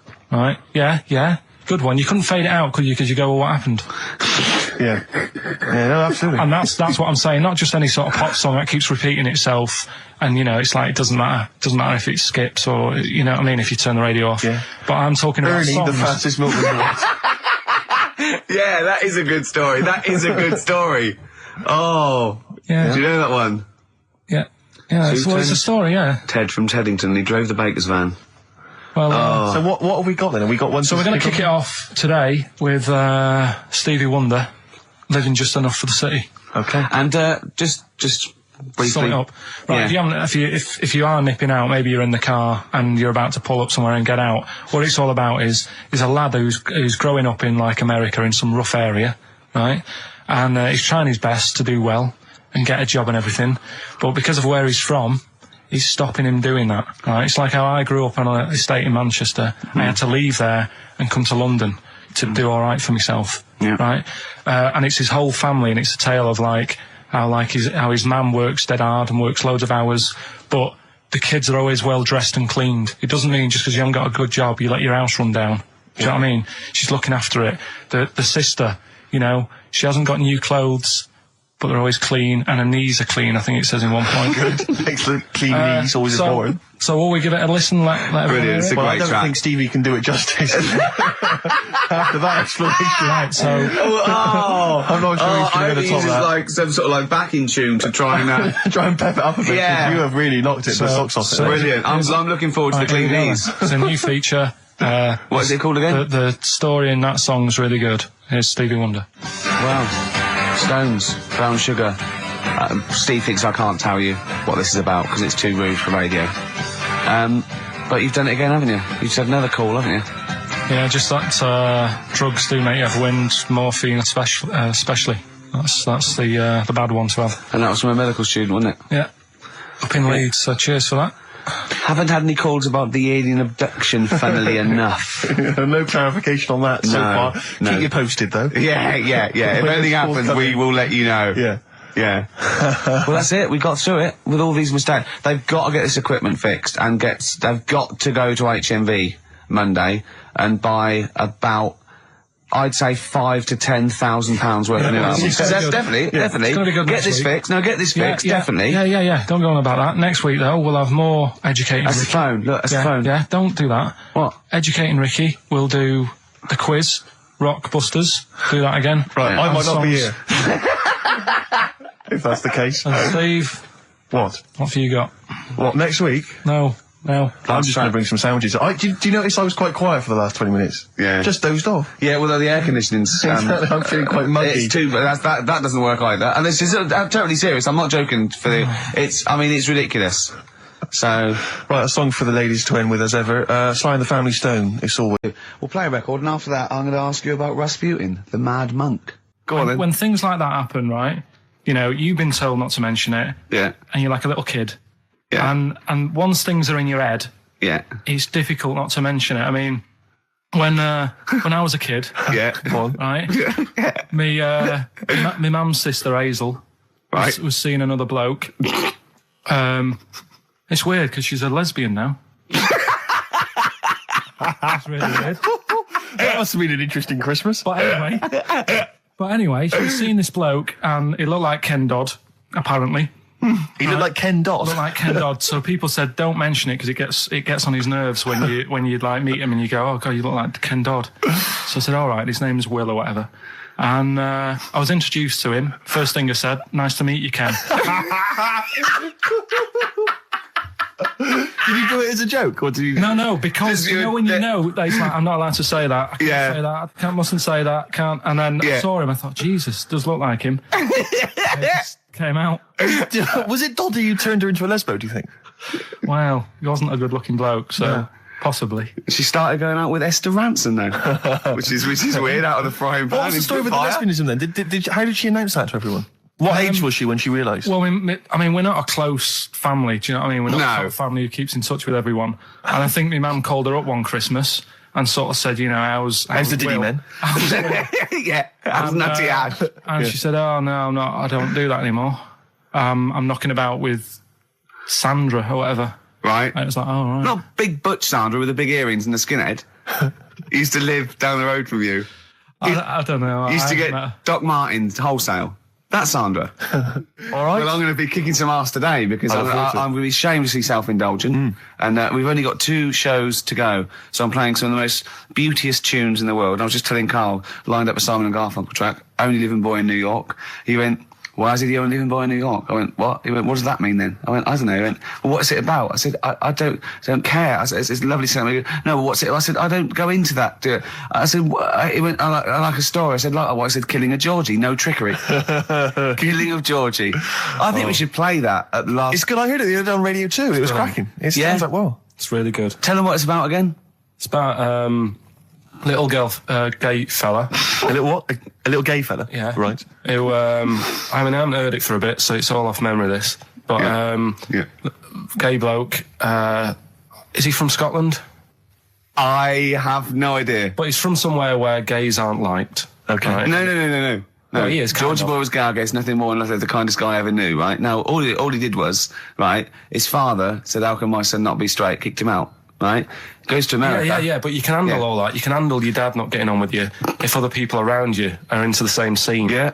But he was like, he was left on his own. He didn't know what to do. Yeah. He was getting stressed out. Yeah. So he goes... And this was before, I mean, this is, when did this record come out? Must have been 77? 77, yeah, something like that. Right. And he's... During punk. Right. Oh, I see, yeah. So, the village people had come along and made gay cool. Yeah. That had already happened. Yeah. But it wasn't respected.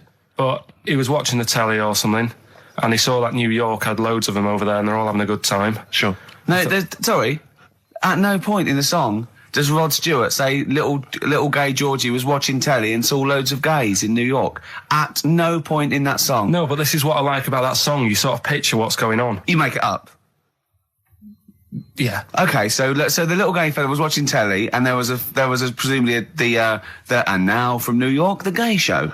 Yeah. Or whatever, because it was a big scene over there, wasn't he, in the 70s? Yeah. Okay. Right. Go on. So he goes over there, and he's having a great time and that. He's meeting... Went to New York town, very quickly settled down, soon became the toast of the Great White Way. Yeah, they loved him. All the old queens blew a fuse. Yeah. Yeah. And then, I don't know, he was out late one night. Yeah. And he's walking home. Yeah. And gets attacked, gets killed, and he's lying in the They didn't intend to take his life, they just pushed their luck a little too far that night. Yeah, you see? So, yeah. But what's good there? Is it good that he had a bit of a good life and was able to be himself? Yeah. Or should he have stayed in Scotland? He didn't come from Scotland. Again, I really... I think, is there any way we can get this song before the end of the show and play it? Because I've heard it recently. A lot of people listening will have never heard this song. They won't have any idea Can I say what you said when we were talking about that song once before? Is it bad? It might be. Because we were talking about, Georgie Boy, and he, got it. I don't know. What? It's when you said... Well... No, it's a fact. I don't think if... Well, he said, so it's fucking Georgie, he gets out, so it dies, right? He goes, well, they do go out late. I know. Gay people I go know out a few late. gay people, and they start to party late on. That's what, in Soho, right? girlfriend got in a cab, right? Suzanne was in a cab, and the cab driver was taking her to an early start, right? She works at the BBC. Yeah. Early start, 4 a.m. It was going down. It was mental in Soho at 4 a.m. Yeah. They were all still like starting the night out. How do you know Whereas- they were gay? It's Soho, isn't it? Fair enough. Play a track. I'd love to be able to try and dig this out. Yeah, we will. This is Simon and Garfunkel, The Only Living Boy in New York. It's lovely. You know, when I went to the BAFTAs with you, and I wasn't really enjoying it, you were like... He's what? No, You you are didn't tell such us an this. ungrateful. There are so many You're people. like a little charity cat. I'm annoyed. Office. I was walking away from the show last week. I was walking towards Berry Street. I like to look at the records and the record shops. And I was on my mobile phone, and I was chatting away to someone, and what can only be described as a prostitute. Go on. Stood on the street corner. Was she a woman that gives you sex for money? Yes. That is a prostitute. Yes, that's what I thought. Go on. And as I was walking by, she said, "Do you want to buy sex?" Now, You sure it wasn't a market trader giving 6 plums or No, it was something? definitely 6 for a quid? No, it was definitely Go a on. prostitute. Yeah. And what annoyed me about it, what I wanted to pick her up on something, was the fact that I was on my mobile phone. It's like, can you imagine? She was rude. Who would what am I going to hang up? Sorry, Mum, can I call you back? I've You just know, had an you know, offer. you say you want me to meet more women. And you know you sent me that 30 quid Exactly. for my birthday? Yeah. Sorry, Mr. Johnson, I'm really excited about the job. Can I call you back? I'm just going to negotiate with a whore. And it was just sort of, you could tell that she was clearly probably desperate for crack or a latest Yeah. fix of smack. So she was literally the normal etiquette of prostitution. You know, that they hang around, they show some thigh. I've seen this in They films. will ya? Yeah, They exactly. will- yeah. Take you out for a meal, that I sort of know, thing. straight That had sort of into gone it. out of the window, and she Yeah, was just sure. there, desperate, running around Did the she go out of a streets window? like a Because that's zombie. another thing they sometimes do, specialist Exactly. ones. But I was Yeah. shocked because I've never been propositioned before like that. Really? In London. That's weird, isn't it? Carl, thoughts? I think you'd be sort of approached a lot because they tend to sort of go for people who look like they haven't got much chance. Sure. And I'm not being mean. No, you know that, no, you no, know, no, no. I know What it's do a you long mean? time. and Sorry, stuff. I'll let you go at it. In what way aren't you being mean? By saying that No, Steve... go on. Steve knows is a little bit odd looking. I don't think... Well... No, he does. Do you know Yeah, before... no, but it's not what he thinks of his looks. No. It's what he thinks of you talking about his looks on... No, but it's on. like how you were talking before about, you know, your eyes are bad. It's nature's little way of saying, look, nothing to see here, right? Don't get that! I don't know what you mean. But when you look in the mirror and that, they've gone, look, he hasn't got the looks, let's make his eyes bad, right? Yeah. Nothing to see here. Yeah. That's what I'm saying. See, They're I- balancing it out, right? Yeah. And it's funny, right? Now we're on the topic. Sorry, Right, I wasn't- Johnny Depp. Now listen, My chest is gonna burst at this moment. Whenever we go because- into this conversation, I always think to myself, Carl, do you know what you look like? I am gonna burst. You know, seriously, can I be honest with you? You look like, you know, if you've got like a balloon, a hot air balloon, right? Just a little balloon, like a party balloon.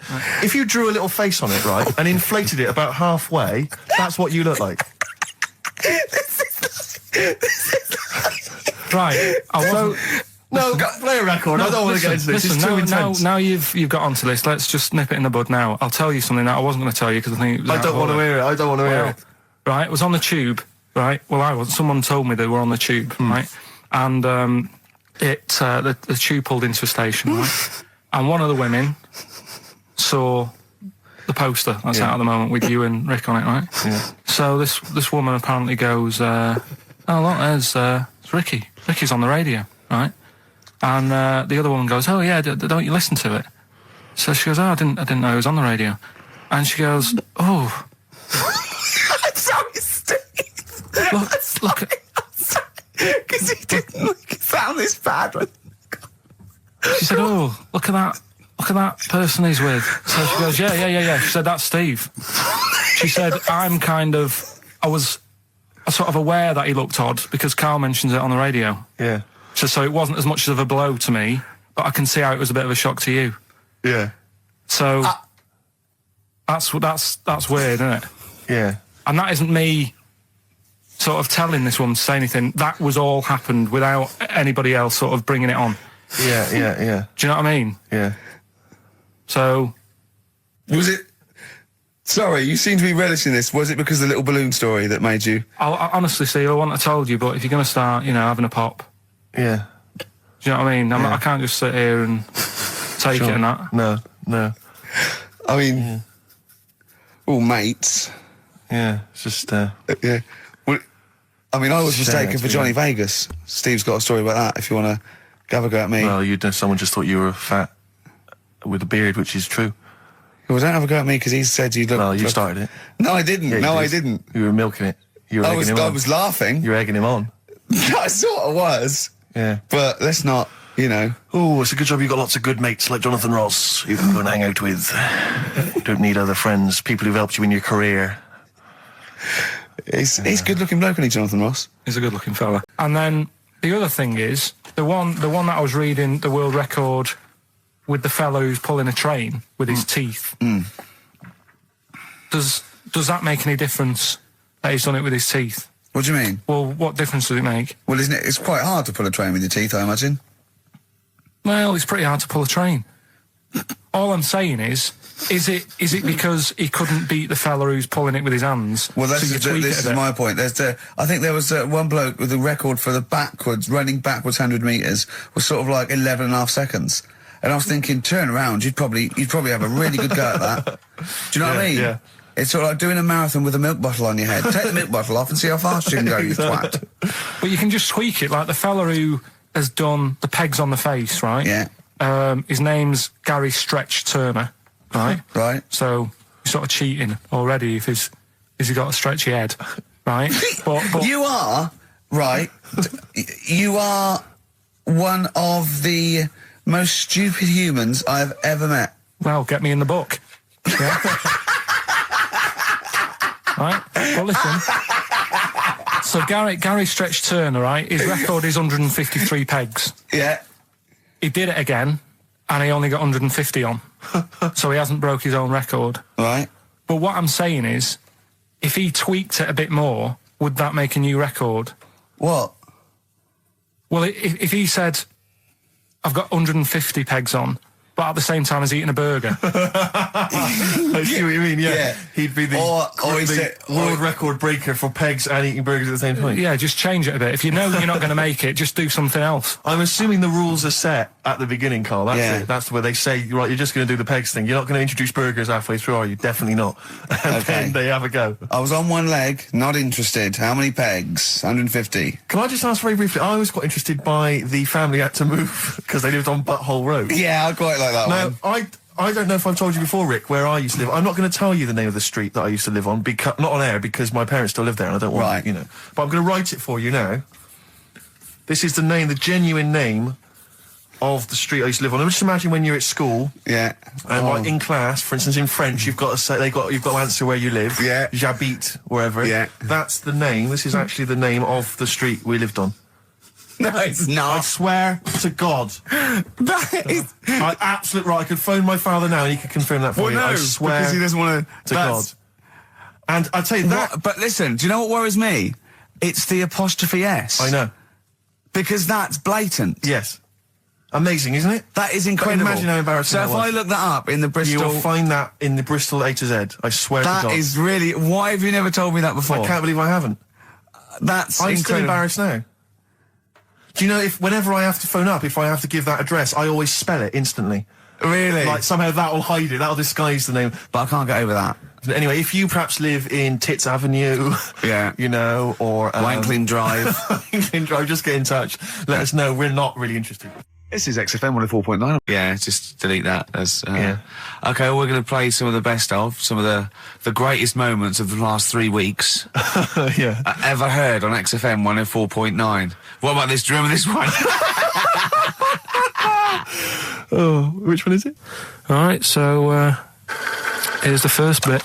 Right. We've got Rockbusters, that's rolling. There's people coming in, they're getting them right. I don't understand it myself. As ever, Rick, you'll be amazed and confounded. So I don't know the answer and I haven't looked at the answers. I just like that moment. It's like when you go down Christmas and you're excited about a present and it's like some condoms. You know what I mean? Well, I love that. That moment. Yeah.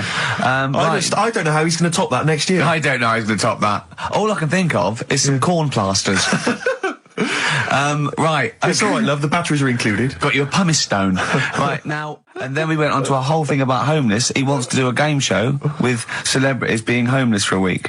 What do you think? Actually, I've got to say, that's not bad at all. It's not bad, is it? No. Right, do you know how, like, Lenny Henry went to the jungle? Yeah. Right? And you've got, who else did it? John Lumley made slippers out of a bra. Right? So I'm thinking, like, get a celebrity and say to him, no, just because, I'll tell you why, right? I'll tell you why all this came about. When I was walking back from that Christmas meal that I bought my girlfriend for 150 quid. Right. Lest we forget. Right? I was walking down Mortimer Street and there was a homeless fella there, and it was like, oh, you know, it's really, really bad. But the weird thing is, it was about, I don't know, probably about 8 o'clock. Yeah. No, about 9. Right. And he was asleep. And I just thought, do homeless people ever think, you know, I think I'll have an early one tonight? Right? That's what got me thinking. It's a bit weird, the whole lifestyle of it. The fact that he had an early night. So, like, the fact, what if it's a bit weird that he's sleeping not in a home, but on the street? No, it's just that if I was homeless, I'd probably stay up quite late because it's not nice. Do you know what I mean? What are you talking about? Just being homeless isn't a good thing, is it? No. People forget how bad it is. Yeah. Right? But surely sleeping gets you out of reality. They sleep because they're tired. They can't sleep very well, so they need all the sleep they can get. Yeah, but sleeping's nice if you've got a nice big bed. What, you think that they can go, I'll stay up, I'll go to bed at 2, I'll go straight to sleep and I'll pop up at 8 when the alarm clock goes off? Well, it's just what I was thinking, right? So I was thinking how bad it is, and it's, you know, especially this time of the year, you know. Yeah, it's terrible. It's the really worst thing. And to sort of give it some publicity and get a bit of help behind it, get celebrities, someone like Phil Mitchell, maybe, off EastEnders, who's a big fella, he can look after himself, put him in a shop doorway, have some cameras set far away in a building or something, they can film him, and it's up to him how he raises money for food to eat. He could sign autographs.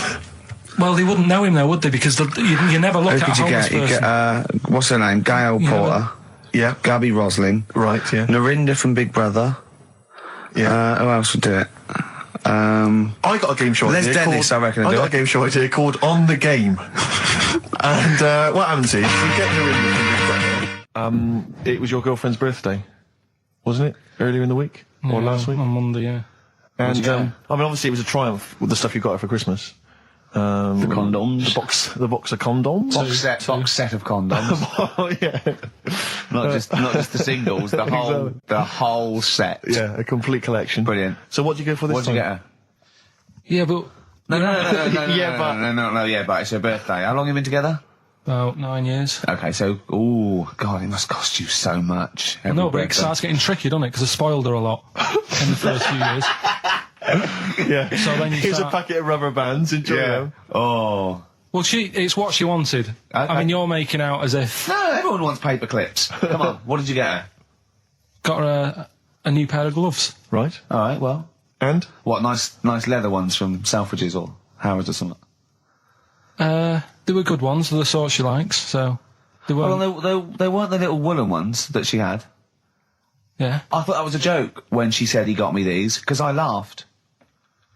No, but I know that's the one she did have. When they said it's his birthday, right, it was her birthday Monday, and me and Steve wanted to get her, and she went, he got me these, because she had those little woolen gloves on. I laughed, because I thought she was joking, Carl. That's what she wanted. Right. I've told you before about buying presents. Did those gloves have your name sewn in them?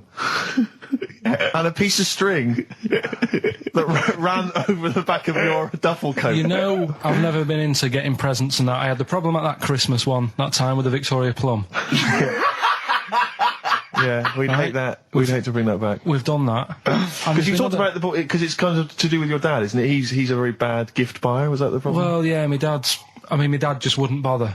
It was my mum who sort of made an effort, and she sort of worked out half of what I wanted, then she left it to me dad to get it off someone, see if he could get one cheap or whatever. I love the fact that usually people talk about, like, drinking heavily or violent abuse, right? Yeah. But here's what he's been left with and scarred with from parents is bad gift buying. Yeah, and that's the Victoria Plum incident. In the greater scheme of things in the world, that's not a bad thing to have, is it? Right, this is what it's like about getting presents and stuff, right? With my mum and dad. Go on. my mate Colin, right? He Colin had Makin? no, Colin Bailey. Oh, right? yeah. He had a little Sinclair Spectrum, right? Yeah. Computer, which was like the thing to have at that yeah, time, yeah, right? yeah. Used to always go round to his house. The deal was Not the one you had to play through the window because you weren't allowed. no, that's another lad. Oh, right? yeah. This is a different lad, and the deal was he came to our house, and my mum gave him a pie. And then I'd go round to his, and I'd stay there for a few hours playing, you know, Hungry Horace and stuff like that on it. Sure. Right? Now, my mum and dad knew that I really wanted one of these computers, right? So I waited about a year. Came round to Christmas Day. I thought, I reckon might have one. Turned out they bought me the wrong one. They bought me a ZX81 instead of a Spectrum, right? And Christmas Day, I'm there trying to load the games up. It's not working. I'm thinking, what's wrong, right? And the thing with me when I was a kid, I used to get quite sort of agitated. This is the moment. Right? I found out that it needed a RAM pack to make it work, right? Looking in the thing and it's saying, and make sure you put your RAM pack in the back. And I was like, oh, where's the RAM pack? And my dad's going, I don't know, I've got you the main bit. That's it. So I was that wound up, I just was sick, right? Just sick. Oh, I didn't feel sick or anything. I just was like, oh God, went to the sink, just sick. Because I was that on edge about it. I said, come on, we've got to get one. And my dad's like, Tandy's shut. We're not gonna get anything today. Ruined again, Christmas Day. That was after the year when my train set got blown up by our kid. The following year, no RAM pack. And now you ask me why don't I get good presents? He's scarred. He just I'm gonna die. Honestly, I'm gonna die. He's just being sick. Yeah. There's no RAM pack. What? Did you get to the bottom of it? Why wasn't there a RAM pack? You have to buy them separate. Oh, It's one of them okay. cons. What do you mean I can't play Frogger? Oh no. So, wasn't there another incident when you threw up? Spontaneously threw up? Through sheer anxiety? I do get it. It's not so much now because I've relaxed a bit, but as a kid I used to be quite on edge all the time with certain things. Do you think that's what happened to your The cat wind. that kept being sick? That it didn't get the food it wanted? And it just threw up? Do you remember that? Yeah. God, so they shaved it. Yeah, but again, you see, the cat thing, I mean, it's mad. I was thinking about it the other day, right? I used to think I had quite a normal upbringing, You didn't. right? And someone was talking Your about the mother cat. once told you not to go to school because it was windy, Carl. It was Yeah. not a Right. normal upbringing. The cat was being sick, so she shaved it, so it was easier to clean. Right, well, my mum and dad went on holiday, right? And I stayed at the Ross's down the road. Oh, yeah. Only a kid, must have been about 5 or something, right? And I was always running around in the house. I had a lot of energy as a kid. What the Rosses did, they had this cat that was dead violent, the most violent sort of angry cat I have ever witnessed. A tiger. It was honestly, Steve, if it was bigger, it would have been, because it was just always having a go at you. Yeah. If you went to pat it on the head, it went to bite you and stuff. And what they used to do with it, to stop me running around, I'd sort of be running around, and then I'd get a bit tired, and they'd say, have a lie down on the settee. So I'd lie down on the settee and I'd nod off. And what they used to do, I'd wake up and I'd put the cat on my belly. Right? So I'd be scared to move because it's like it's going to get me. But it would keep you there. It kept me there, and it used to sort of slaver on me, and they'd sort of, you know, go out or whatever, and I'd be lying there. That's not normal, is it? Carl, sorry, were you created by the Brothers Grimm for one of their fairy tales? What kind of a life is that? A cat paperweight to keep Carl in place. He keeps blowing around. It's windy. We'll have to weigh him down. Be careful. Your mum probably told him that it's a windy day. You got to get something heavy on him, otherwise he just gets blown into the road. God, Bless him. Well, listen. Were you on Richard and Judy yesterday? All right. Yeah, Tell us about that. it was good. It was good fun. Yeah. It's a bit surreal. Is it? Yeah. It's nice. It's nice though. There's something charming about them. Do you know what I mean? They go off on tangents. They sort of digress. They suddenly think of something. She suddenly go, oh, my jumper's itching or something. You know. Yeah. And it's quite charming. It's not annoying at all. Yeah. And I'd never seen it through before. And I hope I didn't insult them because I said it was like an adult Blue Peter. Right. But In what way? well, they had a Christmas wrapping competition. Right. Then they had a Christmas rapping competition. and then they had That wasn't them doing kind of hip then they hop. had what the French people are like. There was a little didn't quite understand that living in France. Then they had a woman who relived an Elizabethan Christmas. The bit that made me laugh was she was sort of announcing this through an Elizabethan microphone and PA to all the people sitting around dressed as. I'm a bit confused. Like, this sounds baffling. It was good though, and at the end I said, next week I'll be washing a tortoise and that. Yeah. And the producer said, if you do want to make something for the show, we'll definitely feature it. So I might make some of those things. We should play a little record and come back to this because I can't believe it started with you slagging him off, Rick, and I've ended up I know. as the monster. I know. Bit of R.E.M. Yeah. R.E.M. and Animal. To sing that animals would be R.E.M. and their animals. What are you talking about? Well, no, I'm just thinking. I wonder if they've done a video for animals and the animal What? on a DVD, an animals DVD. Huh? What are you No, I'm talking just about? saying. I'm just it's R.E.M. there. It's just a good link. R.E.M. animals on a DVD would be. I've got an animals DVD out. My got an animals my DVD DVD, my live stand-up's out. Buy it. HMV and I don't Virgin. think you should- Well, no, I don't I'm just think you should saying. plug Animals. your- No, it's I don't funny. think you should 'cause plug no, your stand-up I'm on not the show. plugging it. It came up in the animals from REM. I don't think you should plug your DVD. Well, buy it now. It's a really good stand-up DVD. And It's if out you're going to for- buy anything, I think I ought to balance this out really. If you're going to buy a DVD, you should probably buy the Office series too, because Well, I get no, money for that's that. been on telly. Animals. See, Animals hasn't been on telly. The Office has been on telly. It's bored with it. But I don't get any money for No, the I know, Animals but that's DVD. what I mean. I get wasn't everything involved. from Animals, whereas I've got to share The Office, where it was with you and some of the other actors, whereas I get the lion's share, lion's an animal, the lion's share of Animals. It's all mine, you see. So, The truth of it is that it's not. I mean, it's your stand-up, and it's not great. It's a bit no, but weak. nor's my A acting. lot of the observations Nor's my are quite acting or poor. writing. No. You're a but great actor. I'm rubbish in The Office. One trick pony. Well, I I just agree with touch that, my tie and I look at the camera, bored with that. Yeah. Animals, whole new side. Yeah, but frankly, you've been 15 quid. You've been doing so much publicity on TV that, you know, if people have seen it all, they'll have probably seen all the best clips. No, yeah, And, I The mean, there's only a Office. couple of decent It's gags. only really the dance, and you can get that on a JPEG. So Some other great stuff Don't in buy there. The Office. There's some other great stuff in there. No. Phoenix Nights is better than The Office. So buy Phoenix Nights. Don't buy The Office. Okay. What? Right. Let's get on with it. That's Yeah. that. Right. What else is You've happening? probably heard most of the stand-up observations on this show, so... Right. What have you got for us? Available in HMV. Go on. Oh, wow.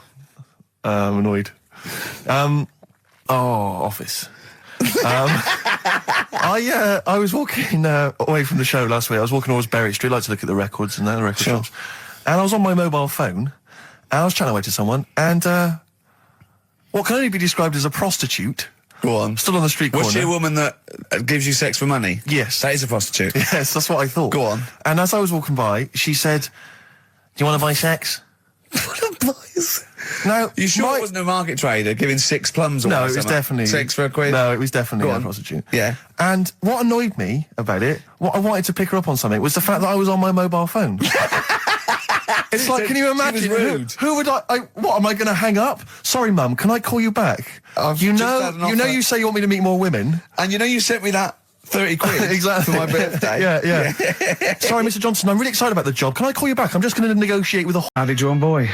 All possibilities on XFM 104.9. I'm Ricky Gervais, with me, Steve Merchant and Karl Pilkington, and a few new characters. Oh, Steve. I can't believe As you that. said, you know, I know you love Moyles and his sort of wacky stuff, and Chris Moore, one of the Edmonds, greats, one of the and greats. Edmonds, and just all Oh, no, Edmonds. well, I'm going to go along the same sort of vein. I've come up with a couple of. Can I show you one? I'm excited. Okay. Well, it all starts with a sort of doorbell. So it goes, ding dong. I go, oh no, hold on, Steve, hold on, Karl. Who's that at the door? Yeah. Hello. Oh, hello. Oh, look, it's Camp David, the right queer gay. Oh, hello. Hello, you look all gay today. Is that because it's nice weather? Oh, no, that's not what it means. Oh, have you got a girlfriend, Camp David, the right queer gay? No, but I've got a boyfriend. Oh, bye. Right. Oh, Ding dong. Oh, it's another one. Hang on. Another comment. Hello. Oh, look. It's Holy Fuck, the little funny Chinese fella. Wait, that's his name, That's Karl. his name, Karl. Karl. Hello, Holy Fuck. Harold. Right? Yeah, that's fine. Mr. Fuck, you can call me Holy if you want. No, I'd prefer to call you Fuck. Yeah. Right? You're right. Nothing wrong with this so far. No. Have you got a girlfriend, Mr. Fuck? Achoo. Oh, you haven't got that SARS, have you? Yeah. No, that's my girlfriend's name. See? Yeah. Clever. Oh, just before you go, Mr. Fuck, I've got two things here. I've got a nice Trilby hat that you could wear, or I've got a little lampshade. Right. Which one do you want to put on your head and walk around? I presume the Trilby. No, but it's not. No. Yeah. Lampshade. Lampshade, of course. Bye. See you later. Yeah. I thought they were genius. Can I be honest? I mean, I'll be honest. I thought they were brilliant. I thought they were. You didn't steal them off Chris. No. They're original. They're original. Sometimes characters. Chris Moyles has done stuff as good as that. I know. Yeah, I know. But no, these are all mine. So there you go. We'll be hearing more from Camp David, the right queer gay, and Holy Fuck, the funny little Chinaman. What? All right, Carl. Yeah. Is that your sort of humour? It might not be your sort of humour. You just should have run it past me before you did it. Yeah. What one are you worried about in particular? The not Camp David. Well, say his name. No. Say his name. Which one? I don't know which one you mean. The Chinese fella. Well, I forget who that was. What was his name? I can't remember. Well, if you can't remember, it can't be that good, so we'll leave it. We won't do it again. Right? I'll tell you what I've got, Steve. Oh, what? I'll tell you what I'm thinking. Go on. Right. Do you know, like, TV programmes sort of get rested in the winter? Ding dong. Oh, no. Hang on, who's this? Oh, go on. Hello again. Not now, Mr. Fuck. We're talking. Bye. Is that Holy Fuck again? Yeah. Okay, God. Look at God's face. Right. Okay, that's it now. I'm not answering the door anymore. Right. Okay, go on. Right. Yeah. Ding dong, ding dong, ding dong, ding dong. He's trying to get in. Don't be impolite, Rick. Come on, Rick. He wants to come in. No, it's too late. It's too late. He's gone away now. Go on. Right. Anyway, what I'm thinking is, Rockbusters coming back for a bit. What? What are you talking about? He likes my idea. He likes my characters. He doesn't like that idea. If I what? Carl? No, what? I was going to say if I came up with what? With that Chinese fella. What was his name for a sketch? You wouldn't have liked it. Let's do Rockbusters and see how it goes. I know you weren't a fan of it, but. Hang on, yeah, to be honest, Carl, he dissed Cheap as Chimps, and we know that's a brilliant idea. Hang on, sorry, we all agreed that Rockbusters was a piece of old toss. No, I didn't. I said it needed resting. That's why we stopped doing it. I said it needed resting for a bit. I don't remember that conversation. What do you mean it needed resting? We abandoned it because it was appalling. It started off as a nice idea, but you just gone crazy. Let's play a record and come back to this, shall we? What do you want to play? Bit of sugar. Oh, yeah. Brilliant. That cheer us all up. I don't know why you were thinking of bringing this back. I'm genuinely worried about this. Well, it's true. Well, it originated in America. Yeah. So many of these things do. It's a brilliant point, Carl. I'd like to hear from anyone listening they'll just lie, wouldn't they, I suppose? Yeah. I don't even use sort of flies. No? Usually. I sort of pull my wife my sort of tracksuit. That's why I wear sort of like elasticated waistbands all the time. Exactly. Just sort of speed. Yeah. You got to get in there with the minimum of effort. Yeah, and out. Sure. Often I won't shake. No, no. To my detriment, because it often leaks out a little bit later, doesn't it? Ever been out on a date with a girl where it's just trickled down your leg and you wish you hadn't, and you're thinking, what if she gets my trousers off later? She might smell or see it. What? What? I don't know. I don't know what I said there. Right. Feeder, come back around on XFM 104.9. You're listening to Ricky Gervais. Yeah, I'm with him as well, Steve Merchant. I was thinking of dropping that. What? Thinking of dropping that, just going, because it's just too, that's all that. I'm Ricky Gervais, with me Stephen Merchant and Karl Pilkington too. I mean, get to the music, so it's, hi, I'm Ricky Gervais, this is XFM. Sure. Here's Radiohead. Yeah. Something like that, come out, that was Radio on XFM, I'm Ricky Gervais. Tony Blair, what's he all about? Yeah. That sort of, snap, fast, because I quite, on a serious note, and you've always been saying it, I listened to an old show, because when Karl was compiling those things, I listened to an old show, and I listened to me, and I'm really concentrating now because I sounded like the most inarticulate, brain-damaged older drunk I have ever heard giving a show. Yeah. I mean, I was shocked. Not finishing sentences, leaving out words, slurring, just doing noises that you understand because you know me. Yeah. So I'm really going to make an effort for the listener. Yeah, it's not going to happen, is it? You're going to give up after about 3 But I thought records. you were joking. And I thought it was like, oh, he's taking it there. Did it then, you see? Again, I don't quite know what that sentence meant. No, but... Well, of course, I've got also your body language and your facial gestures, but obviously the listeners have got nothing else. They've just got the voice. They've just got the voice for it. That's all they've got. That's all they can rely on. Yeah. And when Karl Pilkington is the man holding the show together, When he's the that's quite most damning. articulate. Exactly. Exactly. How did I come across? You came across as lovely. I mean, I did an interview yesterday, right? And I was trying to describe you to this journalist, and I was going, it's like a cat can talk. Because the things you say, I just want to know what your world is. You know when a cat comes in, you go, where have you been? And it looks as you're like, you know, it can nearly understand you. And you're like, oh, I wonder, I'd love to know what that cat thinks. And with you, it's almost like we've got one. Yeah. Yeah. Did you like that? You can also lick your own testicles, I think, can you? So, yeah. Did you play the doves? And Envy on XFM 104.9. I'm Ricky Gervais, with me Steve Merchant. Absolutely, yeah, hello. That clang you heard there isn't Karl. No. Karl's away. It's Sturgis. Claire Sturgis is here. Yeah. You'll know her from the Claire Sturgis show, but we know her from our early days on XFM, and, you know, we're good friends. It's sort of like old times, isn't it? And Karl had a little surprise birthday present. What's the story with this, Claire? Because I don't know Well, about it. do you know, I came in on Monday expecting to see his little smiley face, as usual, and it's always not here. What do you mean? So, apparently his girlfriend had surprised him and dragged him off to the Caribbean for a week. Wow. No, Canaries, isn't it? Oh, I mean, I don't know. He likes the Caribbean. He likes the crabs. Yes. Yeah. I thought he was bored of the Caribbean. I thought he didn't enjoy it last time. No, he loved it, didn't he? No, I don't think he did enjoy the crabs. Tunisia he didn't like. Right. He's been travelling, hasn't he? I know, yeah. He gets He about. didn't like Tunisia because there's flies the size of matchboxes. Of course. And, and midgets in the kitchen. No, there's nothing wrong with that. Yeah. Midges or midgets? Midgets, he said. Right. In It the was kitchen. midgets. He wasn't saying anything bad. He said that there were lots of midgets in there. Lots of midgets in the kitchen. I used to sell mackerel. Did you? Yeah, I had a pet magpie Did you? called Maggie. Pet magpie. You mean you captured it and didn't let it go away? Yeah. Can't have a pet magpie. But then it got really vicious. I mean, Well, it was quite right, nasty. let me go. What do you keep it in, a rabbit hutch? No, it flew around, but it used to just like come to me all the time. But then it started pecking my head and stuff.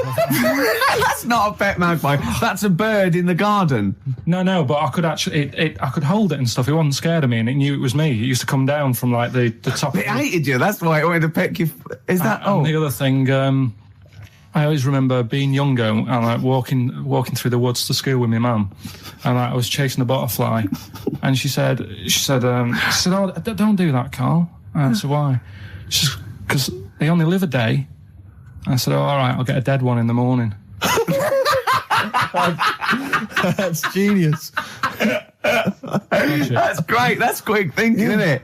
Oh, No, that's sweet. Let's play a song. Yeah, but I've got some planning here. go on then. Quizzes. What I did was when I was on holiday. Yeah. Right. You said come up with a new idea, right? So the best way of coming up with ideas is sort of Thinking. sort of nicking a TV show name and then twisting it a bit. Yeah. So Or just rip off Simon Mayo's idea completely. That's good advice for anyone out there. I didn't.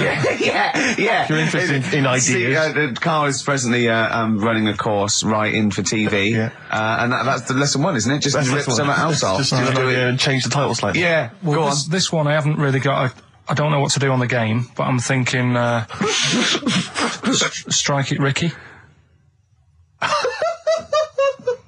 That's all you've got. That's what you've come up with. How long did that take?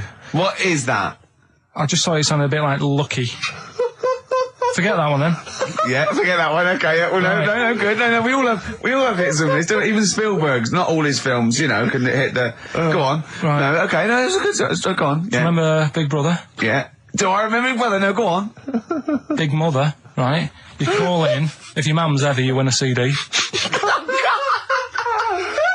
What do you mean? How can you prove that? All right, forget that. Right, yeah, here's one. Right, ER. Good one. No. Yeah. No. The Price is Right. Remember that? Yeah. Right. The Price is Ricky? No. The Rice is Right. And what I do, I read from an Indian menu and a Chinese menu. You tell me whether you have pilau or egg fried. He's a genius, isn't he? He really is a modern. That one. Go on then. Let's go into this one. Let's not cross this off right away. Go on then. What you read from what? Well, I'll get a couple of menus from like an Indian and a Chinese takeaway. Yeah. And I'll go like, chicken korma. Well, could I just suggest that as it's an Indian, it'll be pilau, and anything you read out that is... Yeah, but you don't know which one I'm reading from. What, the chicken korma's Indian, isn't it? Yeah, so you go pilau. But then Well, you might as well say Indian or Chinese. No, because then the name wouldn't work. The rice is right. Okay, yeah, I forgot you was working for the title backwards, aren't you? Okay, yeah. Okay. I'm so confused. I don't know where I am or what day it is. Am I sure? I just am. Crazy beat there on XFM 104.9. Right, we're going to do Educating Ricky instead of Rockbusters.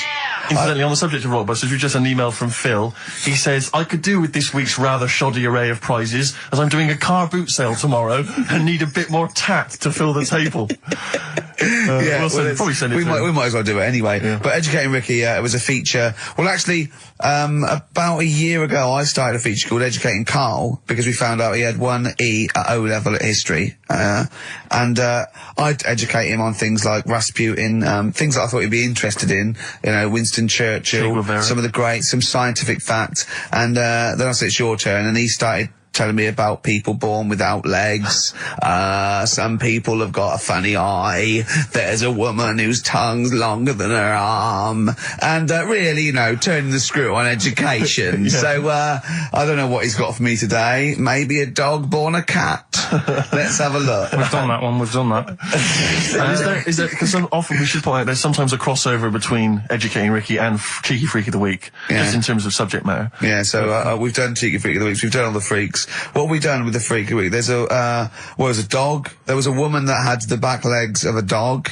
There was last week, what was last week? It was the girl who was born with 4 eyes, 2 mouths and 3 legs. Sure. You weren't that impressed. I thought if we've got to that and it's not impressing you.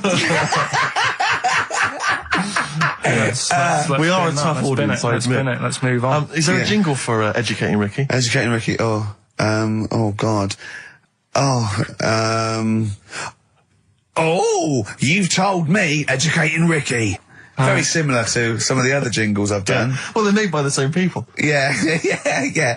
Right, Okay, well, it's just, I mean, Educating Ricky is just stuff that I learn in the week, and I think that's interesting. I keep it up here, and then I share it with you, right?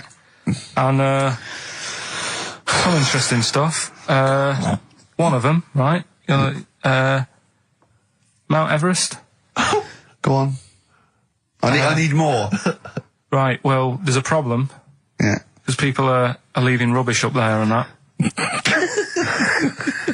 And, like, people, whoever owns it is saying, he's saying, forget this. They're leaving a mess and all that. But do you know why it's called Mount Everest? What was that? That's one, is it? That's one. There's rubbish on Mount Everest. No, How many people go up there? Are we talking about people dumping old tellies and washing machines? Who's fed up? The Yeti? What are you talking about? No, I mean, that isn't what I'm educating you. I'm just telling, this is part of the story. I'm just telling you. It's just a bit of context for you. Like, they're leaving loads of rubbish up there. Well, they're not leaving loads of rubbish up there, are they? No, they are. They're apparently. Not like prams and washing machines and seagulls flying everywhere. Steve's got the Sun. Yes, I'm just looking for We're just going to be doing White Van Karl, where we ask Karl the questions the Sun asked some other bloke. That's right. Because we think Karl's got more to say than anyone on anything. Karl only tells the truth, by the way. Just remember that, listeners. Off you go. Yes, well, today's White Van Man in the Sun is John Slade. He owns his own door maintenance company. His answers are very informative, I have to say. But Karl, what do you make of the Channel 4 producer, aged 30, who duped a school into believing he was a teenager for a documentary? Are you familiar with this story? No, go on. Well, basically, a 30-year-old guy kind of fooled the school into thinking he was a pupil for a secret documentary. The school's outraged. Do you think that that's, for you, should anything go when it comes to making TV? I think I've said to you before, there's loads of kids at my school. I remember being in the first year, and kids who, what year do schools go up to? I was in the first year. What is it? 11. 5? Oh, sorry, first year of infants and juniors. No, secondary school. 11. Right, year 11. Kids have beards and stuff. stuff. No, not year 11. They're 11 when they first go to secondary school. Right. Well, I'm 11. The kids at the older end. Well, there's the fifth form, and then there's you can leave when leave when you're 16, I think, can't you now? Right. Well, kids who were 16 looked old. They did have beards. I remember going there and thinking some of them were teachers. I think he's answered that. Next one. What's the next one? Tattoos and everything. I think they're kids in the earlier years even. What do you make of the fact that Mariah Carey's £38 million payoff has cost EMI staff their jobs, and we're talking 1,800 EMI staff who have lost their jobs? What do you think of that? Yeah, I mean, is that silly money, Mariah Carey, on 38 million? She doesn't need that much. She doesn't need that much. She has to dress nice, though. It's not her fault. I'd say it's bad business. Okay. Because EMI, did you say? Yes. Right. They've got rid of them staff. Yeah. Mariah Carey's left. Who's going to do the work? Do you think Mariah should come back and do some temping? Well, they should have got a loan and paid her. Okay. Do you know what I mean? Vicious circle, that. Right. Have you done a business degree or anything? Commerce. You did commerce. Where did you do that? What did you do with that? At school, I'd learned how to fill out a cheque, pay a bill, and I think I had a trip round Kellogg's. Did you get an O level or a GCSE? We know he didn't. You know, But was there a commerce exam, or was it just a division of can't maths? remember. What did he fill out a check? A subset of It was maths. an option. It was like, if you want to do it, you can. What was it? Fill out a check. Pay a bill. Pay a bill. Have a visit round Round Kellogg's. Kellogg's, and I saw my sister's boyfriend there at the time. He sorted me out with some variety packs. Really?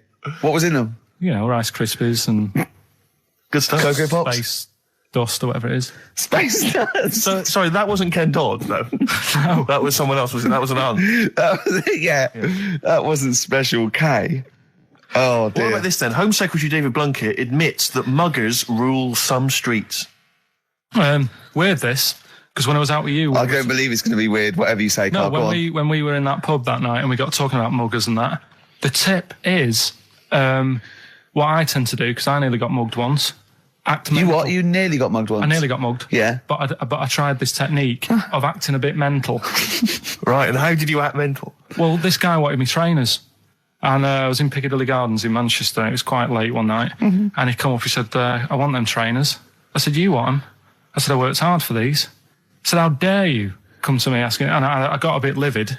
And I think he looked at me like, oh my God, he's got a right one here. And he left me. Were you acting mental, or were you just mental? No, I put it on a bit. Were you not petrified, though?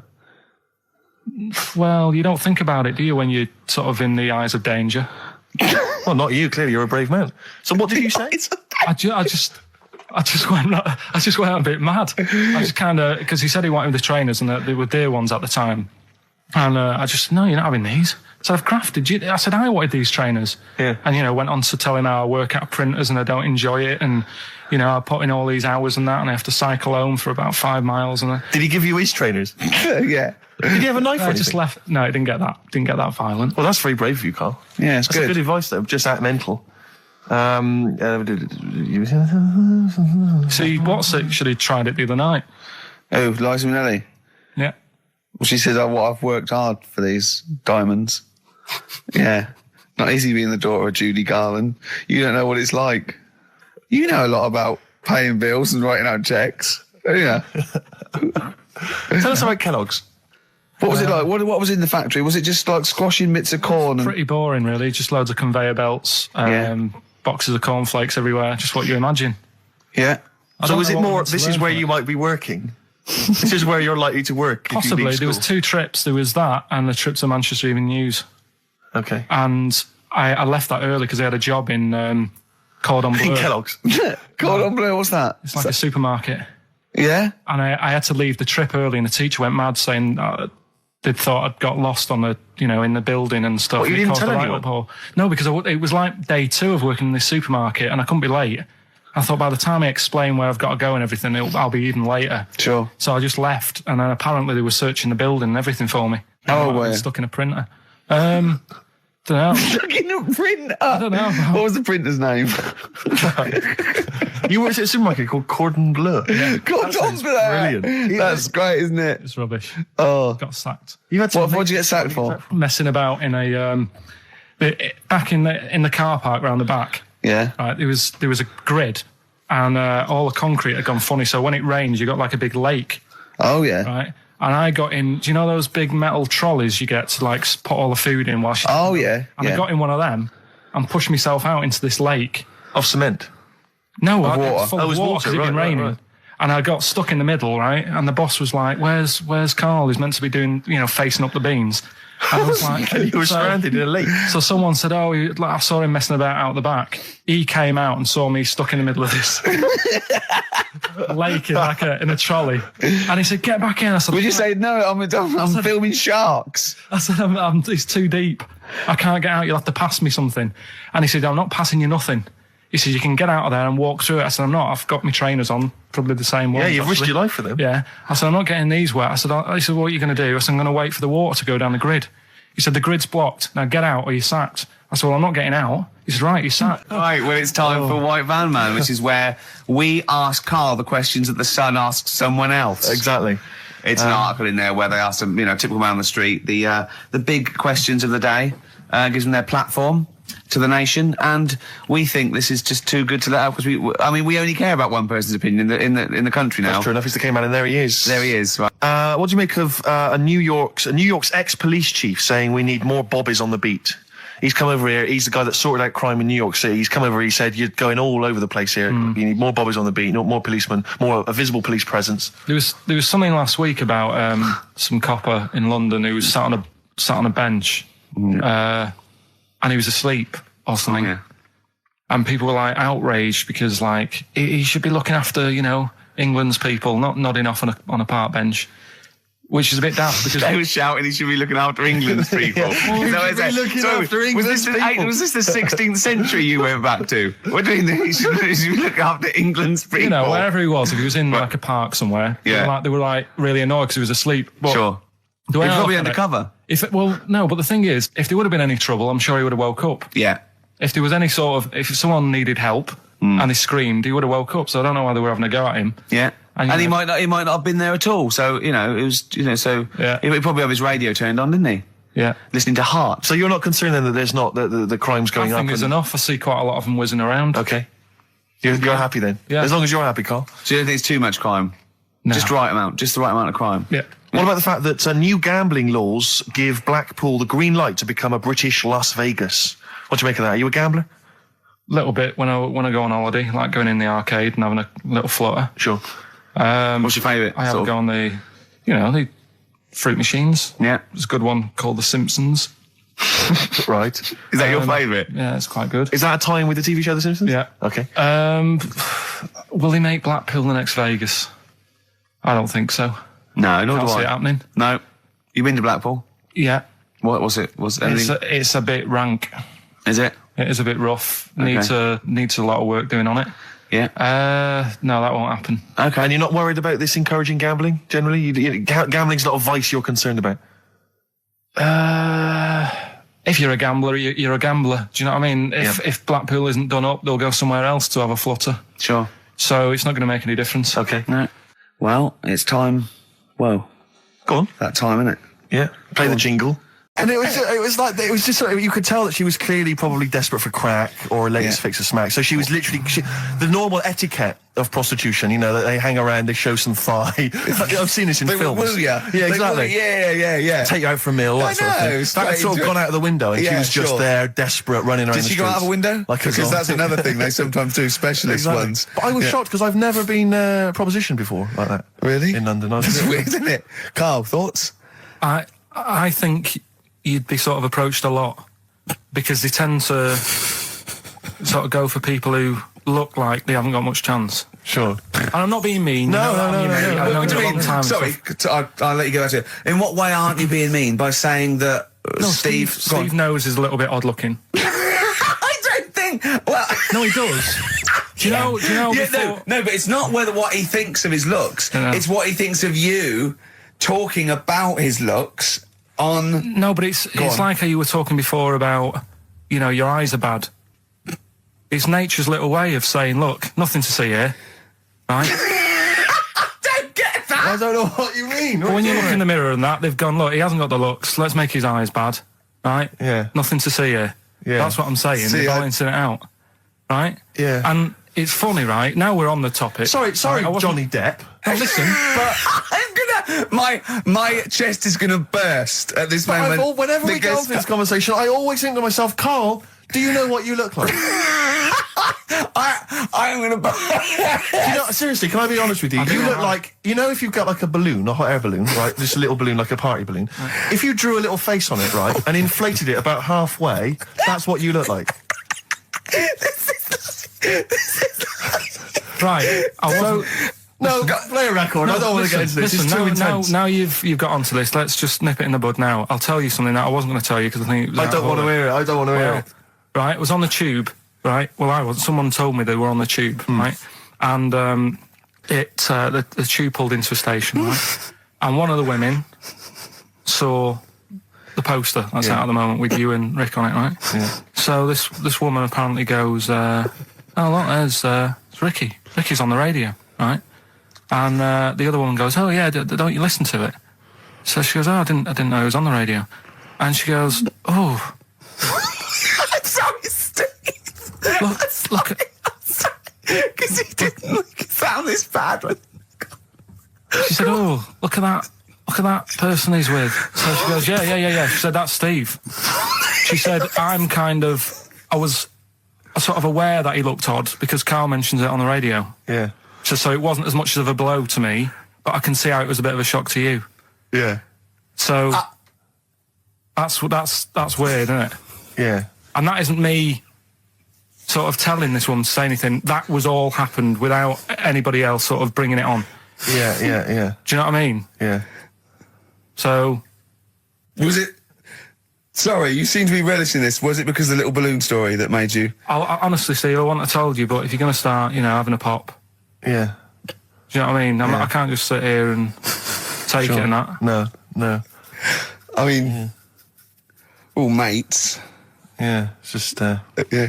Well, I mean, I was Shame, mistaken for actually, Johnny yeah. Vegas. Steve's got a story about that, if you want to have a go at me. Well, someone just thought you were fat with a beard, which is true. Well, don't have a go at me because he said you look... Well, you started it. No, I didn't. Yeah, no, you I did. didn't. You were milking it. You were egging him on. I was laughing. You were egging him on.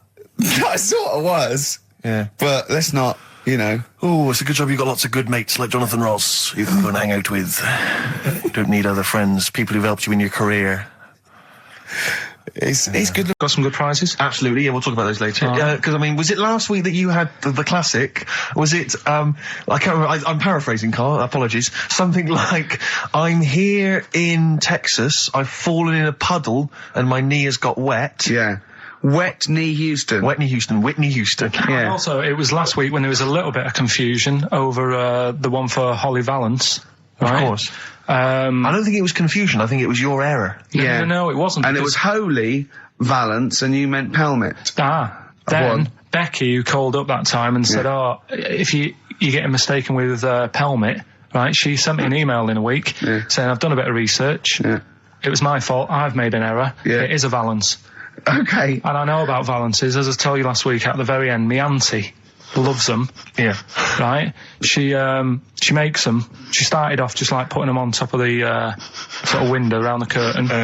And then she thought, I can do more with this. Yeah. And she had a little coffee table that had magazines underneath. And she said, I'm sick of seeing them magazines when I'm sat down. She sounds like a Pilkington. So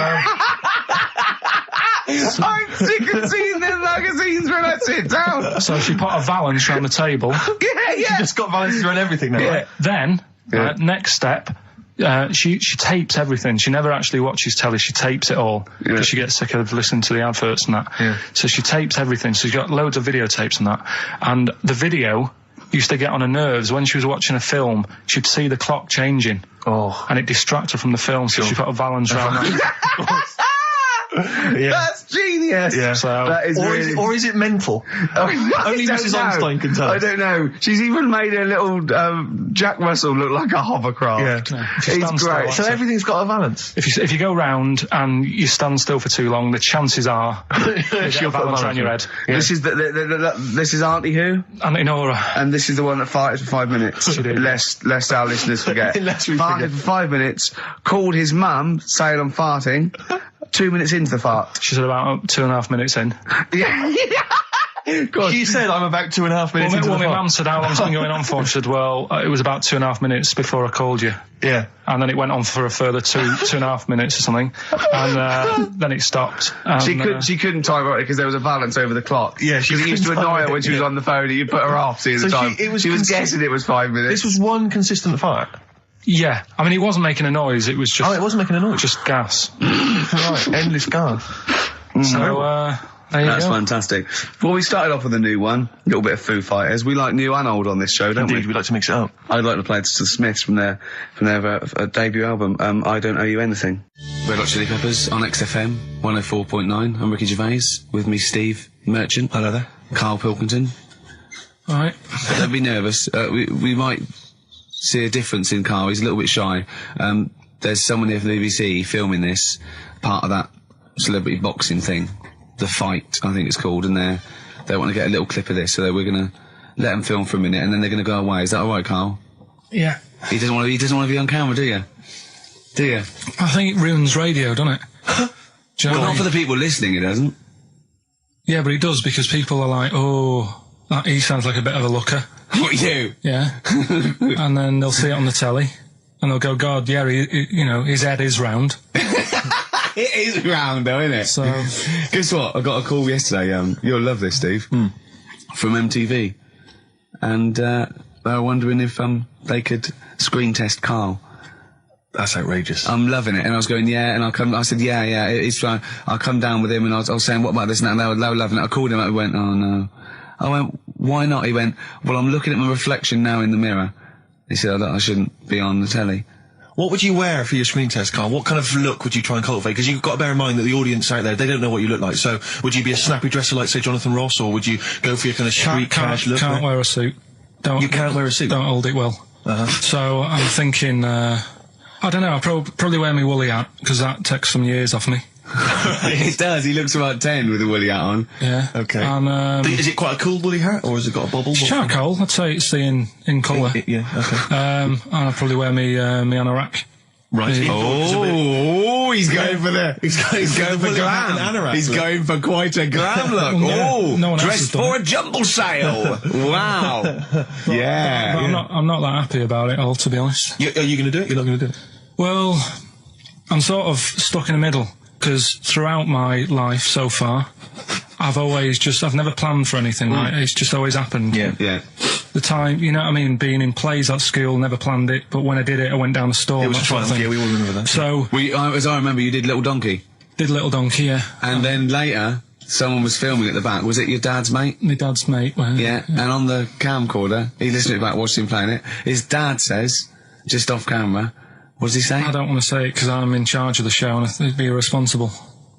He looks like a right twat. So, And so he gets home, listening, watching that, and then here's his dad just off camera go, he looks like a right twat. yeah, all right, yeah.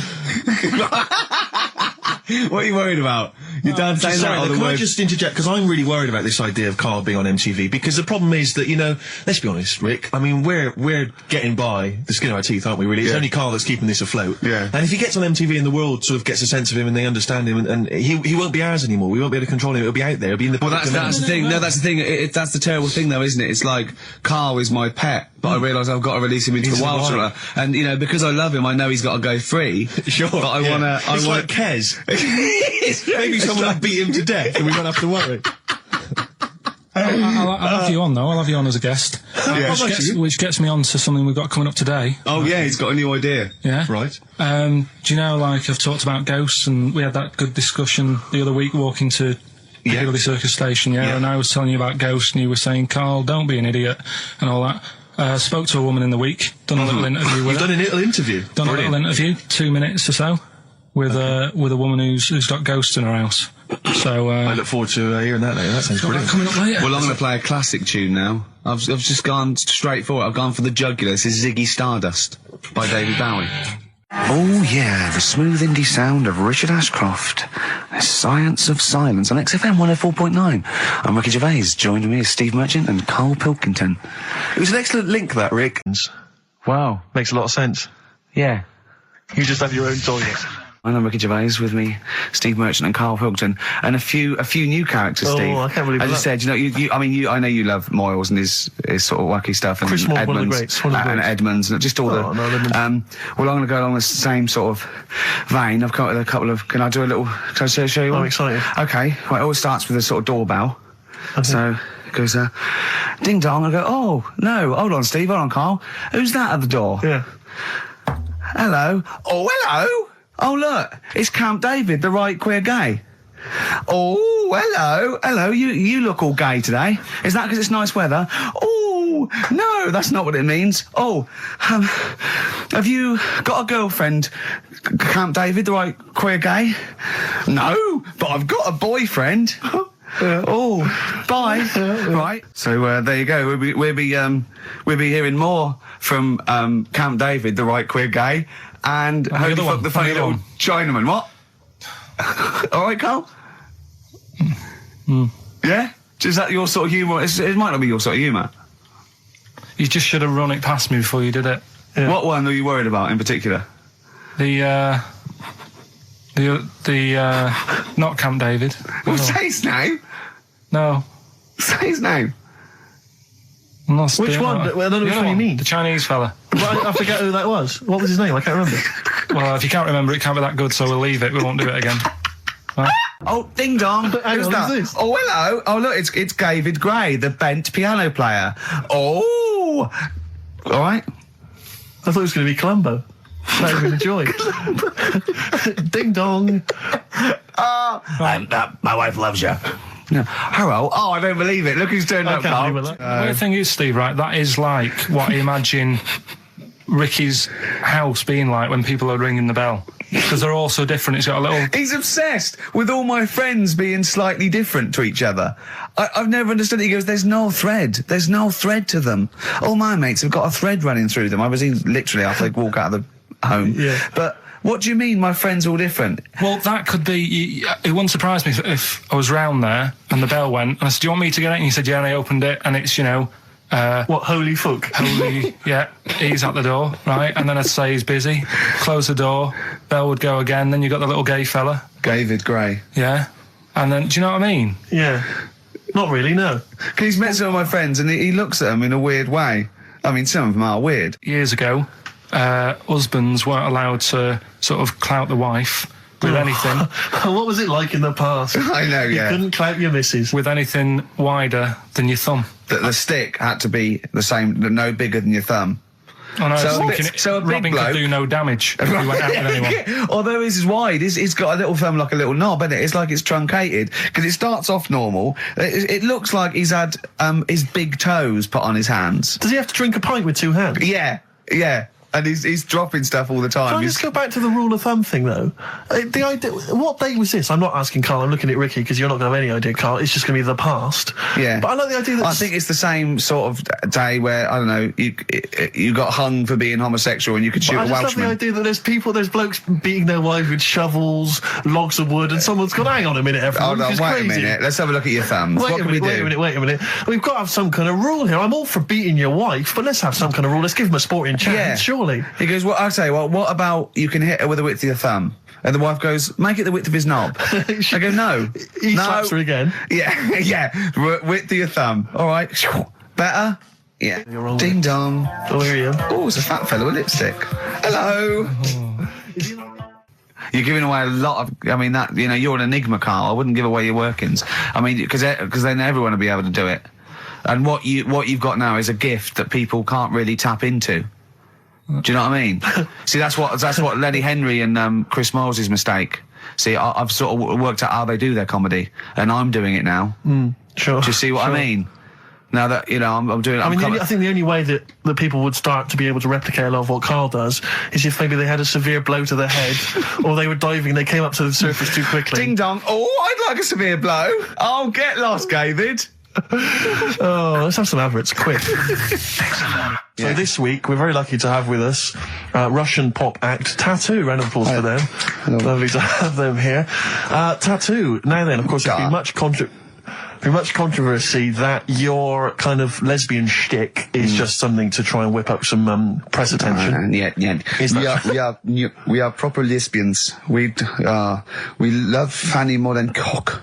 Okay, brilliant. And Tattoo, lovely to have you here. Thanks for coming. Yeah. Now then, you've got some live gigs, I understand, planned. Yeah. Duh. Okay. I can't help but notice that you sound, dare I say it, Tattoo, you don't sound so much Russian as German. No, we cannot do the accent properly. Okay. And, Tattoo, it's a joy to have you. Thanks for coming down. And finally, your lesbians would, for instance, either myself or Karl be able to convert you from your lesbian ways? We like the muff so much that the knob is no good for us. All right, well, thanks very much, Tattoo. Yeah, thanks, Tattoo. Thanks very much. Cheers. Next week, share. Brilliant. So if you've got any guests, special guests you love us to interview, then let us know. Richard.Gervais@xfm.co.uk. And what's the weekend? Play the jingle. Oh, chimpanzee that monkey news. Excellent. A particularly aggressive jingle this week. Wow. Yeah, looking forward to this monkey news. Karl. Right. Come on. So, what's her name? What? We've done... Sorry, what? Brilliant. We've done a lot of monkeys who, like, got involved in crime and stuff. Yeah. Right? We had, the one on the train station, nicking a bag. Yeah. We had the one who went into a bank. Who cares? Went into a bank. And walked out with the money and stuff. Yes. Right? Didn't happen either. Next. But the thing is, you never sort of found out what happened to them. If they sort of got worse, got more involved into crime this and monkey stuff. news update. That would be amazing. Brilliant. What they found out in India is, it's got a prison. It's just for monkeys. You mean wild animals? You mean a zoo? Yeah, a zoo or a kennel or something where it's been gone mental or something. No, it's a prison. Yeah, prison. Does it have fraud cases? It's got. Mainly sort of animals that are attacked things. Mainly violence, I bet. That's my that and theft. Say it again. Stuff. Theft. Say it again. Theft. Say it again. Robbing. No, let's go back to that word. We're going to keep doing it. We've got 6 minutes. You're going to say the word right before you go to Hastings. Well, do you say it? No, then you know how to say it. Well, all right, Robin. Call it Robin. Say it again, though. So Robin? Who's Robin? So they've got this prison. Right? This is extraordinary. Say it again. No, you're not going to say it? Oh, go on then. So they got a prison for them, right? And there's 11 of them in there, 11 monkeys. Right. That are in there for life. Because that's... I think there's one just got out on parole, right? No time off. But there's 11. I'll give you the bit of paper because I thought this was... Weird. You thought it was a bit weird. Now, Karl, what are they in there for then? Because I mean, they're in there for life, so I'm assuming it's murder, is it? Premeditated murder? They're not crime bosses, are they? They're not. Are they prostitution and gambling? Are you sure they're not just the pawns and the head sort of like orangutans up a tree going, remember, you don't know me. You're on your own. If I go down, you're all coming with me. You take some of your gorillas down there and sort him out. Oh, the great banana robbery. I wonder if they get them. Right, go on then. Okay, let me see. Now, I don't know what source this is, as ever. Is it the back of a fag packet found in a toilet? Well, no, I mean, someone's clearly... If this is nonsense, then someone's clearly gone to a lot of effort, because it does open with the headline, "Parole unlikely for inmates of monkey prison." Yeah! Officials say 11 inmates at India's only monkey jail. Officials? Now, what kind of people work at a monkey jail? Where do you work? It says officials say 11 inmates at India's only monkey jail are unlikely to ever be released. The prison in Patiala houses monkeys apprehended by game wardens in Punjab state for thieving and attacking people. The Daily Telegraph reports how the monkeys at the prison in Montebello snarl and glare at visitors from their heavily barred cages. 2 monkeys were released a year ago after exhibiting good behaviour for 18 months in the jail. They have remained out of trouble. Prison can work, that's good. So all 11 basically, monkeys. they were aggressive wild animals that were taken away from the public for their own good. And robbing and that. Wildlife officials believe part of the problem has been caused by thieves training monkeys to help them. Lorry drivers training monkeys as guards for vehicles, and itinerant entertainers using ill-treated monkeys as part of their act. It's the monkey that takes the rap. It's a shame, that, isn't it? That is awful. They didn't know what they were doing, did they? Oh, so there you go. What do you think of that, though, Carl? What would if you could visit them, like Lord Longford or something? What would you say to them? You go there and you get a visit a week or something. You know. So can you get us a video? Alright. Do they get conjugal rights? Do you reckon? You wouldn't be interested in that, though, would you? They get what? Would you be happy to give them their conjugal rights? Yeah, would you? Fair enough. Alright. Off to Hastings. Off you go. Right. I'm always educating. I'm always telling you about stuff that I learn about and that. That you get off-hand and know. And like, even recently, he thinks it ruins a film. Do you know what I mean? Because there's no need for it to happen, is there? Really? Yes. Why? Sometimes it's warranted. If the film itself is some films it isn't though. Some films it isn't. Of course, some films it's arbitrary. I think the films that him and his dad watched together on Channel 5. Yeah. Probably not. Is it only on Channel 5 in your house? But let's put it. Yeah, if you're watching, I don't know, a late night Friday night, from 1983. Yeah, Illegal Briefs. A beautiful lawyer has to defend a man who may be a killer. She falls in love with him, but does she know the real man? Oh dear. You know what I mean, though. Lest you forget, of course, that I... Love Heat. With the bloke that is now in... Go on. Of course, that I, according to the Internet Movie Database, I once appeared in one of those films, in the film Killer Image, a Canadian film, I believe, from 1989. According to that computer... it's all wrong, isn't it? It's all wrong. It's all wrong. Of course it is, yeah. Apparently, I was in that, and I played the role of Kirk. Was it a porn thing? No, I think it's just an erotic thriller. Oh, right. I suppose it is. You only had a very small part, though, didn't you? Indeed. Yeah. But no, do you know what I mean? Sometimes you don't need to go that far. Say, like in this Jesus program, right? Film. What's it called? The Last Temptation of Christ. Just talking. You know what? What's his name? Is it Ralph in The Simpsons? Yes. I drawed a kitty cat. It's like talking to that. Yeah. No, but right, this sensation thing, right? Do you know, often we don't get that many complaints on this show. We don't get very many complaints. And I think that's either because there's no listeners, or B, it's because most people agree with Carl, and that terrifies me. Or they let him off, because it's like, you can plead insanity, you can go mental and kill a few people, where they go, oh, he's a bit backwards. No, but was it because, like, they're saying that he was having it away, or is it because you saw it? What got the complaints? The complaint was the very suggestion. It was a blasphemous thing, not the fact that you saw an actor's knob. So what about if they just cut it down a bit and you like saw the little stable door closing? It wasn't the baby Jesus having sex. It was the grown man. The stable door shutting. No, but do you know what the they do? nativity scene? That is brilliant. Then the wise men saying, I can't believe we brought myrrh, we should have brought condoms. Yeah. There's 2 for 1 offering, Boots. Yeah, I don't know what we were thinking. With frankincense. It's just, it's always awful. Should we apologise now to the Christian church as well? So Sorry, the little Chinese fellas, little Welsh fellas, and the little Christian fellas. We haven't said anything wrong. No. It's like, you see, when I was growing up... Stable door. I love the idea that in Carl's world, he was born in a stable, just thought, I love this place. Yeah. I'm just going to stay here the rest of my days. This is good here. Oh, brilliant. But when I was watching telly with my mum and dad, I mean, it still happens now, right? My dad will sort of go, ruined. Good film ruined, right? Yeah. If some sex scene happens. But what are we talking about sex scene? Are we talking about a kissing, or are we talking about penetration and looking at the camera? Going, are you enjoying this, Pilkingtons? What are we talking about? What is sort of extreme levels are we talking about? Right, last time I was down there, right? Yeah. What was it? Meet Joe Black. Meet Joe Black. Meet Joe Black is a terrible film. Yeah. Right? There was good film, and then it's going to happen because like the music comes in. Brad Pitt's keeping quiet. A woman's eyeing him up. Sure. So my mum, I love that. My mum's worked it out already, and she's going. Anything on the other side, love? She knows. She knows it's something's So you can be enjoying a film and you can be an hour and 10 in, and then some spidey senses of one of them can go, should we turn it over? And the other one goes, yeah, all right. Are you sure it's not them protecting you from scenes of sex? So that what they're thinking is, what if Karl gets the idea to have sex? Yeah. That could lead to procreation. We don't want any more like him. Yeah. We've got to end the line here. You sure it's not the doctor? Keep calling on going, you are keeping away from exactly. women, aren't you? He must never find out. Are you how sure it's they're not done. embarrassed because they're watching a sex scene with their son? It happens every time, right? There's two things that my mum does, right? It's that, if there's sex scene on the telly, she'll go, anything on the other side, love?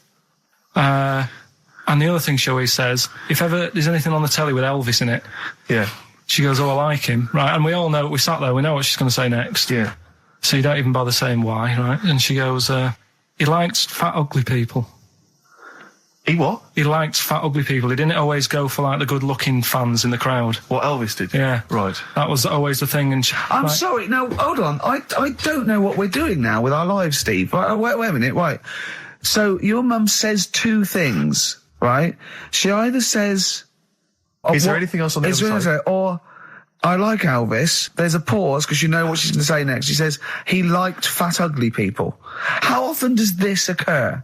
Well, because they've got, like, Sky, there's a lot of those channels on. They're like the music channels. So Elvis always comes on. There's either an Elvis film, there's, like, a classic hit by him on... And she'll go, I like Elvis, he likes fat, ugly people. And what do you mean he liked fat, ugly people? Is she a fat, ugly person? Because there's that special Vegas show, isn't he, where he's dancing about, right? And he's got loads of scarves around his neck. Towels.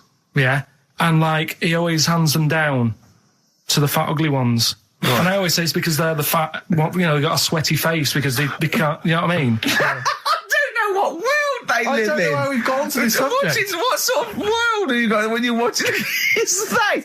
And what do you mean fat, ugly ones? You mean they're in the front, they're sweating a lot because they're a bit chubby? So she thinks, is giving them a towel because it's he's really going, wipe your face, you're putting me off, you fat cow. Stop sweating near me. There's another one. What? So, hairy Chinese kids. Yeah. Jesus. We haven't slagged off hairy Chinese kids. We slagged off Chinese... We didn't slag anyone off. We just said they really haven't got a town as such, and they wear shoes. What did we say? Yeah, little wooden shoes. And what did the... I just don't know how we got onto Elvis and big, fat, ugly women. I don't know I don't know how we sidestepped from the Last Temptation of Christ. Did you see that Fat Girls and Feeders Go programme? on a minute. Eh?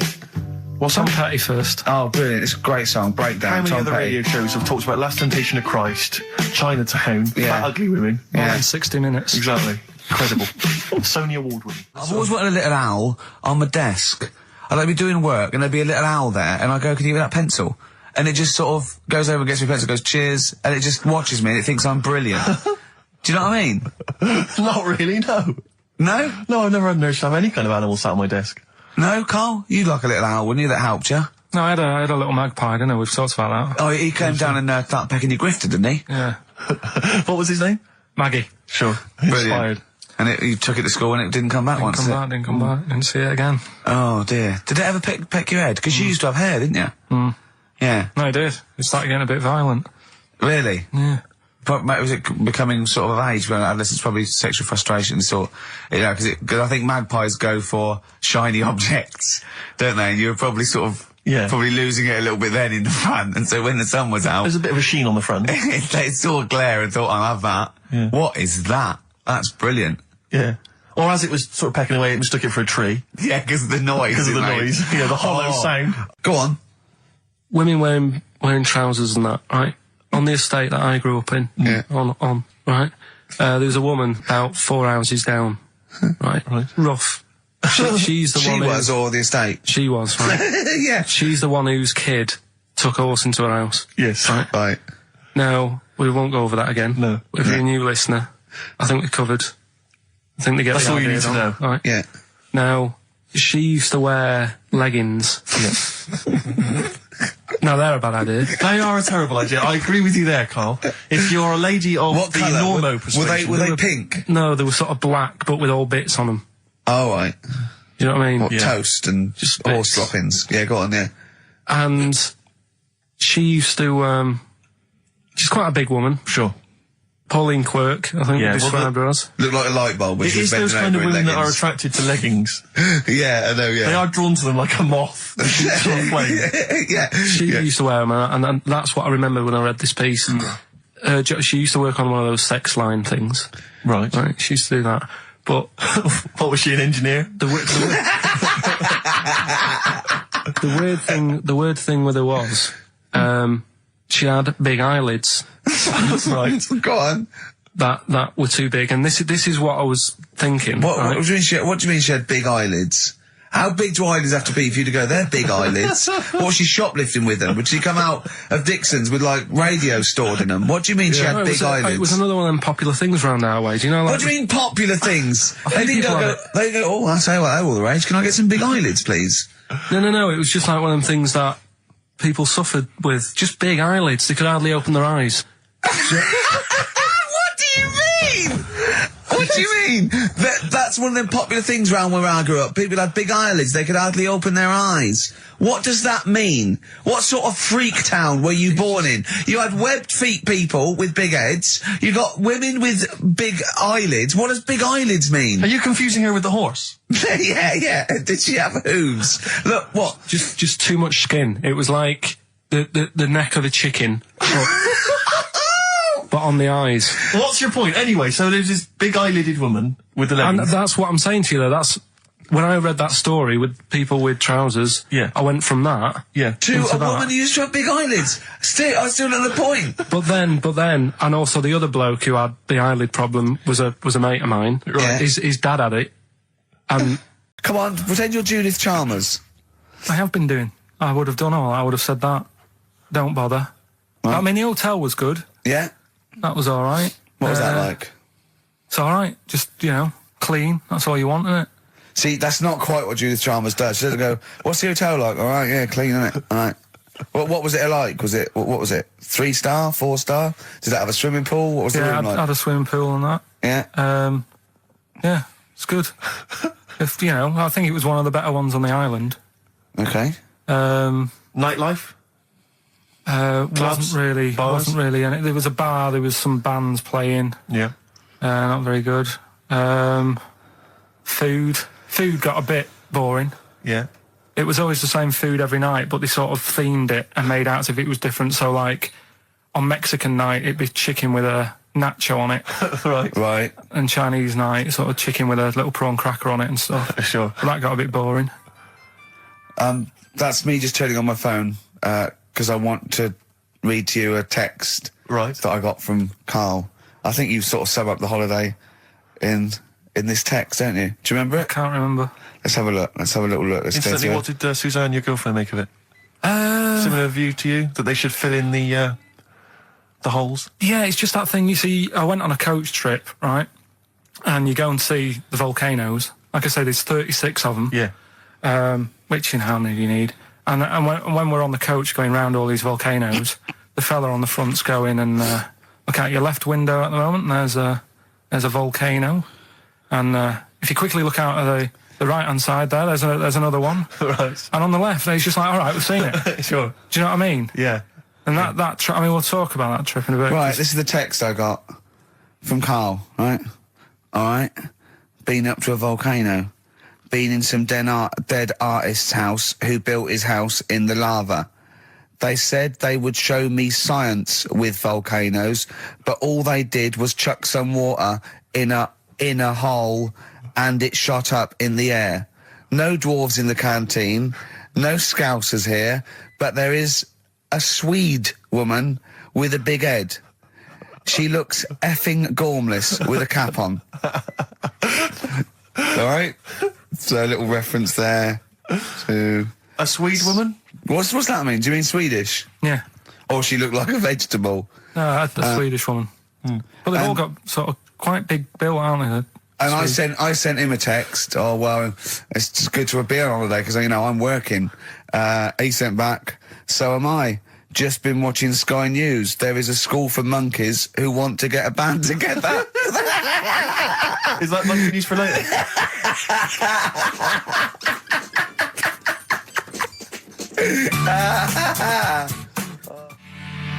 Oh My Corazon by Tim Burgess. I can't get enough of that. I love that chorus. On XFM 104.9. Ricky Gervais, Steve Merchant and little Karl Pilkington. But it was a nice holiday. Yeah, it's all right. It's just I went there to relax and that. Exactly. Did a little bit of that.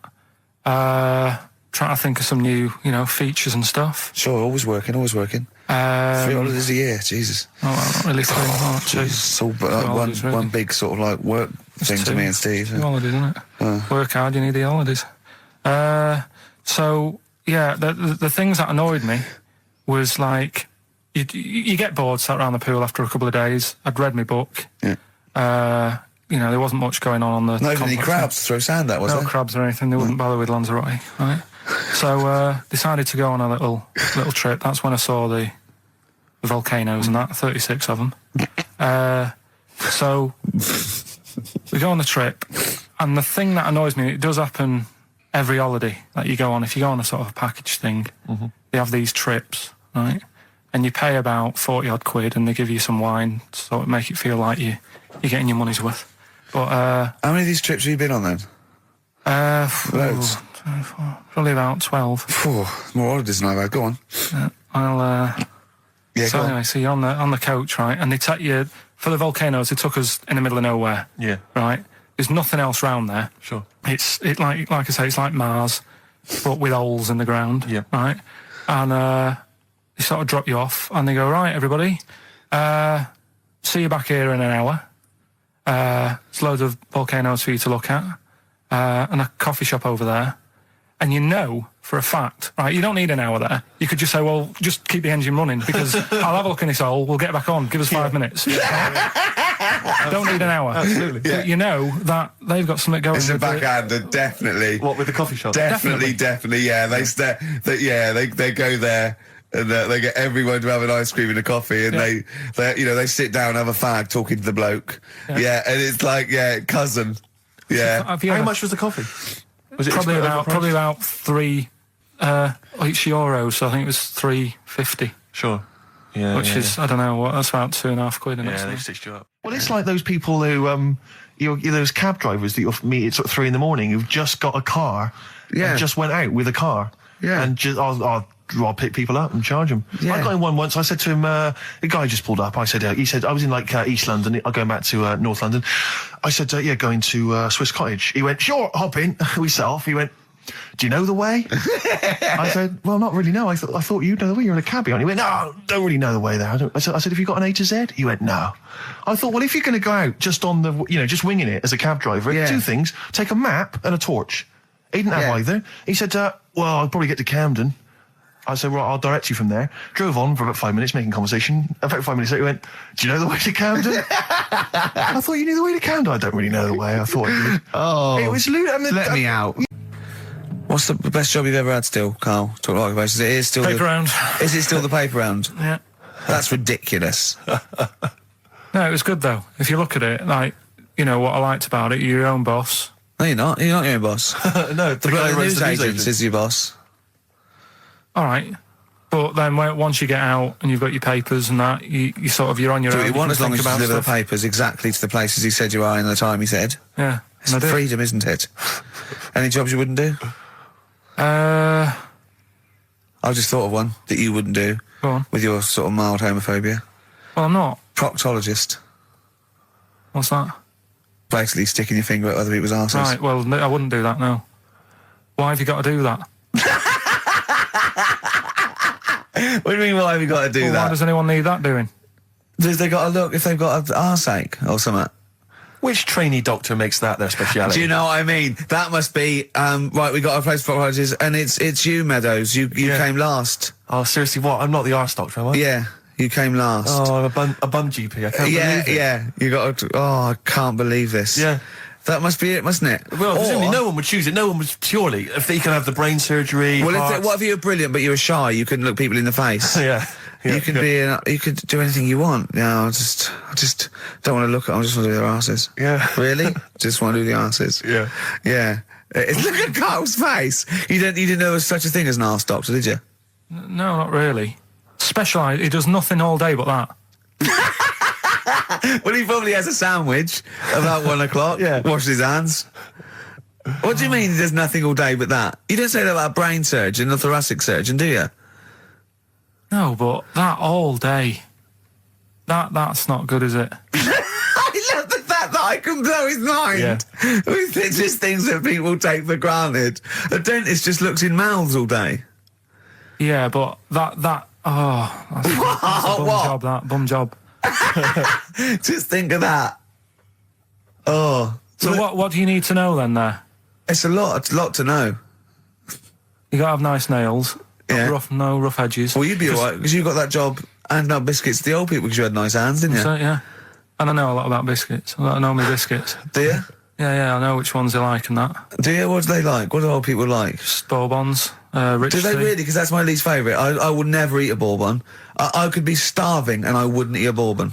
If you want to let us know what your favourite biscuit is, why not email in Ricky.Gervais at XFM. But I'll tell you what, with all them eating biscuits, I bet they get arse problems, don't they? So you could double up, couldn't you? You could be handing out biscuits in the morning and checking out. So why would you go and have that done then? What sort of problems then? What do you mean? Loads of problems. Like what? Prostate. And they've got to go there. They have to like have a little, you know. Well, there was that. I told you that story. That bloke. It's not an apocryphal tale because it's about an orderly's report, and this is the bloke that filled out the form of what happened. He went into hospital basically with a sauce bottle up his arse, and on the report, he said obviously, you know, pleasuring himself using a sauce bottle. And on the report he said that he'd been shopping at Safeways and he'd come in with his shopping and he'd forgot his key, so he'd put his bags down on the step, right? And he started climbing up the drain pipe to get in, right? But as he was climbing up, his trousers and pants fell down. He slipped and fell, and the sauce bottle went up his arse. And the orderly said this story would be somewhat believable if Safeway sold their sauce bottles with condoms already attached. That's like a game of Kaplunk. So he put. I love that he put a condom on it. I wonder if that was so he didn't want to get an infection from it, or he wanted to use it on his chips later. Darkness growing on me. Love that. Love the darkness. This is the Best Of Show on XFM 104.9. I'm Ricky Gervais, with me Stephen Merchant. Yes. I hope you're enjoying the Best Of. Depeche Mode there, and I Feel Loved. Who'd have thought Depeche Mode would have been that huge? I think I've seen little lads from Basildon with little plinky plonky sound. I thought that'd be it. They'd be like Visage or something. That'd be it. And now they're stadium rock fillers. They're huge. They conquered America. He went through some hard times. He came out the other way, and well done. But see, I think what you just said there is a very good example of why they are and why certain other bands aren't. Because if you think about it, for me, you see, whenever I think of a band name, if I see a new band's come along or whatever, I always use a very simple test, which is, can you imagine that you're the announcer at a huge event? Maybe it's like broadcasting around the world, like Live Aid or something. Nelson Mandela Or concert. it's a Nelson Mandela Freedom concert. Yeah. And you can imagine someone He's there.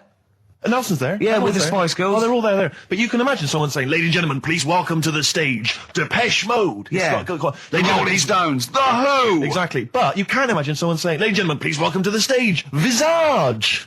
Ladies and gentlemen, will you please welcome our headline act? Welcome Idlewild! Exactly. Ladies and gentlemen, please welcome to the stage, Ned's Atomic Dustbin. It doesn't... Do you know what I mean? You just know. The Levelers! Some bands aren't going to make it. Ladies and gentlemen, please welcome to the stage, Mega City 4. You know what I mean? It's Just a simple test. We'd like you to do that at if home. you're thinking of starting a band, or you've just named your band, you're just beginning, just phone in, tell us, or email in, tell us what your band name is, and we will use that simple test. And we will do the test. Ladies and gentlemen, will you please welcome to the stage the Franken Walters. Jimmy Eat World. Ladies and gentlemen, please welcome to the stage, Cooper Temple Claws. I don't think it's going to happen for those lads. Here's a good It's one. a simple test anyway, but 100 reasons, please welcome to the stage. 100 reasons. 100 reasons. He's got his head down like one of those, you know, one of those chimps that have like lost their mate in London Zoo. He just sits there like, you know, a broken animal. Carl, what are you thinking? Where are you on the happiness scale now? Of 1 to 10. Carl. On about a 3. Go on, Steve, what are you going to do? Well, we were talking earlier about stuff that happened while we've been away. We don't talk about I haven't been this upset since Skunk and Nancy broke up. Yeah, I know. Cheryl Tweedy. Tweedster. We've done that. We've done the Tweedster. Well, of course, the war. Is that all done and dusted now? I think it's pretty much over. I think we've sorted that out. Okay, good. What annoys me is people going at Tony Blair and Bush, right, for like bombing stuff and all that. But my point is this, right? Those bombs have all been bought and paid for. Yeah, the taxpayer, they're yours. And I'm not a scientist, but I think bombs go off. I think so. And if you don't use them, you lose them. So let's use them. Exactly. Do you know what I mean? It's like tinned food. It lasts for a while, but eventually it's going to go off. It's like anything. Oh, we better eat that. No, don't open the fresh stuff. Don't build the fresh ones. Let's use the old ones. Exactly. So because they're just stockpiling there, and they cost us millions. I know. We want to see if they work as well. What? We never tried that one. Use them. Use them on just Oh, exactly. Carl, who would you bomb if you could? I wouldn't. What do you mean? Well, imagine you could bomb a country. You're not actually going to bomb them, but you're just going to frighten them. Just going to put the frighteners on them. Frighten them, yeah. You're just going to go, I'm going to bomb you, and then obviously they'll go running, hiding under tin shelters and that. Yeah. Ricky's house? No, come on. What country? No, what country? I wouldn't. Honestly, no one sort of makes me fed up or anything. No one makes you fed up? Not enough that I want to bomb a place. You're not actually going to bomb them. I wouldn't get involved. I'd just say, let someone else do it. Sure. What about you, Rick? I got a list here. You know who I'd threaten? Go on. The Swiss. Oh, they've had it easy. They've always had it easy. They've always chicken out. It's that equivalent of having Mondays off. Exactly. Like, we don't want to fight. Exactly. You can both walk through it. You know what I mean? Yeah. We're a carpet. Exactly. While we're busy sorting out fascism. Yeah. You know, or Osama bin Laden. They're just chilling out. They're holding ours and Hitler's coat. Exactly. Do you know what I mean? Little weed. We should have both turned on them. Yeah. And I'll tell you who else. This will just frighten them up. Just shake up a bit. Iceland. They've had it easy. Because they have stayed out of everything. They have not been involved in anything, as far as I can tell. But you don't have to bomb them, do you? Eskimos, they've never been involved in anything. I know, anything. but don't bomb them, just pour hot water on their igloos. Exactly. Just send a plane over with warm water. Yeah, with a big flask. Yeah. No, just to shake things up a bit, just to keep them on their toes, that's all it is. Why would you live there? If you could choose, I've no idea. If you're an Eskimo and you're born, little baby, you grow up and you go, what? I'm sorry, I'm eating ice and fish for the rest of my life. Well, fair enough. Having a laugh. Fair enough, like years and years ago. But now, presumably, they're aware of the proper house and the fact you can live in, say, Somerset or the south of France. I know, but it's like, haven't they learned? It's sort of like, well, they haven't even got, they're not even on as good a thing as the North American Indians. Now they're sort of pissed up. They got smoking fags. They live in lovely little cages. They're all brought to their little village. They're having a whale of a time. They don't have to go hunting anymore and killing buffalo. And the same with the Eskimos. Let's get them some beer and fags down there. Knock the igloos down. Build them some lovely little semis or like... Or just a little kind of trailer or a caravanette or something like that. It's got to be better. It's got to be preferable. I know. Some of them have got TVs built in, Rick. I know. And showers. Yeah, they've got cable and stuff, have they? Yeah. Or was there one sort of Icelandic channel? Get satellite or whatever, wouldn't you? Magnus Magnusson. Yeah, exactly. Probably doing... There's loads of Mastermind reruns. Yeah. And Pingu. Just on a loop. That's porn over there, Yeah, though. exactly. Oh, brilliant. No, well, that's like a hardcore documentary. This is Racist FM 104.9. Yeah. So, who would you like to see bombed? Or not bombed, not bombed, but just put the frighteners on them. Email Ricky.Gervais at XFM. Anyone. Any nation or anything. Carl, thoughts? Play a song? You're not working for your money. You're not having Monday off. We've got to do something Monday. Let's plan something Monday, just to get him in here. You've got 2 hours for 8 hours off. You don't do an 8-hour day anyway. Rick, how much is he getting paid? He's getting money for this. I think his wages went up last time. So he's getting paid to be here, extracurricular, extra work, right? So it's moonlighting, and they're giving him a day off. Yeah. And he's contributing nothing. Nothing. Huh? What, Carl? Did you say something, mate? Huh? What's going on? What? Going on with yourself? Well, say something back and earn your money. Well, let's just play a song. We've done a bit of stuff there. You idiot. Don't say we, mate. I've not heard anything from you. We've heard your contribution. It's a classic, If I Can't Change Your Mind from Sugar on XFM 104.9, Ricky Gervais, Steve Merchant. Mouldy, up to his old tricks. That's right. In the Shugs. Should we just... Should we just hear Carl's name Carl, that film Come again? on, Carl. Come on, hurry up. Do work. You got half hour, then you get Monday off. Come here.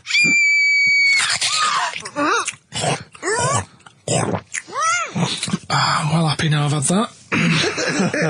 So Ricky.Gervais at xfm.co.uk. What's Carl's email address? Is it carl.pilkington at xfm? So everyone send an email on Monday, just so he gets back and he's got to do something on Tuesday. Yeah. Maybe he should have took the load off on Monday. I don't know. BAMP, 50 Cent on XFM 104.9. Me, Ricky Gervais. You, Stephen Merchant, and you, Karl Pilkington. Alright?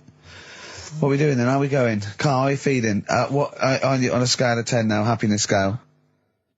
Just building back up again a bit. Yeah? Probably on about a 5. Oh, that's not bad. What changed it? There's a shadow somewhere. It's already good, isn't it? I'm loving it already. No, right. There's a shadow. I think it was in America. Yeah. And it's on a quiet road. I'm guessing somewhere like Boston. That's what I imagine. Okay. Right? No. Somewhere like Boston. And people at night used to see this shadow moving about. And they'd go, what's that? Right? And it got known, the town, the little local town got known for this shadow, but it didn't cause any problems. People What are you talking about? Well, it was like, You lost me. What are you talking about? do you know, like, some places get famous, like Scotland's got the Loch Ness Monster and that, but it doesn't cause any. Yeah. But it doesn't cause any problems. It doesn't exist. Go on. Right. So there's this shadow walking about on the road. What do you mean? No, what's he again? Rubbish. Right. So he's walking Nonsense. about. Where did you read this? Where did you He's see walking this? about. This was on the internet, and I'm sure. Sorry. Sorry. Right. I thought it was shite. I didn't know it was on the internet. Right. So this shadow is moving about, and Independently of an object. yeah, and the local mayor and that is like, yeah, it's a bit weird, but it's not harming anyone. The mayor involved. Was he elected to that post? Hey, Mayor, we got a problem down here. Seems like a shadow. Well, it's not causing any. No, it's just causing any problems. Yeah, go on. But that's the thing. It was left for years, and then it did start causing problems. I see, that's it. If you leave these shadows to go unchecked, Rick, they go crazy. Yeah. You let them run amok in the city. Yeah. You've got to stand What down did it do? on What did it roaming do? shadows. What did the shadow do? It was pushing people off the bikes. It was what? It was pushing people off the bikes. Oh, I'll find out more for that next week. Right, that'll tease oh, them. you're a maniac. We'll do more on that. We haven't had time for educating. Please never have children. Right, listen. You are Just a promise me maniac. now you'll never have kids. Like when you're born, you're a little baby, wrinkly and stuff. When you get older, you sort of morph into a baby again. And you go through the same phases. So when you're young, you buy singles. You get old, you got nothing to do all day. You got all your pension money. What will I buy? Cliff Richard's on the telly. Here's my video, buy me song. You see, that started off as quite a sensible point, because I actually think they do it. But what was all that alien stuff about when you're born, you go wrinkly and you go wrinkly again? Sometimes you mix like normal things that human beings say with I don't know what. Well, look, when you're a baby, you've got a little bald head, no teeth. You get old. What happens? Are you a philosopher? Are you an official philosopher? Because, I mean, it sounds like it. Oh, Karl, play a record. You're a gem. You're a diamond. Oh, chimpanzee, that monkey news. Right. There's this monkey, right? Yeah. And it had been, do you know you hear about monkeys being badly treated and stuff like that? Yeah. So, anyway, it goes into this home. It's 14, this monkey. It's called Matty, right? Goes into this home where it's looked after. What do you mean home? Just like just a little monkey home, right? Okay, so zoo. Yeah, kind of, yeah, but they haven't got any other monkeys there, right? What have they got there? They've got just other animals and that, but not that many monkeys. But anyway, because he's there on his own, again, you know... When you say monkey, do you mean a chimpanzee, by the way? Because you usually do. Yeah. I can't believe that journalist thought this was scripted. Amazing. So anyway, yeah. So he gets sort of pally with the people working there and that, and it's smoking fags. It's having a drink at night and all this, right? What do you mean it's having a drink at night? How? It's all here. It's all here, Steve. I mean, we haven't really got time, but Well, don't say it's all here like it's proof. You've got another stupid story that someone has put onto the internet. Someone sitting at home in their bedroom has put onto the internet. So he's having a fag. He's drinking a lovely glass of Bang Rock Station. Yeah, the wine that's perfect for a barbecue. Yeah. Anyway, it's loving life. It's forgetting about its past and everything, right? When this other monkey comes along, Oh no. Trouble's brewing. Go on. right? That comes in. Something's said. Right, forget it then. Forget it. No, forget it. Yeah, but it's all the time. It's not just, I mean, you haven't done that with me, taking your clothes off and that yet. But, like, last night we were sat in the pub and I was saying, right, you know, let's not even worry about new features then. Let's get the current ones, you know, going. Like getting what? Good. Like, the one that I was trying to work out, the cheeky freak of the week. Think of that! Yeah, but I was Think of saying... that, though, as a normal conversation. Yeah, but I'd looked online, right? I didn't find that much. I found, actually I'll tell you what I found later. Brilliant. We're looking for them, right? And then at one point I think you said to me, go and, you know, what about the Guinness Book of Records? Yeah, you know, they'll have like the best freak in the world or whatever. Yeah, ever. So I said, yeah, bring one in. Now, you've got one at home. Yeah, I've got a But couple. you couldn't be bothered carrying that in today, so I had to go out of the pub that I was at, nip into Borders, buy a Guinness Book of Records, out of my own money, $18.99. Bring it back, and then you said, I don't know if I want to do this feature. So it cost me 20 quid for that. I had to buy a video for Silence of the Lambs film clip. I'm actually out of pocket at the end of this. But do you want to work with me is the thing. If you want to work with... people would pay that sort of money to work with me, Carl. You're a lucky bloke. Think how many people think, Carl, he gets to drink and sit. Yeah. You making a cup of tea and I surprised, didn't I? Little surprises. You know, last night, do you know when I left the pub in a bit of a mood because I was just fed up with not getting anything done? Yeah. Walking down the road, I was thinking, how can I get out of this? How can I stop having to work with them? I'm thinking, I wonder if I leave, I wonder if they'll be funny and they'll go, and then my boss will be giving me stick. And I'm thinking, how much notice have I got to give out? And all this is going through my mind. I'm walking home and I got in, said to Suzanne, I'm sick of it. She's going, you need to do it when I get a new kitchen. And I was like, yeah, but how big does the kitchen need to be? I was saying, do we need a big kitchen? Can we get a small one? Have we got enough for a small kitchen? Do we need so many cupboards? Can we just have wood instead of steel? All this, trying to get out of doing this. Yeah. It's always just, I always feel like, you know, because I like to think that I'm not perhaps as bad as him. Yeah, no. You annoy me in different ways. Like what? How does he annoy you? Well, stuff that, you know, I come up with ideas, say cheap as chimps. Yeah. And Karl Pilkington with his brand new show, What's the Song? What song am I thinking? No, I mean... You're nervous about this, aren't you, Rick? I am. You're worried. Well, because I've heard some of these clues before. And they're ramblings... Sometimes they're close to ramblings of a fool. Right? And it really is like those, what am I thinking? Yeah. I don't know, though. I actually was genuinely impressed by Born Slippy. I have to give him the benefit of the doubt. That's one of the better ones. Because that was short, sweet, and it worked. Some of these, like you say, they're not going to be quite as pissy. Some of them are like Emily Bronte novels. Now, listen. We're just going to go for it then. You do it, and we'll just get people to call up because I want to see the general public's confusion of trying to work out. Well, why don't you give us your next clue, and then we'll play a track, and then we'll hopefully have people on the line after the track to try and answer it, and you can recap briefly. So give us your clue now for what song am I thinking of? Right, this one. It's about a woman. And she's just normal, nothing wrong with her, or so she thinks, right? But there's the twist. Is this like the Tales of the Unexpected? And she's got like, you know, she's got her mates and she's having a normal life, having a good time and that. And then this thing happens, right? And she starts to stink. And she can't have a bath, right? And she really wants to have a bath. She's dead sweaty and stuff. She's going about her daily stuff. She can do everything else normal. She can eat, she can talk, everything. But for some reason, she can't have a bath. Is there a coal mining husband in the bath? Yeah. Is this Born Stinky? She can't have a bath. So a woman can't have a bath? Yeah. Even the rest of her or life. a shower. She can't. Okay, leave it there, Rick. Don't try and guess. It's not for us to guess. The general public can phone up and ask questions, so I just I'm go not sure for it. they can they? I think so. Otherwise, we don't want just people just phoning up and I'll tell getting you it. what about this? Why don't they can ask one question? Yeah. They can ask one question of Carl, then they have to make a guess.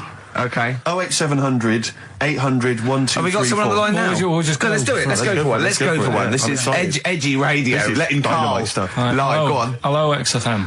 Hello, I'm ringing about, what's the song? Absolutely. What do you think? Well, I'm going for Dirty Diana. Dirty Diana. See, that works. That's a great guess. It does, yeah, but it doesn't work, because why can't she have a bath? Okay, so the answer is in there. I was going to ask you. Well, that's your one question. That'd be the answer. That would be the answer, I'm afraid. What was your name?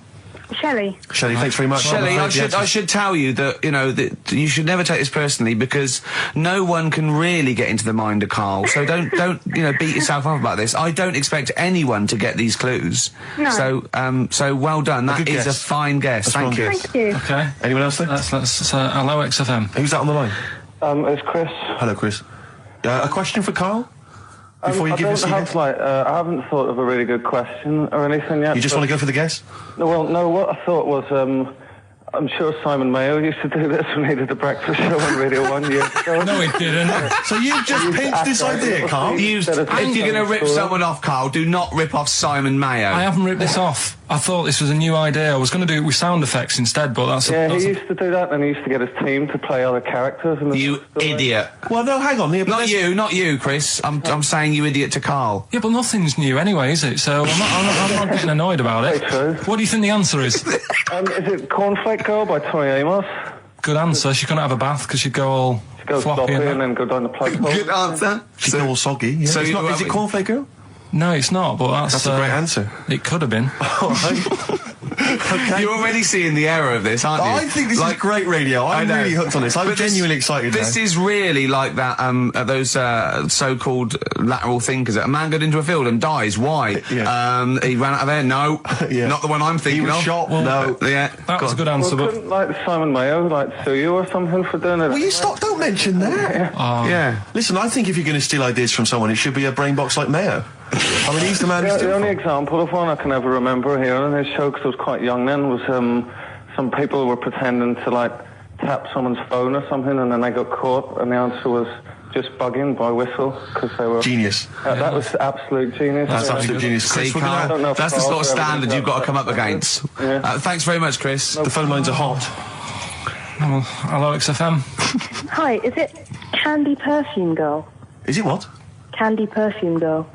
Candy Perfume Girl? Yeah. Candy Perfume Girl. Is it? Well, who's that by? Madonna. No, it's... That sounds like an obscure album track. No, it's one of her songs. Just think about it. She stinks and everything. She's a normal life. I didn't say she was a sweet or anything.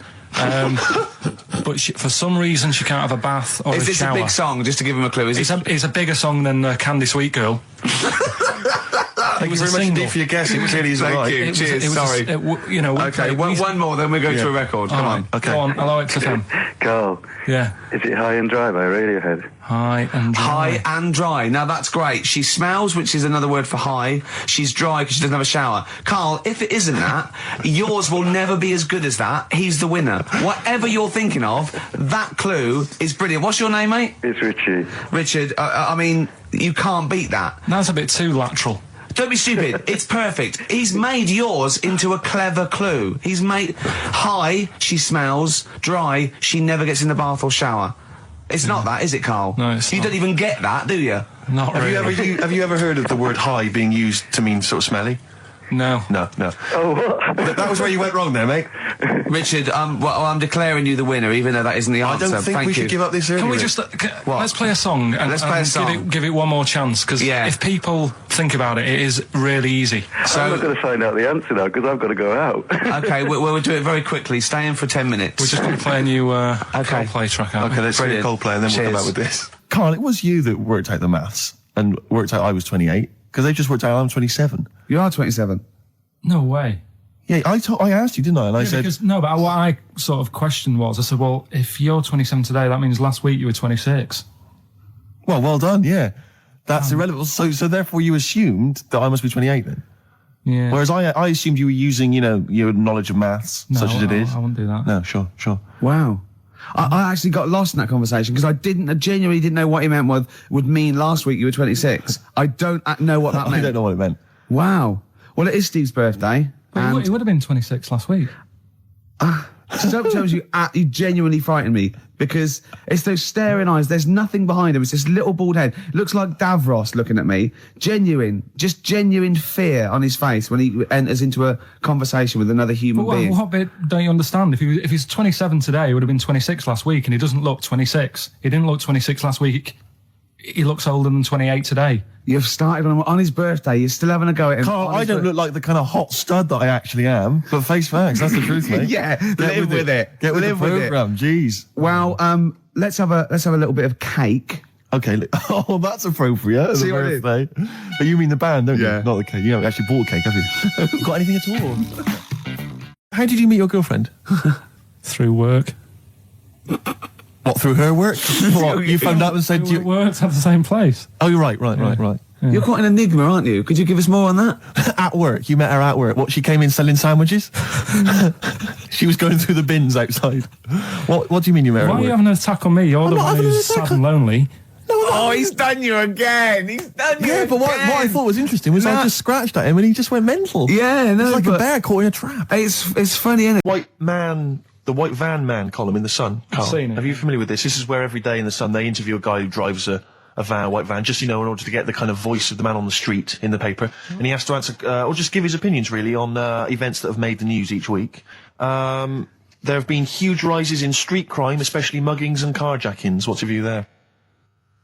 More youth clubs are needed, aren't there? You think more youth clubs? I like that. No? Okay. No, I like that because it's so 1950s. Yeah, it's sort of like you want a Bobby on the beat that'll clip you around the ear. So once they've come out of national service... Yeah! No, I love that. And if you find someone smoking a wood bomb, you make them smoke 50. Yeah, exactly. Oh, this is great. That is great. Did you used to go to youth clubs? Yeah. And they kept you out of trouble? You used to get into a fight afterwards when you came out. But for the sort of hour and a half you were there? You had a bit of pool and some boxing and a bit of pop. Yeah. So more youth clubs, that's good. I love him. I love him. If you're at home, just make notes, because this is brilliant stuff. Honestly, you won't hear more honest, from the heart stuff than this. This is great. Go on. This is not pre-planned. These are your direct responses now. I promise you, Carl did not know what we were going to do. He never knows what we're going to do, and he always answers honestly. That is the beauty of Carl. It's not an act. What is your view, Carl, on New York's former mayor becoming Sir Rudy Giuliani? Sir Rudy Giuliani. Is he happy with it? He appears to be pleased with it. Let it go ahead. Fair enough. Okay. Go ahead. Oh, he's genius. Okay. Is he happy with it? He's like your nan. Yeah. What do you make of a cat that's been cloned in a secret 2.5 million research project? To find out what? If they can clone cats, yeah. Have they had to hurt it? Sorry? Have they had to sort of hurt it to do that? Have they had to hurt it? Yeah, or is it just scraping its tongue for some stuff? I think the cat's fine. The point is that they're cloning another creature, which is potentially very dangerous. Have you seen that film where they bring Hitler back?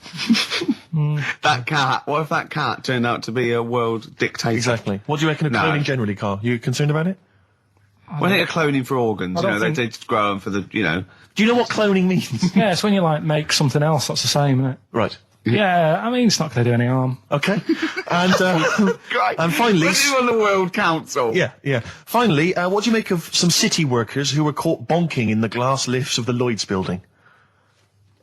What do I make of it? Yeah. Is that a problem for you? Do you think that's unprofessional? Was it the lunch break or...? I think it was lunch break. It was their own... All right. It's their own time, I think, fair enough. It only takes 45 seconds to go from the bottom to the top. Is that a problem? They moved quickly. They acted, on instinct. You think fair enough? If that's their natural instincts and they're both consenting, you think fine? Yeah. Okay. Yeah. Thanks very much, Carl. Thanks very much, Carl. Carl, we'll have more of Carl's world-weary opinions next time on the show. Yeah. Now it's time for White Van Man. White Van Man. Yes, for those that don't buy The Sun, they think it's beneath them. White Van Man is a column they have, I think, every day, actually, and they just get sort of some, Joe Public to kind of comment on the week's news. Just seems to me, that it might be interesting to get Carl's views on some of the big events. Not because we think that Carl hasn't got a valid sort of viewpoint. No. Because Carl sees the world differently to some people. That's all. That's what's interesting. Like an artist does, or exactly. Yeah, he's very bohemian in his outlook. Yeah. Do you feel that you're up to scratch on this week's news? I don't like this bit. Do you? No, just relax. Why not? It's pressure.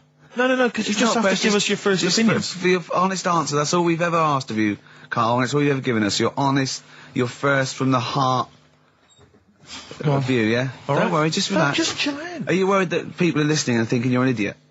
If my girlfriend's listening now, go and have a wash or something. Go and have a wash. Not very nice, is it? Is it the opposite of Napoleon and Josephine? Yeah, go on. If you're going to visit me again, Josephine, for Christ's sake, wash. Well, I'll ease you in with something fairly easy, a music-based question. Kylie Minogue versus Dido as Queen of the Brits. What's your view there? Go and have a wash. It doesn't really matter, does it? It doesn't really matter. What doesn't really matter? With the Brits. I was watching it the other night, and I think Kylie will be a good-looking old woman. Okay. Do you ever do that? Sort of I want to, Steve, I want to celebrate with you. Every time he opens his mouth, it doesn't matter. I want us to open a bottle of champagne. I know what you mean. Do you know what I mean? It's sort of like we did that. Yes. No, do you do that though? Look at people, and another person who springs to mind, Jenny Powell. I don't think she's that good looking now. Who's Jenny Powell? Is she that girl that used to be the assistant on Wheel of Fortune? Yeah, I think she's a bit over the top for a young woman. But when she gets older, I think she'll look... Be a bit of a stunner. Okay. So for you, Kylie, whereas you don't feel that about Dido, is that right? She's alright, she's normal. I prefer Kylie's sister to Kylie. She looks, you know, I could imagine her being hard work to live with. And who, Kylie? Not being washing up and that. Right, sure. Being a bit fussy. Okay. And what do you make of taxes rising in the next budget to pay for NHS improvements? Well, my dad went to hospital to have an operation once. Yeah. So I feel like it's worth paying it, because I've got something. Because people might have to go to hospital. Yeah. Yeah. Well, it makes a change when it's someone in your family, doesn't it? Yeah. Because you sort of realise... Yeah, a change is as good as a rest. And the weird thing is, if it weren't for me dad, I wouldn't be here doing this show, because when he was in hospital... Well, no, I'll stop you there. Yeah. To be honest, that's all you need to know. You wouldn't be here, true, but no. But no, because this was after I was born. So I would be here. But his more direct involvement was what? Yeah, because when my mum was seeing my dad in the hospital, I got a bit bored, went for a wander, found the hospital radio station... Yeah. And got a gig. Really? So in a real sense, if it wasn't for Carl's dad, Carl wouldn't be here. And did your dad, like, while he was listening to you, did he, like, sort of tap the nurse and go, can you get that twat off the air? Who's put him in that? Yeah. Oh, go on. Okay, what do you make of the real-life Mowgli who's surviving in a Transylvanian countryside? Apparently, I don't know much about this story. I don't know. You know Mowgli, he's the guy He's from the Jungle Book. Yeah. The little kid that grew up with bears and animals and stuff. Apparently there's a real-life one in Transylvania. What were the things in Gremlins? What were the what? In Gremlins they were... Wait. Okay, this is an example. This is what your girlfriend said. Think. What were the things in Gremlins called? I can't remember. Just, I mean, really... Something like that, isn't it? No, wait. Just really think now, Carl. Just with everything you've ever... With all the brain power you've ever used, think what the things in Gremlins were called. It's not there. There's a clue here. Oh, no. Yeah. They're not. What? Gremlins. Yeah. Play a record, Carl. What about the fact that the world's tallest man is living in a semi in Neasden? It's alright, isn't it? Something that someone told me in the week is that, do you know all these tall people like this guy? Yeah. Which is a bit weird they've only just found him, considering he's the tallest man. I think that's a bit weird. Yeah. Someone genius. told me that, do you know the guy who was in James Bond, the big bloke? Yes. Jaws. He's got the same illness as this bloke. Right. And what it is... It's called tall. It's something about... You're suffering from tall. You've got a small tumour or something just behind this part of your head. Yes. Oh, yeah. Just sort of in the middle of your eyes. Yeah. And the pressure on that makes you grow really tall or something. Yeah. So he needs to get it sorted. That's your advice to him. Yeah. Get it sorted. Well, I think we should have a white van man session. Oh, white van Because I think man people tune in for the white van man Yeah, session. people who haven't tuned in, they don't know. If people aren't familiar with this, The Sun runs a column every day which is asking some punter from the street their views on the week's big events, and we just thought, why not hijack that idea, but apply it to Karl Pilkington. Carl, I've seen much news again this week. you've not seen much news. Don't worry, I'm sure you have an opinion on it. Just give us it from your heart. So Gladiator. Okay, so, well, on the subject of Gladiator, what do you make of Russell Crowe's appalling behaviour at the BAFTAs? This is, I heard a bit about this. This is, when he got some director or something, because... Director or producer and threatened them, because they cut his bit, didn't they? Yeah, they cut a poem that he'd done during the acceptance speech. I watched it on Sunday night. Sure. I didn't realise it wasn't live, to be honest. Yeah. But I quite liked the way it was to the point and didn't mess about. He went up, he said thanks. So you're saying that he shouldn't have beaten up the director? Is that what you're basically saying? It's a bit over the top. You thought so? I mean, if you didn't have time, if you really, I mean, what's the poem got to do with the film anyway? He was an awards. So do you think it's ever justified to beat up a TV director if you're a major Hollywood star? Depends what he's done, but I mean... Right, what would he have to have done, Carl, for it to be fine for him to then beat him up? The thing is, right, forget all the beating up. At the end of the day, it was a awards thing for a film. The poem had nothing to do with the film. Yeah. So go up, collect your award for that thing. And if he really, really wanted people to hear about this poem, he could have photocopied it and left it at the entrance and said, on your way out, this is a really nice poem, pick one up. No, but the thing is, he knew it was televised, so he knew by saying that poem once, he was reaching 5 million people. That's a lot of photocopies. Do you see what I'm saying? I'm not saying he was justified. It wasn't a poem award. If it was an award show for poems, you'd say you can't cut it out. It'd be like doing the top 40 and then going, number one's good, but we haven't got time for it. But it's a films thing. Okay. And he went up and he got the award for the film. Which film was it for? I don't know. But when I wanted to give you results, I said, let's give Carl his results. Steve went, no, we should introduce people to Carl again, just remind people what Carl's like. And he's so right. I'm so glad we did this first. I'm alright though. Carry on, Steve. Okay, the next topic. What about this big debate over whether Kylie Minogue's had a bum job? I'd have to see it. Next. Okay. Anyway, Carl, look, let's have a little quick session of White Van Man. For those that don't listen to the show regularly, The Sun, has a section called White Van Man where a member of the public gets asked their opinions on the week's big political and social hot potatoes. Carl, we just thought it would be fun if you answered some of the questions. It's not so much questions, it's just your views really on these big news stories. What do you make of Olympic ski hero Alan Baxter testing positive for drugs? What did he do? Well, he won a gold medal in the Olympics, and what? He was a skier, right? And he won gold medal, and they've just tested him positive for some kind of illegal drug. But what? I mean, if he did, why take drugs to ski? Why? Because all you do is balance. But imagine it'd be amazing if you were stoned, like going down a hill. Yeah, it's not like you have to. It's not going to help you. No, it? it's just like gravity that's doing all the work, isn't it? With skiing. Yeah, but it's often to do with your athleticism, isn't it? It's no, but it'd be like saying, and we've just found out the people on the toboggan were on crack. It's not going to help them. You sit there and you go with the flow, and you try and you hold on. Could I say the drugs he was taking? That's his defence.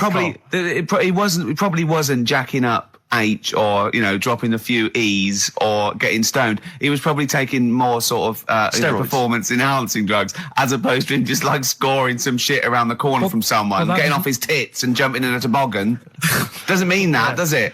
He wasn't off his nut. Yeah. You tested you. You pissed out your head. But why doesn't he just say, "Don't be stupid. Why would I do that? It's just not going to help me out." But it is, isn't it? Because performance enhancing drugs do. Wait a minute, Steve. Wait a minute, Carl. Right, look at this way. Okay, look at me. Yeah, have I got his attention? Yeah. The lights glinting off your ring there. Yeah. Okay, right. Now keep concentrating. Right. Some athletes, you're aware they take drugs. That's to build up swimmers muscle and stuff. Yeah, swimmers. For example, runners, yeah. Not only do they help build muscle, right, but they can actually, give them a boost performance, right? They're sort of like steroids and all this sort of stuff, right? So that's the sort of thing we're talking about, okay?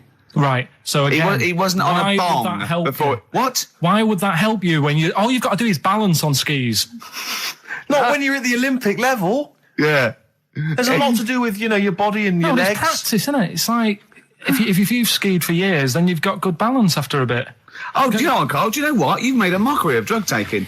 Well done. Right, next one, Steve. I hate this. Okay, what about the fact that the pension crisis is going to force Britons to work into their 70s, Carl? You might have to carry on working into your 70s before you can claim a pension. I think it's a good thing. Because you see a lot of old people who look bored. Okay. And I honestly think if you keep your brain busy, you'll live longer. Yeah. It's only when you actually shut down, right, that's when your body sort of dies because it doesn't feel it has a purpose. Yeah. It's like if you've got flu, keep going to work. If you have a day off, you just feel worse. You'll mope about at home. Doesn't do you any good. What about where do you draw the line there? What if you say lose a finger? Pop into work? Depends. If you can't concentrate because it's painful. But what if you're a typist? You're not going to type as many words, but you'll do more at work than you would having a day off at home. Sure. Okay. Right. Steve, it's time for White Van Carl. We should definitely get some jingles. I think the show sort of lacks jingles, I think. Yeah. Noises. Yeah. Funny sound effects. Yeah.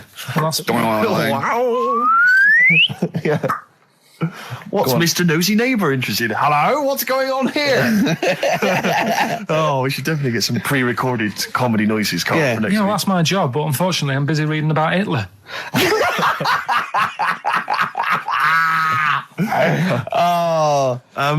For those that don't No, we're not familiar with this feature. Basically, The Sun runs a White Van Man column where it asks just people who, every men and women, their views on news stories from the week. And we decided we'd just ask Karl his opinion on some of the same issues.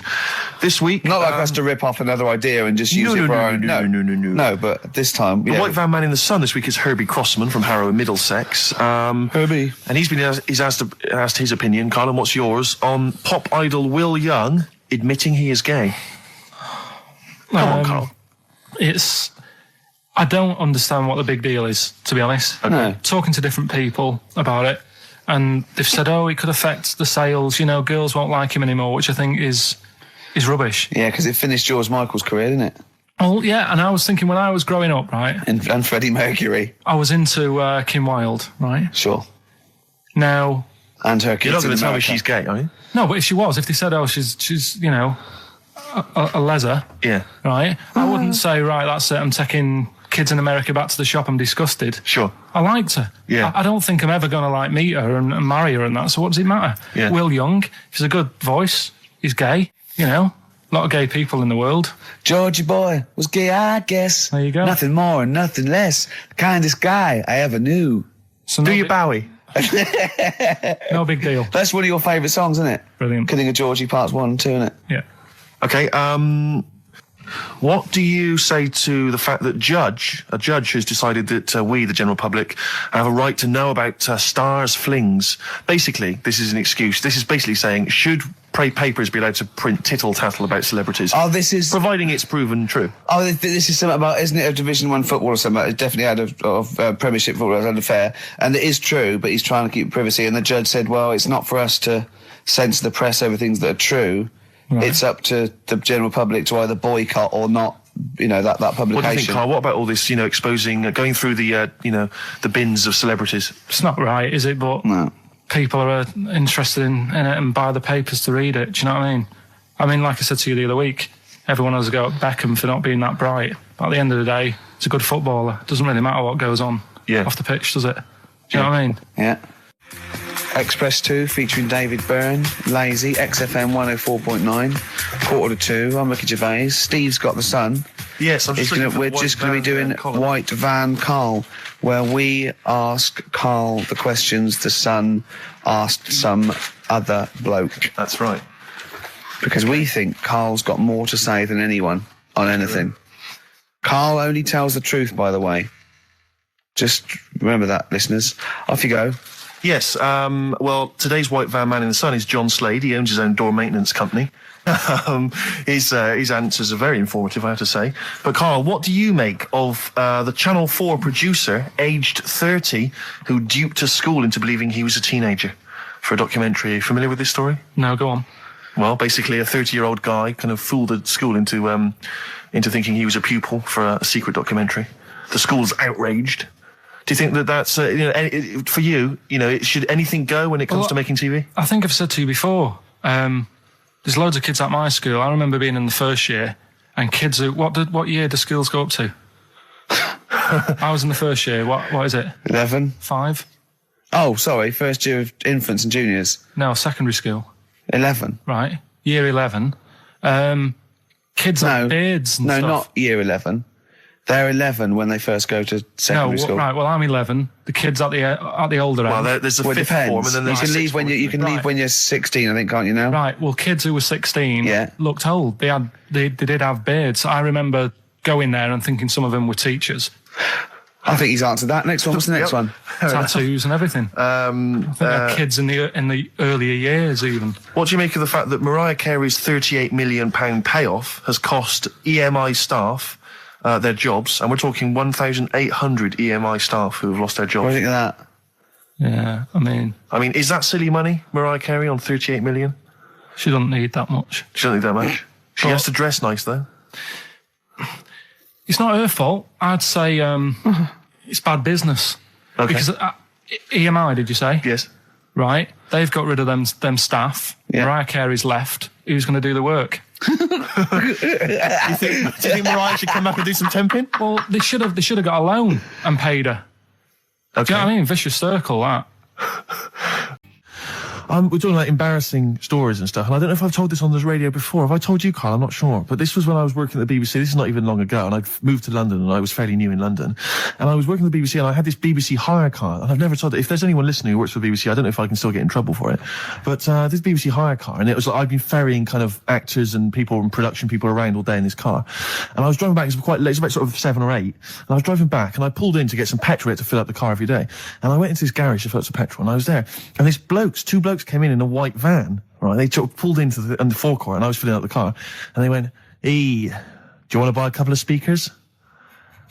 And I said, "Yes, I do."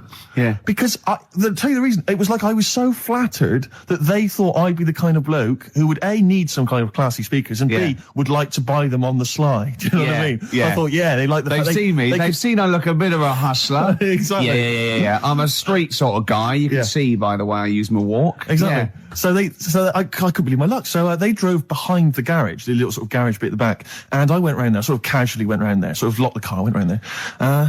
They went, open the back, you had 2 speakers in there. I said, "Are you sure these aren't knocked off, mate?" He went, No. We work for Dixon's. This is the story he spun me. We work for Dixon's, right? And we're delivery men, and if we make a delivery and the person's not there to sign for the goods, then we have to bring them back to the warehouse. But if we can sell them on the way back, then that's really good for Dixon's. Dixon's must love that. And instead of thinking, are you sure some kind of troubleshooter did someone going to go into Dixon's and go, you're not getting in the garage forecourt market? Jones. Exactly. Get a couple of lads in a white van. Exactly. Yeah. So anyway, I sort of bought this story, and I was a little bit dubious, and I went, right, let me hear them then. And he wired them up to the car stereo, and boom, boom, boom, they're playing. So it was some groovy hip-hop. I was thinking, great, these guys know what I'm into. Yeah. And he's giving me the talk and stuff. And I said, I'm a bit worried these are knocked off. He went, no, listen, we got a bloke at Dixon's who can confirm this is fine, right? Phone him up, use my mobile, right? And quote this reference number, right? So I phone out, and I goes, I go, hi, some guys here in a garage forecourt trying to sell me some speakers. Just wanted to check. He went, it's fine. I went, should I just read the reference number or whatever? He went, if you want. And X14, and I'm like, yes, fine. Yeah. Okay. You know that was, don't you? That was actually Mr. Dixon himself. Exactly. Yeah. Exactly. So I'm thinking, well, they sound great. They're giving me for a knockdown price. I'd say they were like 400 quid. They were like 200 quid or something. It was a good bargain. I was in the market for some speakers as well. Yeah. So, while they were loading it's them all kosher. I phoned Dixon's. Exactly. I phoned Dixon's. That's fine. Yeah. So while they're loading them in the back of the BBC hire car, right? I'm in there paying for the petrol, right? And the guy serving goes, all right. He goes, what were you doing around the back with those blokes? Right? Because obviously there's security cameras filming this whole transaction, right? And he goes, what are you doing around the back? And I went, brilliantly, there's some old mates. Some of my mates were just having a chat and that. He went, oh, right, okay, like giving me obviously the evil eye. So I went back to the van. So I'm in the car now and I'm driving with one of the blokes who's in the van with me because I didn't have the money on me. So I had to go to the cash point to get the cash, right? So I'm driving with him and the other guy's following me in the van and he was like a northerner like you and he was giving it all all right, I tell my girlfriend's a DJ, she's got some of these speakers, they're fantastic, and he's giving me this. And then my mind starts working. Now that I've got a bit of time to think, I'm thinking, wait a minute, this all sounds a bit dodgy. Yeah. It dawned on me, Rick. You know, fool, are you? You're streetwise. Exactly. You're streetwise, Steve. Not only that, I was thinking, how am I going to get them home? I've got to drop the car off at the BBC. How am I going to get these huge speakers back to where I live? And how can I pay for them? Because I've just spent £100 on Find the Lady with a couple of blokes in the square. It seemed like a fair game. Some of his friends were winning. But so I explained to him, I said, I can't get them back to like Brixton where I was living at the time. He went, don't worry, give us an extra 20 quid, we'll take them home for you. Oh, that's good. Deliberate. They do a whole service, you see. And there's also a backup guarantee. Did they have the guarantee, the 3-month guarantee? They didn't. No. But so I said, I'm not sure about that. He went, well, why don't you put them in a cab, send them back, and your housemates can collect it? I was like, oh, no, there'd be no one in. And I was beginning to sort of get a bit conscious of like, maybe this was a bit of a scam after all. So I pulled into like a little side road. I said, I'm not sure I'm into this now, actually. He went, what are you talking about? It's 200 quid for a pair of speakers. It's a bargain. You never get a bargain like this, mate. I'm going, not too sure, actually. I don't think I want them. He went, 150 quid, mate, 150 quid. I went, no, he's 100 quid now to you. And I'm thinking, wait a minute, this doesn't sound like the kind of work that Dixon's would be doing. Dixon's don't do that when I go in. This is it. Dixon's never negotiate in that way. When I go there, look around and I leave, they go, where are you going? Exactly. I go, no, we'll have anything then. Have anything for a quid. So I stopped the car and the white van pulled up behind me with his mates in. Sure. And And I said, can you get them out? I'm not interested. And he went, 100 quid, mate. Oh, you, and he was just going, you tosser, you obviously want some speakers. And he was having a go at me. So I was carrying the speakers out and putting them back in the white van. And he was just shouting at me. He was going, 70 quid. I was like, 70 quid from 200? This is ludicrous. You realise that wasn't Dixon's policy then. Exactly. They don't usually shout you tosser as you leave you leave the shop and walk down Camden High Street. They're not usually shouting you tosser. You should have took the offer of like the monthly payments they've got on at the moment. So I eventually put them in there, and I sort of knocked the deal on the head, and I got back in my car, and they were in theirs, and I just looked in the rearview mirror, and they were punching the dashboard, like with aggression and venom, like we let that deal slip through our fingers. And I've never been so terrified in my life. I just sat there, and I was just thinking, oh my God, all I was thinking now is, what if I go back to the BBC, and they go, we've had a call from the police, the man at the garage, he saw you doing a dodgy deal. I love it. Yeah. Well, what you do is you put the hire car in a drain in your front garden, and then go in and out of the toilet, just pouring bleach down, or Ajax, and then never know. Yeah. Listen, let me just tell you briefly, this is another example of how people can just exploit you and make fun of you when you're tall. Yeah. I was quite tall. I've always been like about 6'7" for quite a while now. And when I was about 16, I went to a big New Year's celebration in Bristol, where I come from. And everyone kind of congregates in this big sort of part of town, and there was all people dancing around, like in Trafalgar Square. And I was there, and somehow I just picked up a balloon somewhere along the line, one of those kind of helium sort of balloons, and I was holding that, sort of dancing around. And these two girls came up to me, and I was thinking, yeah, okay, it's New Year's Eve, brilliant, that's my kind of party. Yeah. They came up, they went, hey. Once a year. And they said, you going to be here for long? And I went, well, maybe. And they said, it's just that we've arranged to meet back at you in about an hour. I went, what do you mean? I went, well, it's just because we can see you wherever you are. Don't worry, you can move around and stuff. We'll see you with the balloon. Just arranged to meet some friends. I love that. A landmark. So, pilots use that. Oh, we're just coming in. When we see Steve Merchant, we'll be descending to Bristol Temple Mead. What's really funny is New Year's Eve, Trafalgar Square, you got a huge column, but they use Steve as like the meeting point. Steve's got a huge column. Brilliant, Rick. Well done. Award-winning comedy from Ricky Gervais. So I went to a party, and I was quite excited because I had the car, I had the motor, and there was a chick heading down to the party that I was like, I had my eye on. And I thought, now I've got a car, and going to the party, it's going to be amazing, right? And various friends had said, like, can we get a lift? I thought, yeah, groovy. Yeah, I'll pick up the chick as well, who's a friend of a friend. Yeah. So cruising down to the party in the motor, the Volvo estate, and there's nothing sexier than that. Slipping a little bit of Billy Joel on the stereo or whatever. Oh, something classic. Exactly. And maybe it was Billy Ocean.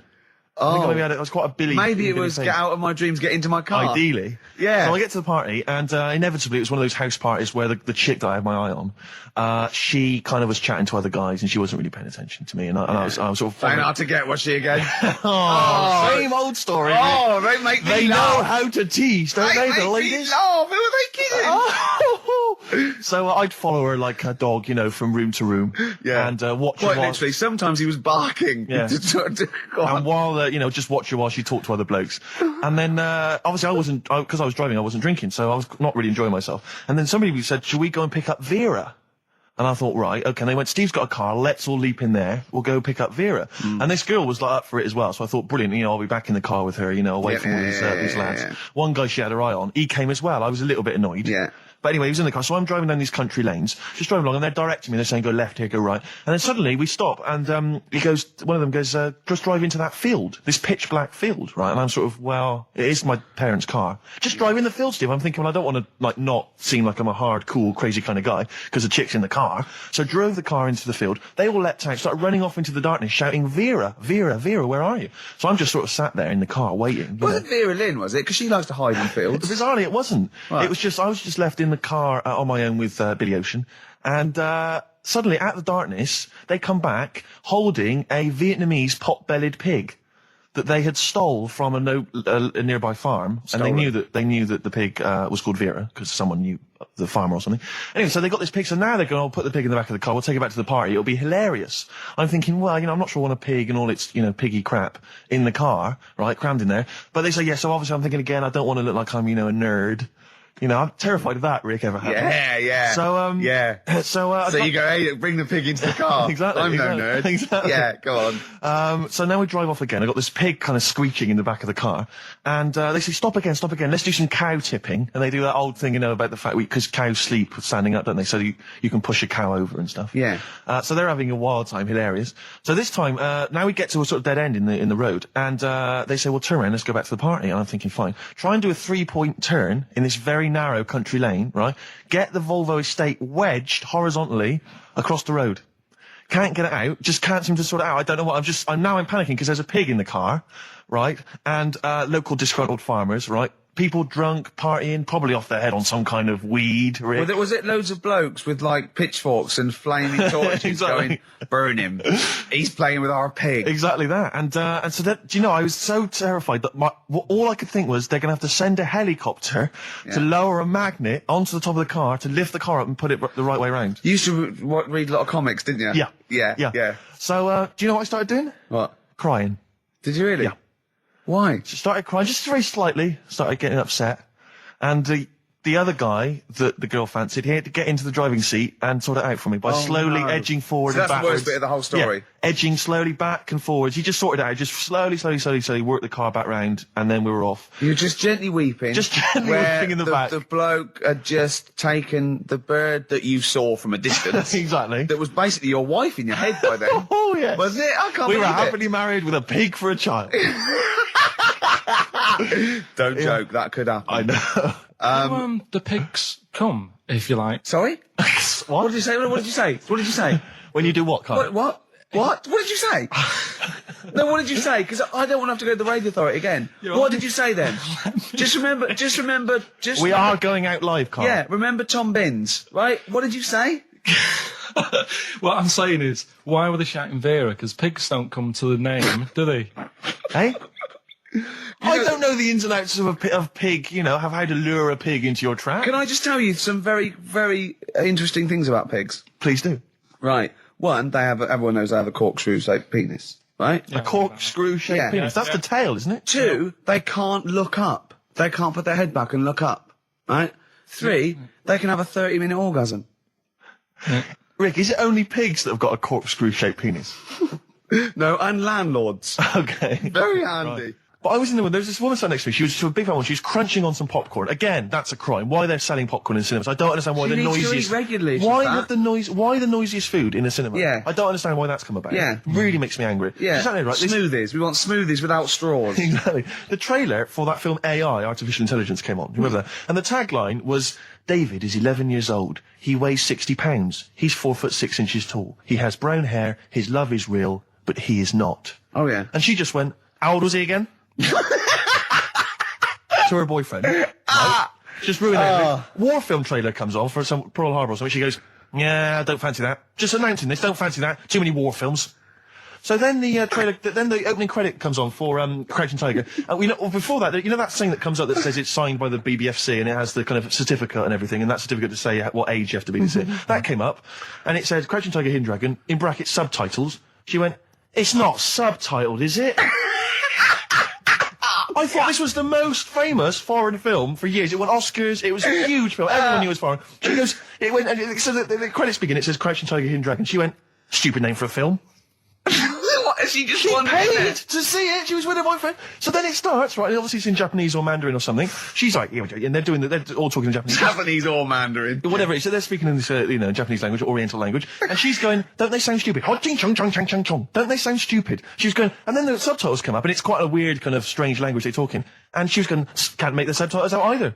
It's both gobbledygook. Just wittering on every step of the film. I totally agree with you. But what I like in your telling of it, I know you're getting quite emotional. I was genuinely livid. But she went Mandarin or Japanese, some Oriental language. And Well, I don't know what else. It's a strange language. It's a strange language. Well, anyway. Oh, dear. So then I moved. I climbed over several seats, made a big huff of, make a big show of moving. Yeah. Sat next to a guy on the phone, just chatting on the phone. Oh, I'd have gone mental at that. I was lit. So now I hate that film. I didn't enjoy it. I don't like seeing it. I don't want to even think of it. It's subtitles, isn't it? Well, rubbish. That's why I get videos. Yeah. I should have thought that through, Carl. You're absolutely right. Lamb Chop? Yeah, let's play Lamb Chop. This is brilliant. This is from this CD that came out recently with Uncut magazine. Occasionally they put out some quite interesting free CDs. And this was one that had various covers of Rolling Stones songs. And a lot of them were, you know, quite shoddy, but this was a brilliant, specially done, I think, for the CD. It's Lamb Chop doing a version of quite an obscure Rolling Stones song called Backstreet Girl. It's just beautiful. Let's hear it. Steve, you got any other toilet-related anecdotes? Rick, my life is just full of toilet trauma. Yeah. And Carl, you may not realise this, but White Stripes and their version of Jolene.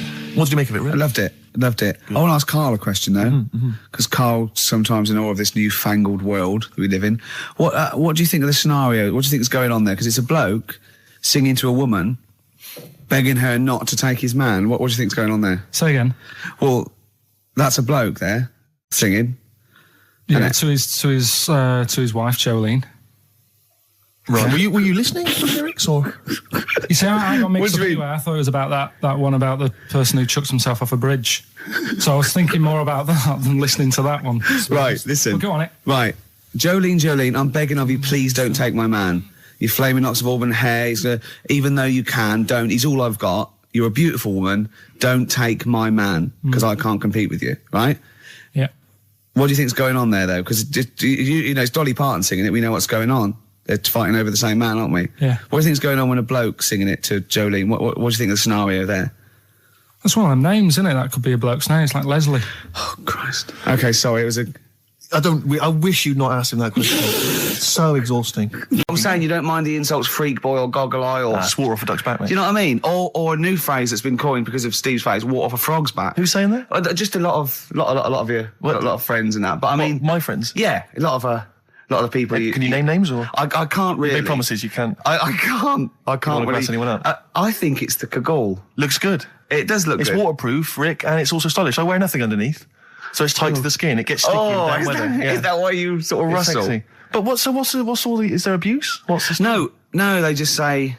Because I'm a pretty trendy guy, but I, as you say, I cut my own trend. You know, I make my own style. Oh, so just go back to insults briefly. Go on. You know, saying... see, that's... Goofy, that's not fair. No, because that's what he said. It's in my head. What do you mean he said? When did he say that? No, I mean... When did you call me goofy? No, he didn't. He said about what's in the head. Hey, no, when it's... come on. Come off it. Don't What? Who's start calling me goofy? No. I'm not even goofy. Goggle-eyed's fair enough. Yeah, but you can sort your look out. I can't. What do you mean I can... How can I sort my look out? I'm not even goofy. That's not fair. You've got the proper features. What? Just needs sorting out a bit. I can't help it if my hair's not good. I noticed the other day when Carl was sitting on your knee having his picture taken. It's a long story, right? He's got a completely spherical head. It's slightly too small. I'm not being funny because, I mean, you know, I'm not perfect. But he's got a completely spherical little head. He looks a little bit like a baby hamburger. You know Hamburger off McDonald's? Sure. He looks like a little baby hamburger. And it's sort of quite put upon. Suzanne thinks a lot like that thing in that Dulux advert. Do you know when the woman pulls the head off that? That little plasticine morph type. And then they make a new ad for it. And it's like a little head. Really? And that's your girlfriend saying it. I know. Anyway, listen, let's get back to business here. I had a bit of good news this morning. Go on. I was on the tube coming down, and I don't want to sound arrogant, I don't want to sound pushy, but I was at Green Park, and I'm fairly certain, Rick, it's not 100% corroborated, I'm fairly certain that a woman pinched my arse.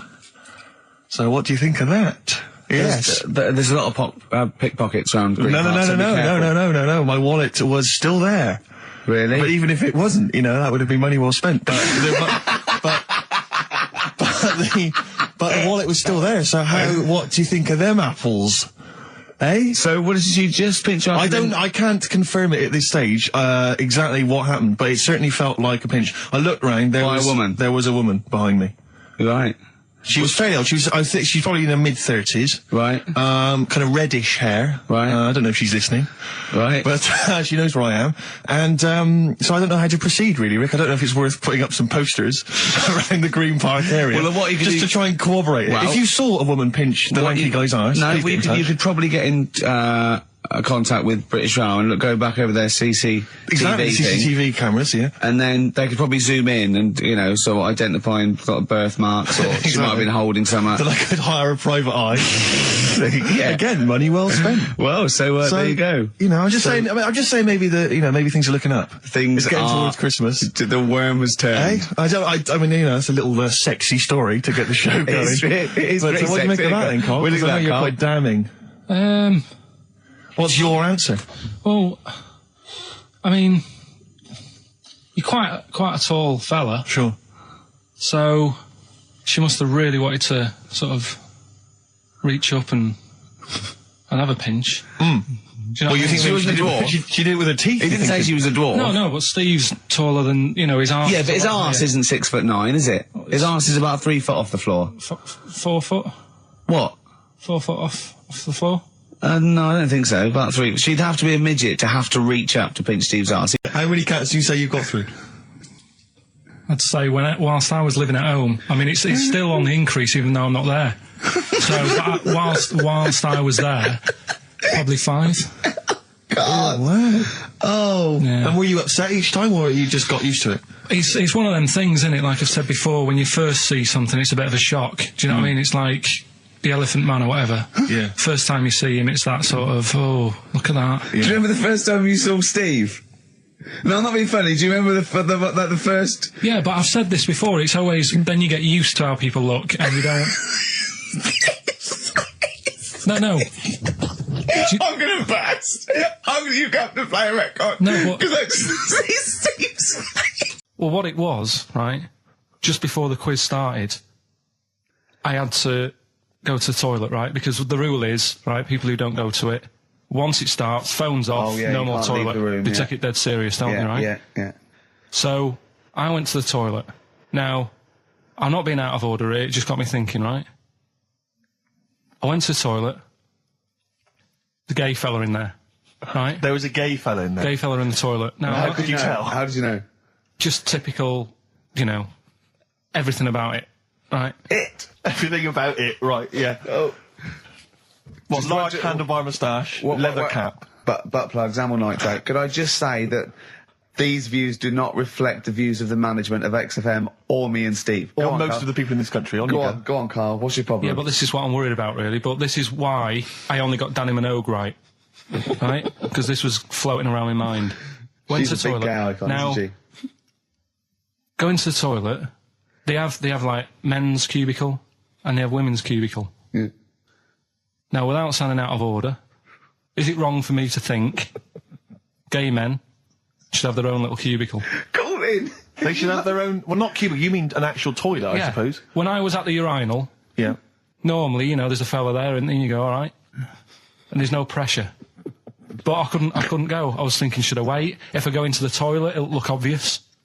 Yeah. I had loads of pressure and But this was what were going you on. worried about? I'm so sorry. What were you concerned about? Viewers? I'm so Well, sorry. it's like, right, listen, when I was a kid, right, and it's all right for you to go into women's toilets when you're a kid, it's like, oh, it's a bit cute, right, as long as you're not, like, over 15 or something, right? Right. But when I was a kid, I went into a toilet, and women, when they use their little cubicles, they don't shut the door. Some of them just sit down on the toilet, right, and you see everything. And, no, seriously, that's probably one of the first times I saw, like, a woman. Yeah. That, right, and my Auntie Nora when she was staying over. What happened with your Auntie Nora? She was, she's into wearing caftans. Into wearing what? You know, caftans. Oh, yeah. What caftans? Big, bellowy sort of dresses. Right.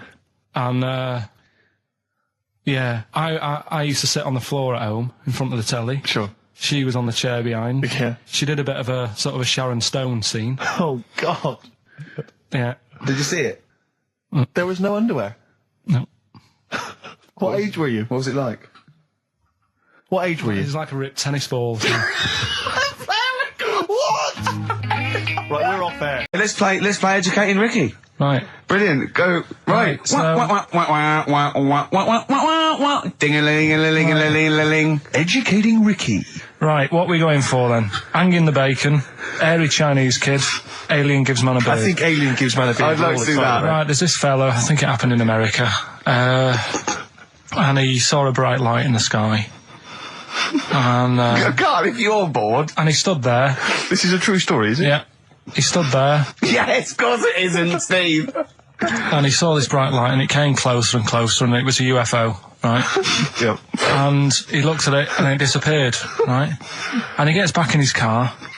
He looks in the mirror. And he looks in the mirror. Yep. He's only got a beard. He hasn't. You sure it wasn't someone else who got in the car, and he was still standing out there? No, right? What? And it turned out, he got home and said to his wife or his girlfriend, it's a bit weird. So I just got out of the car to look at a bright light, and I got back in the car, I grew a beard, and she said, never mind your beard, where have you been for 3 days? And what had happened is... He passed out because he was pissed? No. The UFO had taken him for 3 days. Yeah. But he'd only thought that he'd only looked at it and it went away. Yeah. But what had happened is, he took him and he grew a beard because he hasn't had a shave. Right, okay.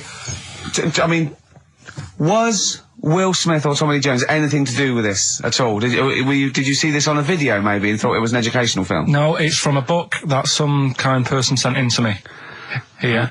Can I just ask again, just again, I'm just throwing this right back at you. Do you think there's any other possible answer here? Right? A man is absent for 3 days from home. He's grown a beard. The length of time that it could take to grow a beard, lest we forget. What if he hadn't actually seen a bright light in the sky? What if he was lying? What if he was lying? He got knocked unconscious. He'd had a car crash. Just lying. No, just lying. Or he was just lying. Yeah, he'd been on a bender, getting pissed for 3 days. And that with was his his mates. excuse to his wife. And they went, Dennis, what are you going to tell your wife? Well, wait a minute. Wait a minute. He's not going to believe I was out with you, lads. Just say you're only away for a minute. No, I wasn't away from it because of the beard. Oh, yeah, look, it looks like you've been out for 3 days. Well, we have. That's exactly. Right, okay, we've got to cover that then. Alien abduction. Great one. Okay, let's try that. Do you see? That's a little scenario there that could have been played So, out. when you say educating Ricky, what have I learnt from this? Never listen to you again. That's all I've learnt so far. Never listen to you. Yeah, we'll add a little bit more in here, right? Well, no, what do you mean add a little bit more? We'll add a bit more to this what I'm educating you about. Go on. Right? There's only a law in America that says if you touch a UFO, you're going to get done. Now, why would they make a rule?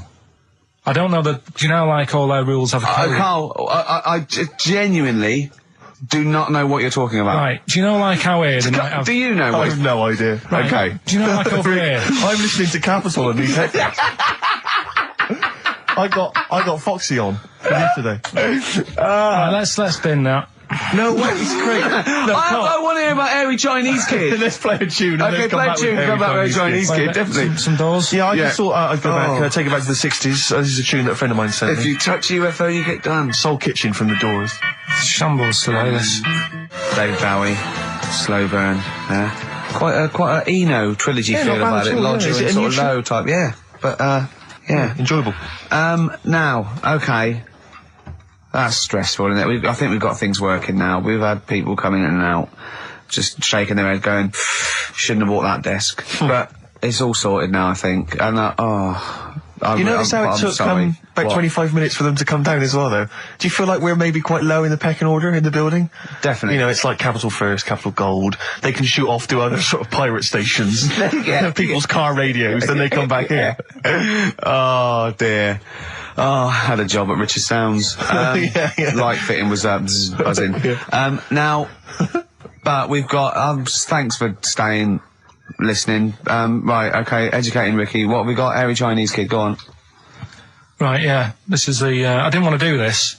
What do you think you want to do it? Well, I wanted to give you three, and I gave you one. It was like the alien man gets a beard or whatever. Yeah, which was total rubbish, so this one should be better, maybe. Hairy Chinese Kid. Right, well, we've talked about hairy people in the past. True enough. Haven't we? Yeah. You know, the little kids who grew up in woods and hung around with wolves and that. Yeah, again, you're confusing it. Yeah, they're not, there were some people that were born very hirsute. They were not the people who were brought up with wolves. Yeah. You just put that together in your Homer Simpson type mind. Right, well, this is like a sort of close to that sort of story. Yeah. But the weird thing is, right, Chinese people aren't that hairy as a nation. No, seriously, That's a well-known fact. They don't have that much body hair and stuff. Okay. So this little kid who was born over there, he was like covered in stuff. Was he? And it was only his nose that wasn't hairy. The rest of his body was caked in hair, right? And his hair sort of What grew. sort of hair was it? Was thick hair. No, what I mean is, was it sort of like a pony's mane, so he just looked like an Ewok? You know what I mean? Just like hanging down sort of straight, dark hair. In the picture, it looked like it grows from his eyebrow. It grows from his eyebrows quite thick, and then it just goes all the way over his head. You don't think it was just really long eyebrows that he'd done a comb over? No, it was all over his body. It had a picture of like his back and that. Yeah. And had he styled it? Had he styled it at all? Did he have it in a quiff or? No, it was just hanging all over him. Yeah. And they were like, you know, this is a bit weird happening in China, where we're not normally that airy. That was the scientist speaking there. And the local press and that were getting him down, calling him Monkey Boy and all this. Oh. And thinking Chinese press. But the doctor, yeah. Oh, they're cruel, aren't they? The doctor, like those game shows. That's Japanese, isn't it? Yeah. That's what. Yeah. And the doctor said, was Carl talking through all that time while we were just like talking to each other then? Because I turned round and I still saw he was talking. So anyway, the local press came in to see the hairy boy, the monkey boy. And they were like being tight and taking the mickey out of him, and the doctor said, showing him nuts. Said he's only airy. Said he's a healthy young kid. The only faults he's got is he's got a little bit of eczema and a boil. And he said everybody should just treat him the same, and I think he grew up a healthy kid. Yeah, so that's the end of the story. That's not a story. Why? But I've got nothing. I don't know what to say to that. So someone in China was born slightly hairier than the rest, and he was normal apart from eczema and a boil. That to me isn't a story. But if it is, I've got a million. I mean, it's sort of like bloke from Manchester went a bit bolder than the rest, got a job on radio. He was normal. I mean, that's not a story, is it? Do you know what I mean? Dandy Warhols and Bohemian Like You on XFM 104.9. I'm Ricky Gervais, with me Steve Merchant and Karl Pilkington. Karl, what's the story then? Right, so what did you say you're going for? You've got your 3 titles, your 3 teasers. Well, I think I'm going to go for Don't Do That to It. You know it can't live for that, Ned. I'm looking forward to this. Right. So this is educating Ricky, for those that have just tuned in. Now, something that Ricky told me about when he was educating me was that a cockroach, if you cut its head off, it lives for a week. Yeah. Right? And the only reason it dies is it can't take on water. Sure. It doesn't have a great time in that week, though, does it? I mean, it doesn't get much done, I don't imagine. It just needs water, and because it can't find any, like its eyes, it eventually dies. Yeah. Right? No. So what? No, it's not. That's not. It's anyway. You can't drink. Anyway. So have you heard that one about worms? Okay. I have. Go on. If you cut a worm in half, a lot of people have said in the past that it'll turn into 2 worms. Right. But that isn't actually true. Okay. Who said that? No, it used to be like, you know, kids at school said it on, kids at school and stuff. Yeah.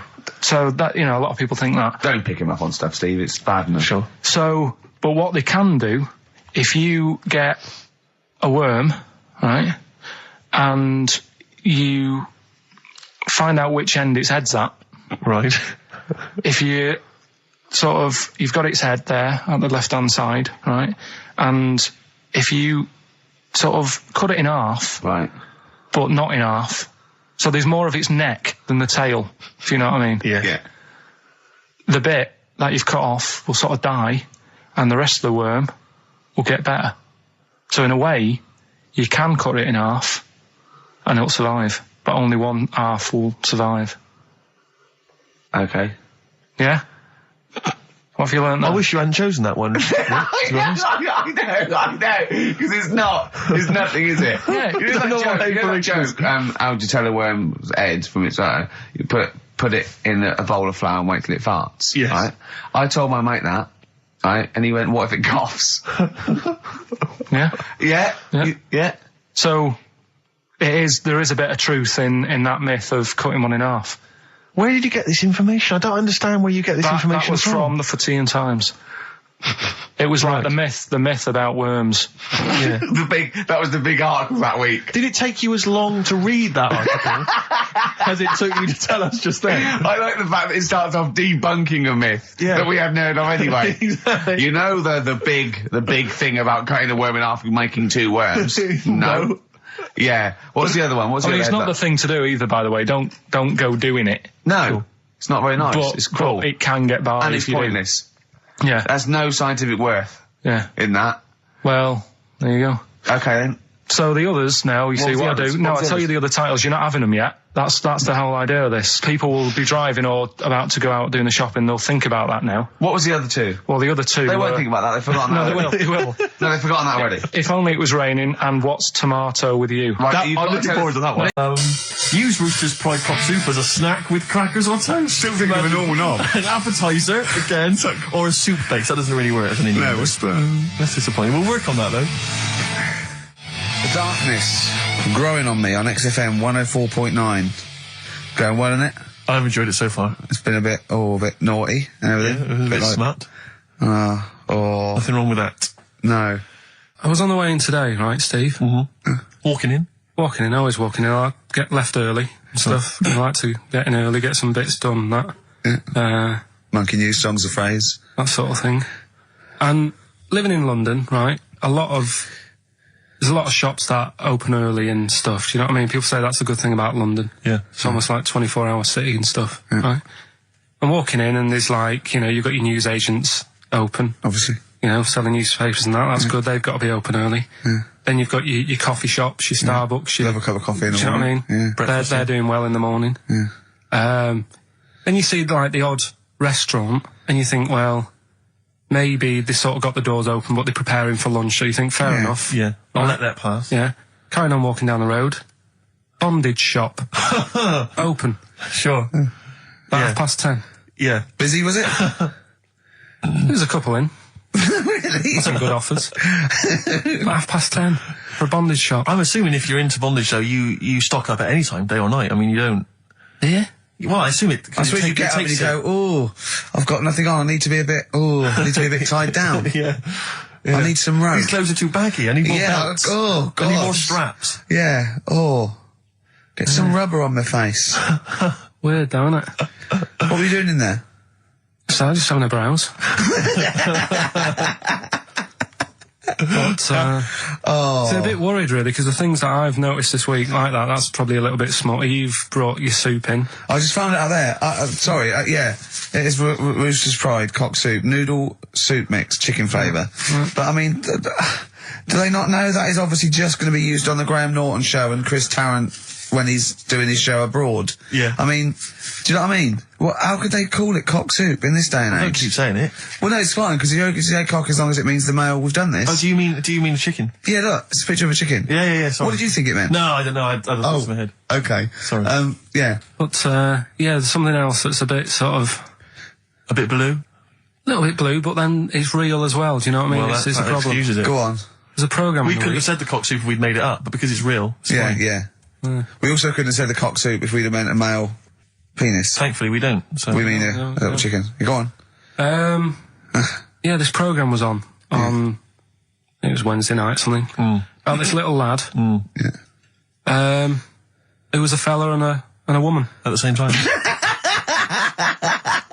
What do you mean? Like a cartoon with a secret identity. By night. What do you mean? He had both by day a boy, by night a woman. He had it all. What'd you? Sorry, wait. So he had male and female genitalia. Yeah. So what do you call someone that's born like that? Weird. Yeah. Like, what's the term for it? Go on. You know it. We've talked about it before. Aphrodite. Really? So close. Hermaphrodite. Yeah, hermaphrodite. Yeah. That's weird, though, isn't it? Yeah. And he had the ball. Yeah. And he had the... Well, what happened was he was born, right? Obviously. And the doctor said, there you go. Lovely little boy and girl. So the mum was like, what? So he said, No, I don't think the doctor was sarcastic. Yeah, what? I don't think the doctor was sort of dissing them. Yeah. There you go. What do you mean, doctor? I'm gonna have a look. There's the cock, there's the minge. All right, see you later. What are you going to call it? But doctor, what do you mean? Have a look. He wasn't sarcastic. He didn't give Doctor, clues. tell me what you mean. Give me a straight answer. He probably went, oh shit, she's got a cock. He didn't go, he wasn't sarky to the parents. no, Anyway. but I'm just getting across. Do you know what I mean? I always had a little bit just to. Yeah, I know you spice do. it Yeah. up, You should spice be it a up. newsreader. Be brilliant. So there's a little kid lying there, Yeah. and the mum says, you know, what am I going to do then? So the doctor, I mean, I'm condensing this. It was like an hour long. Sure. Yeah. Yeah. So he says, she said, what will I do? And the doctor said, well, he's not sort of well hung. Right. Oh, So he's not sort of well on. This doctor has been, I assume, has been struck off since for saying these things. It was a real doctor. It wasn't Dr. Fox. Yeah. Right, go on. So the doctor said, so I recommend that we make it a woman. Right. Right? So they sort of do a little bit of, Jiggery pokery. a little bit of work. And I don't think that's true, Carl. no, it is. It was on the programme. But I think they can tell really what they were meant to be from their chromosomes, can't they? They can tell whether they're X, Y, Y, or Yeah, X. not just, it's not It's very just- well hung. No, I Yeah. tell you what, because back then, when this was going Yeah, on, no, right, I'm just thinking they might not have had the doctors then thought if you had a kid, right, and you thought, it's a bit ugly, maybe it'll have a better life if it was a fella. If it was a girl and it's a bit ugly and you think it's going to get hard time. Right, don't talk shite. What? What? That a doctor would go, right, you've had a young girl, I'll tell you what, she's a pig, let's pop a cock on her. Don't No, talk I'm not saying, shite. I'm not saying that. What I'm saying is, say if you have like I say, a girl, I just think it's harder if a girl's ugly and Yeah. she's growing up, she Yeah. has a harder time. Yeah. Don't you agree with that? If Possibly, but you don't they change don't someone when change, they, when, No, yeah. you don't change their gender no, because they're I'm a just bit of a saying minger. what I'm saying is the Elephant Man would have had a harder time if it was Elephant Woman. Is what I'm saying. But listen to me, listen. What the doctor was saying is, if you get a baby before it's 2, Yeah. back then they thought you could sort of say, well, instead of giving it a go-kart, give it dolls to play with. Right, back when? What are we talking about? The Middle Ages? We put a song on, come back to this. Yeah, it's Bruce Springsteen, Atlantic City. Bruce Springsteen, Atlantic City, on XFM 104.9. Okay, look, have another go, Carl. What were you saying? As an hermaphrodite, yeah, he was born both sets. The doctor said he's not well hung. Let's lose that. Let's get rid of that. Let's make it into a woman. girl. Okay. I'm with you so far. Go on then. So, anyway, gets away with it a little bit in the early years. Right. Starts going to school, gets away with it a little bit. Sure. Right? But then, do you know when you get to that age and your head goes all funny?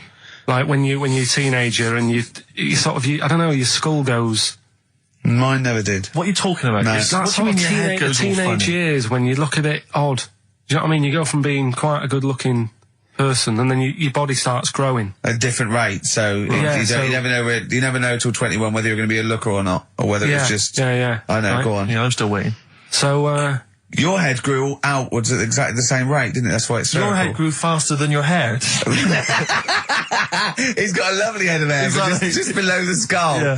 He's got a little afro in there, but it just couldn't get through the follicles. It couldn't catch up the skull. Expanding. Oh, bless him. Oh, come on, Baldy.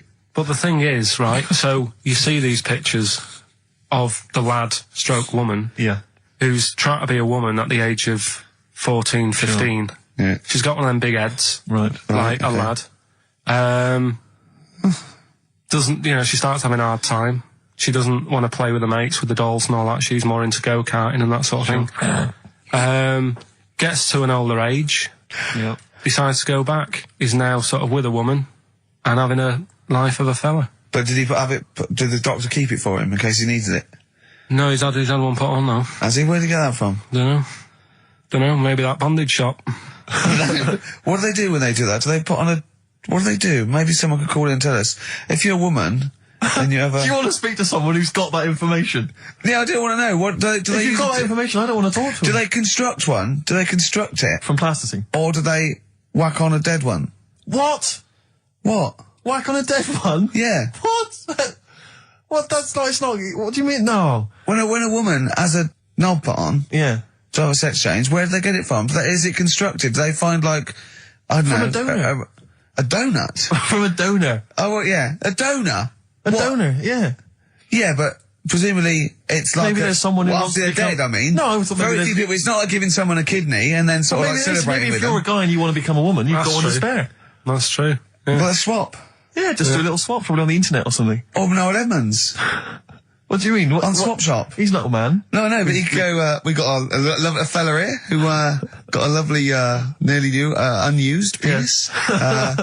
Yeah, Keith Chegwin out in kind of Bognor Regis. Wants a couple of tits and a fanny for that, so, call in. It reminds me of the, do you remember the John Wayne Bobbitt story? Which Yeah. it's always seemed odd to me. I never really kind of got all the information. Do you remember that one, Carl, where the woman cut off her husband's penis because When he was sleeping. I think he was sleeping, and she drove off. I think he woke up quite quickly. Yeah, that's so much better than the alarm clock, isn't it? call, yeah. And she threw it off. She threw it out of the car window. into the woods. Yeah. And he went and found it. Yeah. But imagine if he'd got to the hospital and they'd sewn it back on. He'd gone, "That's bigger than I remember." I'm not sure this is mine. How many of you cut us where we dump all the knobs? We dump all the That's knobs where- in there. Yeah. That was an extraordinary story. And then, bizarrely, he became a porn star. Yeah. Yeah. Very strange life that man's had. Well, it is a bit of a shock to the system, isn't it? Oh, cutting your knob off. I know. Do you remember that French bloke, the performance artist of like 1910? Do you remember him? No. He, as a performance art, he cut in a theatre, he cut his knob off to a crowd of people. Now, what? That's only a one-night trick, though, isn't it? Exactly. But what if there had been a bang outside? They went encore. He went, oh! Yeah, or they looked outside because a car backfired. He went, did you see that? I go, just cut the... Did you? Yeah. Think of that. Sacre bleu. I know. French are funny, aren't they? Cutting your knob off for your art. Weird, isn't it? Longview. Further on XFM 104.9. As we're having so much fun with penises, I thought perhaps I should just mention... That's a slogan. We should just mention this story, briefly. It's in the paper today. A Russian is